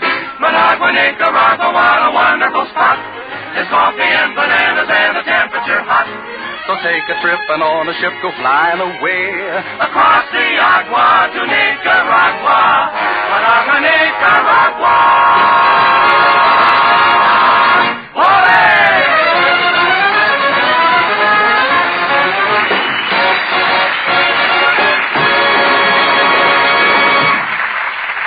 Folks, you may look any place in the country, and wherever you go, you'll find that any Jane Doe knows what she wants for Christmas, and any Mary Brown knows what she wants. But Mel Blanc's girlfriend, Betty, says, I want perfume. No, I want a pocketbook. No, I want lingerie. Oh, no, I want a compact. No, I want earrings. But if Betty doesn't know what she wants, Mel Blanc, who's been going crazy exchanging these gifts, knows what he wants, and he says, I want to kill myself. But, like I told you, it isn't that easy. Betty's father, Mr. Colby, and Willie Murdoch have spotted Mel, and after watching his strange behavior, they think he's shoplifting in the department store. Now let's pick up Mel, as for the fourth time he plods his weary way to the exchange counter to exchange the compact for earrings. Gosh, how am I going to fool the exchange girl this time? I've disguised myself as a Frenchman and a Scotsman. Maybe I can be an Australian. No, I can't talk like a kangaroo. Besides, I haven't a pouch. Well, not much of one. I got it. Well, what do you want to exchange? Speaking to me, Governor. I came to exchange this here compact. And what's wrong with it? My lady friend doesn't like the lipstick. The case is right and she wants it grind. What would you like to exchange it for? Nylons. Earrings. Haven't I seen you before? Impossible, Governor. Are you sure you're English? Oh, my sure. Oh, my dear God. Oh, my sure I'm in. Oh.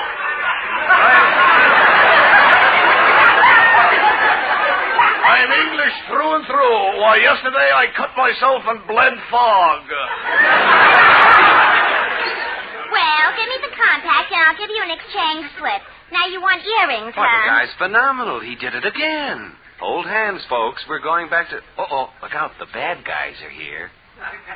Hey, look, Mr. Colby. Look, there goes Mel with another package. Oh, Willie, it looks like you're right. But who do you suppose he's giving all the other packages to? Well, his assistant, Zuki, of course. He must be the accomplice. Oh, that can't be. Why, there's Zuki right now walking over to Betty.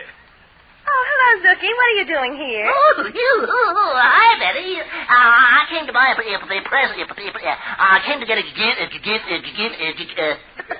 I'm just window shopping. Well, have you seen Mel? Oh, he was over the... he's on his... Oh, Mel. He's here. And now, where have you been? Well, I'm not telling, but if a certain someone doesn't like earrings, which a certain someone exchanged for a compact, that certain someone is going to faint. Well, frankly, that certain someone would rather have a bracelet than earrings. Oh. Hey, Betty, don't just stand there. Help me pick up that certain someone. Now, any other man would be content to lie there, but this guy's a glutton for exchanges, so he picks himself up and back he goes. Gosh, my fifth trip. Somewhere people are happy. People are smiling. I don't have to do this. I can go out on the street and take my chances with the rest of the pedestrians. there's Mr. Cushing, president of my lodge. Hello, Mr. Cushing. Hello, Mel. Greetings, mighty potentate. Ugga, ugga, boo, ugga, boo, boo, ugga. Well, have you decided on something you want to get for your wife? Yes, Mel. But they won't sell it to me without a prescription.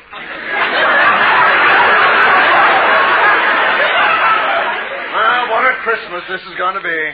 Every woman in the world hangs up mistletoe. My wife hangs up poison ivy. Well, what would you like to have hang in the house? Ha!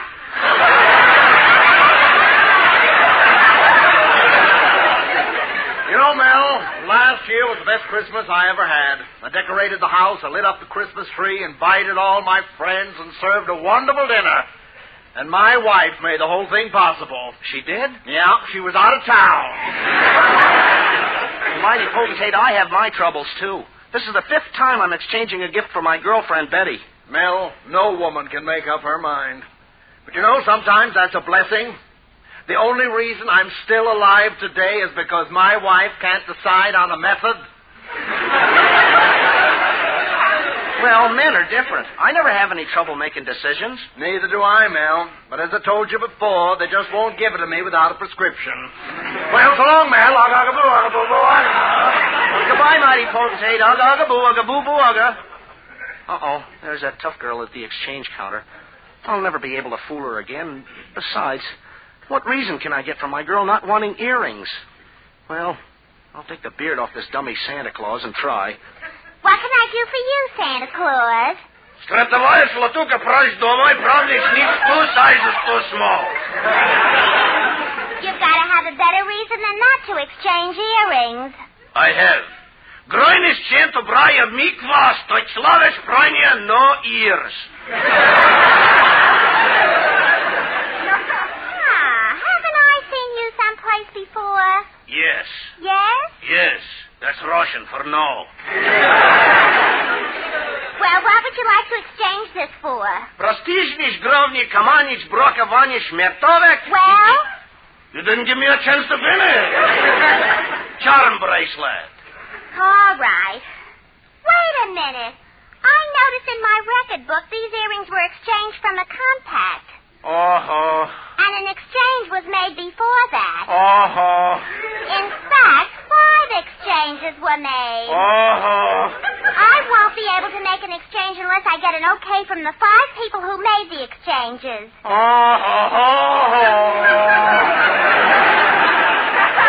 You mean if I get the 5 people to give their okay, you'll exchange the earrings? Yeah, if you can find them. I'm busy now. Next. Oh, what am I going to do now? I got to be 5 people. I got it. Mel Blanc, this is the greatest test of your acting ability. You're going to be a one-man UNO. Now, where's the phone booth? Oh, there it is.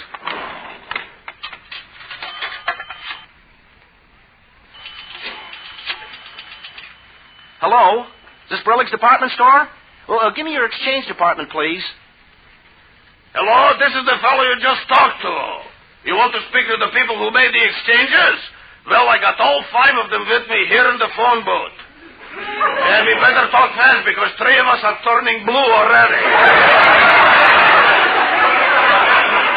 Hello? I'm Mel Blanc, the fellow who bought the perfume. Sinful Hour? Yeah, remember the label? Come with me to dizzy heights of exquisite ecstasy where lovers in the moonlight What? No, I'm busy tonight. Say, here's another fella. Atsama for you. You better come in this side of the phone booth. Atsama. What? There was no Italian? Good man, you're absolutely right. No Italian. I say the governor. Bonsoir, ma petite. Come out of there, young man. I'm the manager of this store. Hey, what's the matter? There's that shoplifter. Where are all those packages? Mel Blanc, I'll break every bone. Hey, just a minute. I can explain everything, Mr. Colby. You see, I bought Betty a Christmas present. She wanted to exchange it, so in order to do that, I pretended that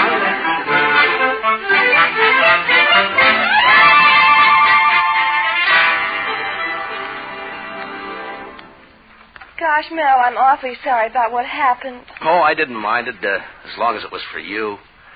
Gee, you're pretty today, Betty. I wish we could get married right away. So do I, Mel. Do you really mean that? Do you really, Betty? Oh, gosh, this is the happiest moment of my life. I'll always remember that you said it standing right here by Household Pest Control's DDT $1.98. Well, anyway, Betty, if a certain someone looks in her Christmas stocking, that certain someone is going to find pajamas. Oh, gosh, Mel, that certain someone's been thinking. And if a certain someone really wants to please a certain someone, he'll get her... Betty, don't say it. Perfume. Oh. I say, may I help you, sir? Yes. I'll have a gallon of this DDT. Shall I wrap it up? Don't bother. I'll drink it right here.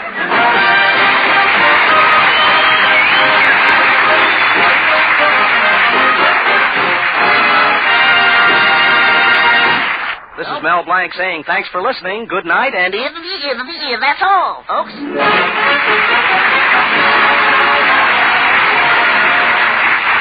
Well, I'm back again. This time just to say this is Bud Easton reminding you that Colgate Tooth Powder for a breath that's sweet and teeth that sparkle brings you the Mel Blanc Show every Tuesday at this time. Be sure to join us again next Tuesday night for more fun with Mel and the people you'll meet in Mel Blanc's Fix-It Shop.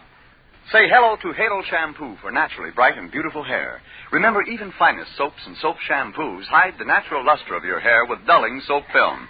But Halo Shampoo contains no soap, therefore leaves no dulling soap film. Even in hardest water, Halo makes oceans of rich, fragrant lather, quickly banishes loose dandruff and dirt. Halo needs no lemon or vinegar rinse. Say hello to Halo and goodbye to dulling soap film. Get Halo Shampoo at any cosmetic counter.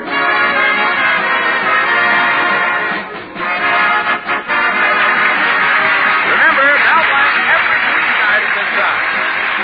This is CBS, the Columbia Broadcasting System.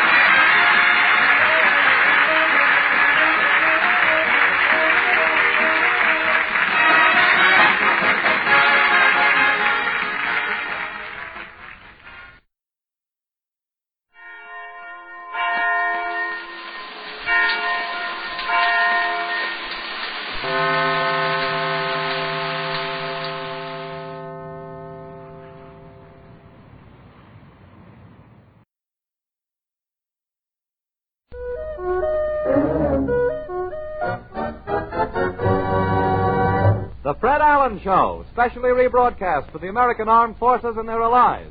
Here are Fred Allen, Portland Hoffa, the mighty Allen Art Players, High-Low Jack and the Dame, and Al Goodman, his chorus and orchestra.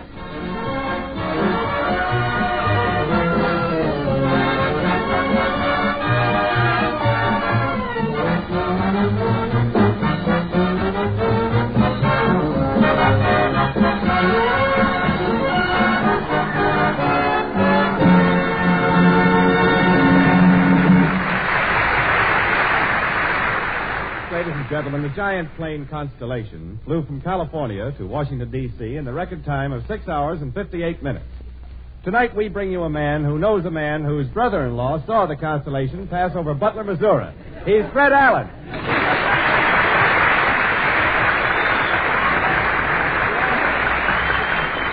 Thank you. Someone lost a dog in here, Jim.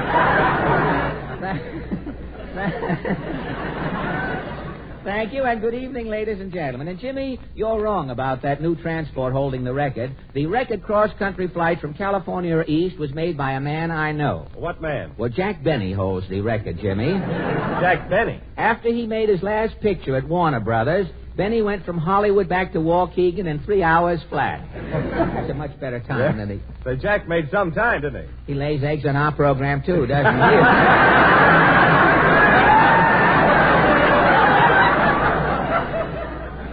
Hard to find a man who is ambidextrous, you know, in the matter of foul proclivity.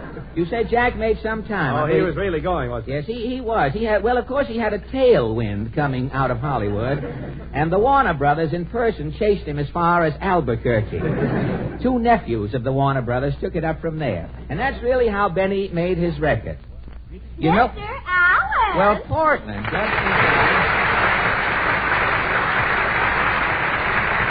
Portland, you look a little stout tonight.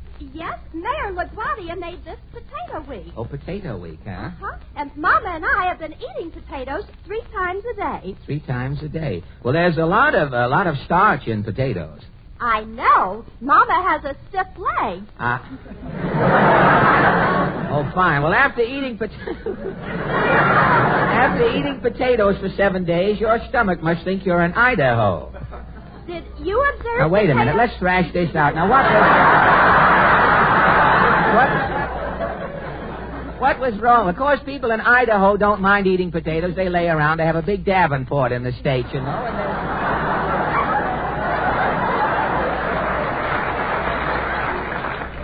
The mayor says next week is Egg Week. Well, I must remember to get fried, Portland.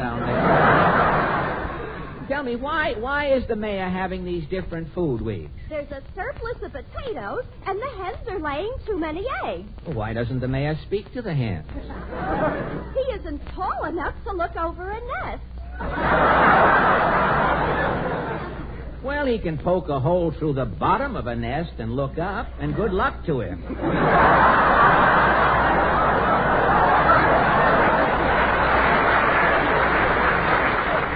What? Someday we will be rescinded. I know an order. What else is hot, Portland? Did you hear Frank Sinatra on the radio with Major Bowes? Oh, no. I'd have liked to have seen the Major standing next to Sinatra. It must have looked like flesh and fantasy.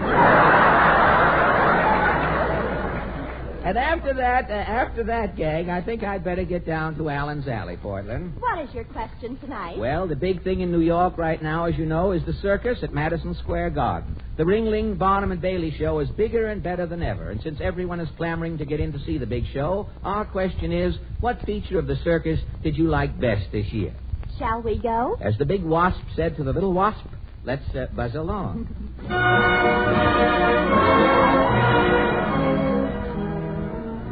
Well, here is a gentleman who can kiss a girl and brush her off at the same time.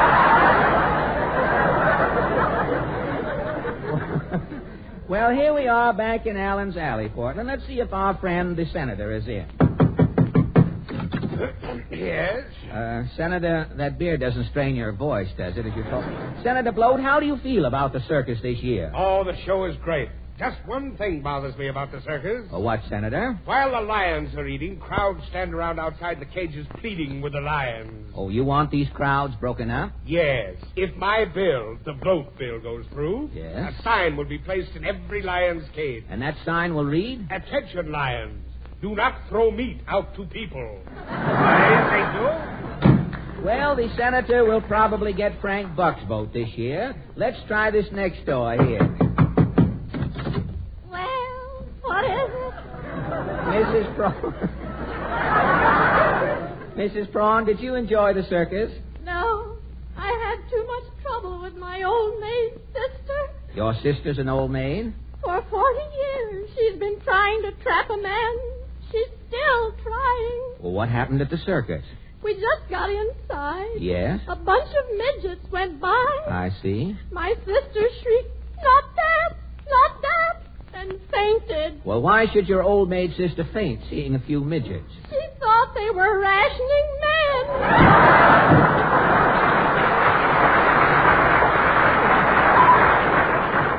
Well, that brings us to the pre-stuccoed shanty at the end of the alley. I hate to think what may happen here.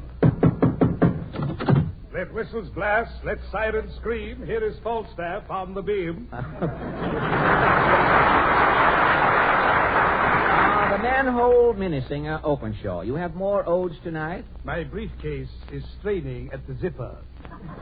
Oh, fine. Have you heard, said the tongue to the stamp, if you don't start sticking, brother, am I going to give you a licking? No, I don't think so. Or, it's easy to slice tomatoes, my mother finds. She pushes them through the Venetian blinds.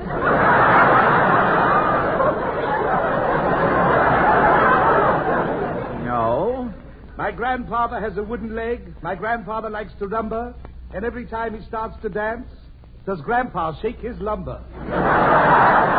Now, look, Falstaff, if you keep this up, our program will have to subpoena listeners. Tonight, it so happens, we are talking about the circus. Precisely, etc., etc. All right. What is your circus poem called? Alas, alack, what is a yak? Well, how does it go? Each year I go to the circus to sample the pink lemonade and see the tumblers and clowns to hear the calliope play. But there's always one thing at the circus that contrives to spoil my visit. It's a weird and smelly quadruped. It's spelled Y-A-K. What is it? Alas, alack, what is a yak? It's hairy in front and bald in the back. It looks like an elk or one of them llamas. Or it could be a cow wearing shaggy pajamas. It might be a stallion whose skin is slack. Alas, alack, what is a yak? When I see a yak, it starts me thinking. Falstaff, I think this can drive you to drinking. Under this strain, you've got a crack if no one defines this zoo's sad sack. You'll go through life babbling like a whack. Alas, alack, what is a yak?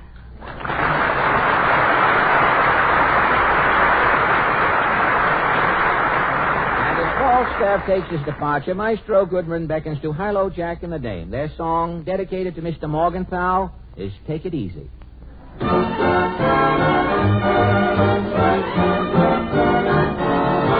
When we dance, it's a moment ever so tender. Maybe you'd surrender, but you move too fast. Take it easy, take it easy. Don't you know it's more romantic when a dance is slow? Take it easy, take it easy. What's the good of feeling high when all the lights are low? Take it easy, take it easy. We've got lots of time ahead of us, the night is young. Take it easy, take it easy. Don't you know this music should be played instead of swung? Take your time, dance it with ease. Take your time, slow if you please. Take it easy, take it easy. You're too far away for me to whisper in your ear. Take it easy, take it easy. Don't you know you only get 3 pairs of shoes a year? Take your time, dance it with ease. Take your time, slow if you please. Take it easy. If you don't feel that our romance will hit above. Take it easy. You know you're not supposed to make a rumba jump.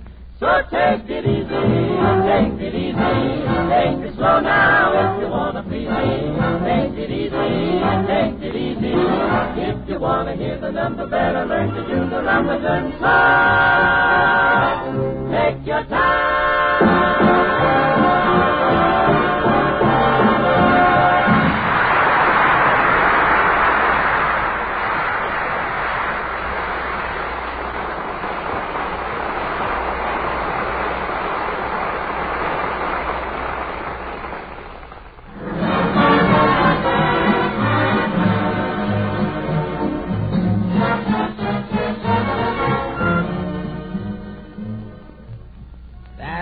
Was Is My Baby Blue Tonight? Just a sample played by Al Goodman and 25 men who are auditioning for Nails Smith, who is Spike Jones' uncle.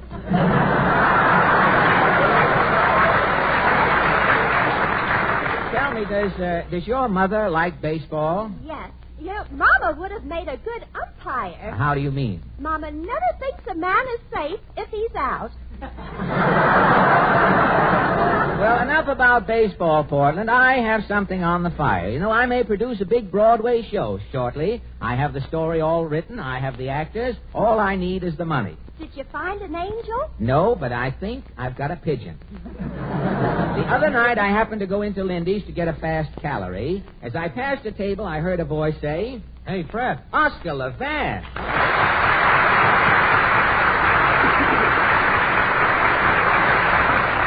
Oscar, do you mind if I sit here and talk until the waiter comes? No, Fred. What can we talk about? Well, let's talk about you. No, let's pick a pleasant subject. To me, I'm repulsive. Well, let's talk about me. To me, you're repulsive, too. That's your weakness, Oscar, that rancid repartee of yours. You'll never make friends that way. I'm not interested in making friends, Fred. Why not? Well, a man with too many friends has no time to himself. He never gets anything done. Well, how do you mean? Haven't you ever heard people say, yes, poor Sidney's got $1 million, but he hasn't got a friend in the world? Oh, many times. Then there's the other guy. His feet are sticking out of his shoes. In spots, you can see him through his suit. Everybody says, lucky Irving. He hasn't got a quarter, but he's got 1 million friends. Well, using this philosophy, Oscar, you must have plenty of money. That's what I can't understand. How did I get so unpopular in one lifetime? Well, you really should put on another man to handle it, Oscar. Tell me, what have you been doing lately? I just finished a concert tour down south. Well, how did you find the South? It isn't hard to find. I stayed on the train until I came to it. Well, tell me, haven't you done any concerts in New York recently? Yes. Last year I played in Carnegie Hall with Jack Benny. This year I played there with Toscanini. From no hair to long hair, hey? Well, what did Arturo say when you finished your concert? Toscanini took me by the hand and said, "Gate, you're solid. You really sent me." Toscanini said that, huh? What was your reaction? I had the awful feeling that I would never play with Toscanini again. Well, tell me, Oscar, does Toscanini ever appear in those towns where you give concerts? No, I think he's afraid to play small towns. Why? Toscanini was conducting the Nutley, New Jersey Symphony some years ago. Yeah? At the first rehearsal, Toscanini said, "Give me more brass, boys." Give me more brass, boys. What happened? They threw a cuspidor at him. Well, look, Oscar, why don't you give up this concert racket? Why should you be a stooge? Oscar, there's only one way to make money today. Open a Broadway show. The theaters are all coining money. Have you tried to get tickets for the Theater Guild show, Oklahoma, yet? I have tickets for May 1st. May 1st? 1947. You see, Oklahoma is the biggest hit New York has had in years. The song Oklahoma has been adopted by the state as its official song. Oscar, if you could invest a little money in a show like that, you'd make a fortune. Where can you find a show like Oklahoma, Fred? I have written one, Oscar. No kidding. What is your show called? North Dakota.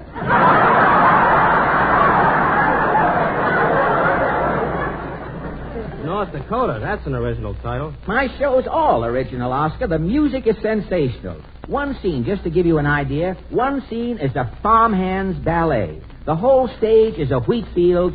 200 farmhands are going against the grain. In another scene, there are 300 cows on the stage. With a show like this, you won't need theaters. You can play it in barns. Why, my show North Dakota will make Oklahoma look like Rhode Island, Oscar. What is the story of your show, Fred? Well, as the show starts, instead of having an overture, 4 bulls come into the orchestra pit. The 4 bulls... The 4 bulls look out at the audience and bellow. Then the curtain goes up. It's the county fair on a side street at Fargo. The natives are singing their state song. Dakota, where from miles on you can see it's prairie, where there's no Times Square, just lots of air, and the men you meet are pretty hairy. North Dakota, there is nothing there but sky and dirt. We know we belong to... Wait a minute, hold it just a minute. Something, yes, Oscar, something wrong? Fred, I thought you said your show was original. Well, it is. That song is the same as the title song of Oklahoma. Oscar, this song is North Dakota. Does North Dakota sound anything like Oklahoma? North Dakota is 2 words. But it's the same music. How can it be the same music? I wrote this song myself. What system did you use? The little steel formula?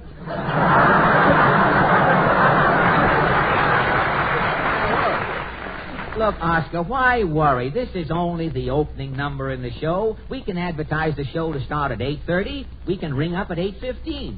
The theater will be empty. Nobody'll hear the song. Why don't you open the show with an intermission? Then you won't have to use the song at all. Say, that's a good idea. We have our choice, one of the 2 intermissions. Well, look, let's get on with the show. What happens next? Well, the second scene is the Hockenlocker farmhouse in North Dakota. It's winter. Outside it's 60 below zero. I'm Zeke. I'm just about to ask old man Hockenlocker for his daughter's hand when my sweetheart rushes in and says... Hey, Paul, a hired hand forgot to fetch in Bluebell, your prize sound. Got to punch in Bluebell, eh? Keepers, where is she? Down in the lower 40s. Bluebell's a goner, Judy. No living man can potch Bluebell on a night like this. I'll potch Bluebell for you, Mr. Hockenlocker. It's 60 below zero outside, Zeke. Freezing weather don't bother me none when I'm potching, Mr. Hockenlocker. You don't mind the cold? How come? Here's the reason. For the cold, I don't give a hoot, 'cause I'm wearing my new union suit. Yes, I'm wearing my new union suit with the hinge on the back. With my hinge, some figure I'm a-cutting. Down the road, you can all see me strutting. Fits me close and keeps me comfy, and there ain't no slack. The cloth's pure wool and the buttons are brown. The seams sure hold it together. The arms roll up and the legs roll down in case there's a change in the wear. It's my itchy little suit with the hinge on the back.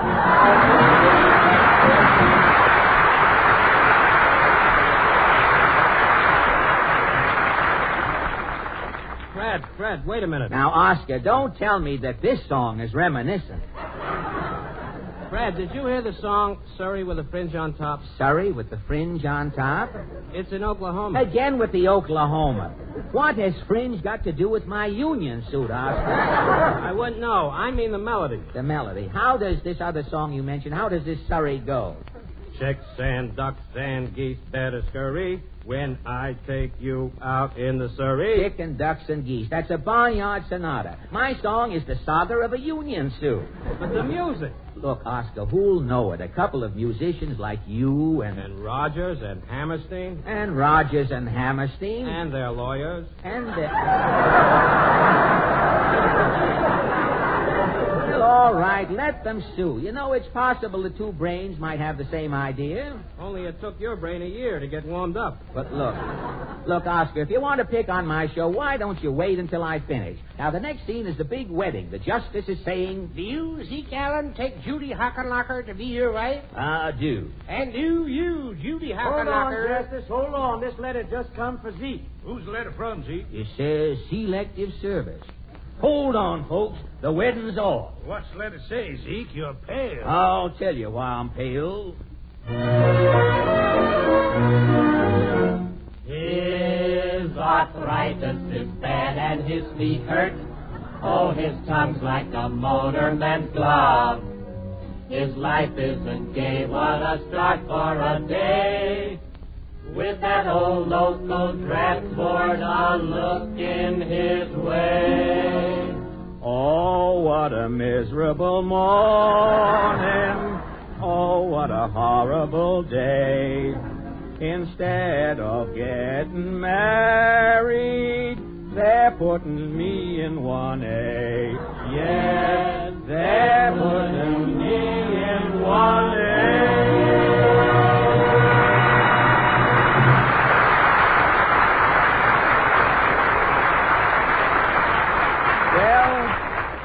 Oscar, don't tell me you heard anything like that in Oklahoma. Fred, this is the worst case of thievery since Hitler took Czechoslovakia. Now, look, Oscar, you're a songwriter. Confidentially, don't all songwriters, on the side, don't they steal a little from Chopin, Beethoven, and Tchaikovsky? But those guys are all dead. Oscar Hammerstein and Dick Rogers, who wrote the Oklahoma score, are still living. Well, at least I'm no ghoul, Oscar. I think I'll call Oscar Hammerstein now. Now, wait a minute. Wait, live and let live, will you, Oscar? But how can you bring your show to Broadway? Well, I'll do what they do in all of those moving pictures. Just before my show finishes, I'll come out on the stage and say, ladies and gentlemen, any resemblance between this music in North Dakota and the music in Oklahoma is purely co-instrumental. And then we go into the big finale. Dakota, where the radio's going on all day. And the natives prance to the national bond dance. And when they make hay, it's really hay, hey! So we say, Narzy, Dopes, and Nancy Dog. We're only saying you're doing fine, North Dakota, North Dakota. N-D-N-O-R-T-A, North Dakota.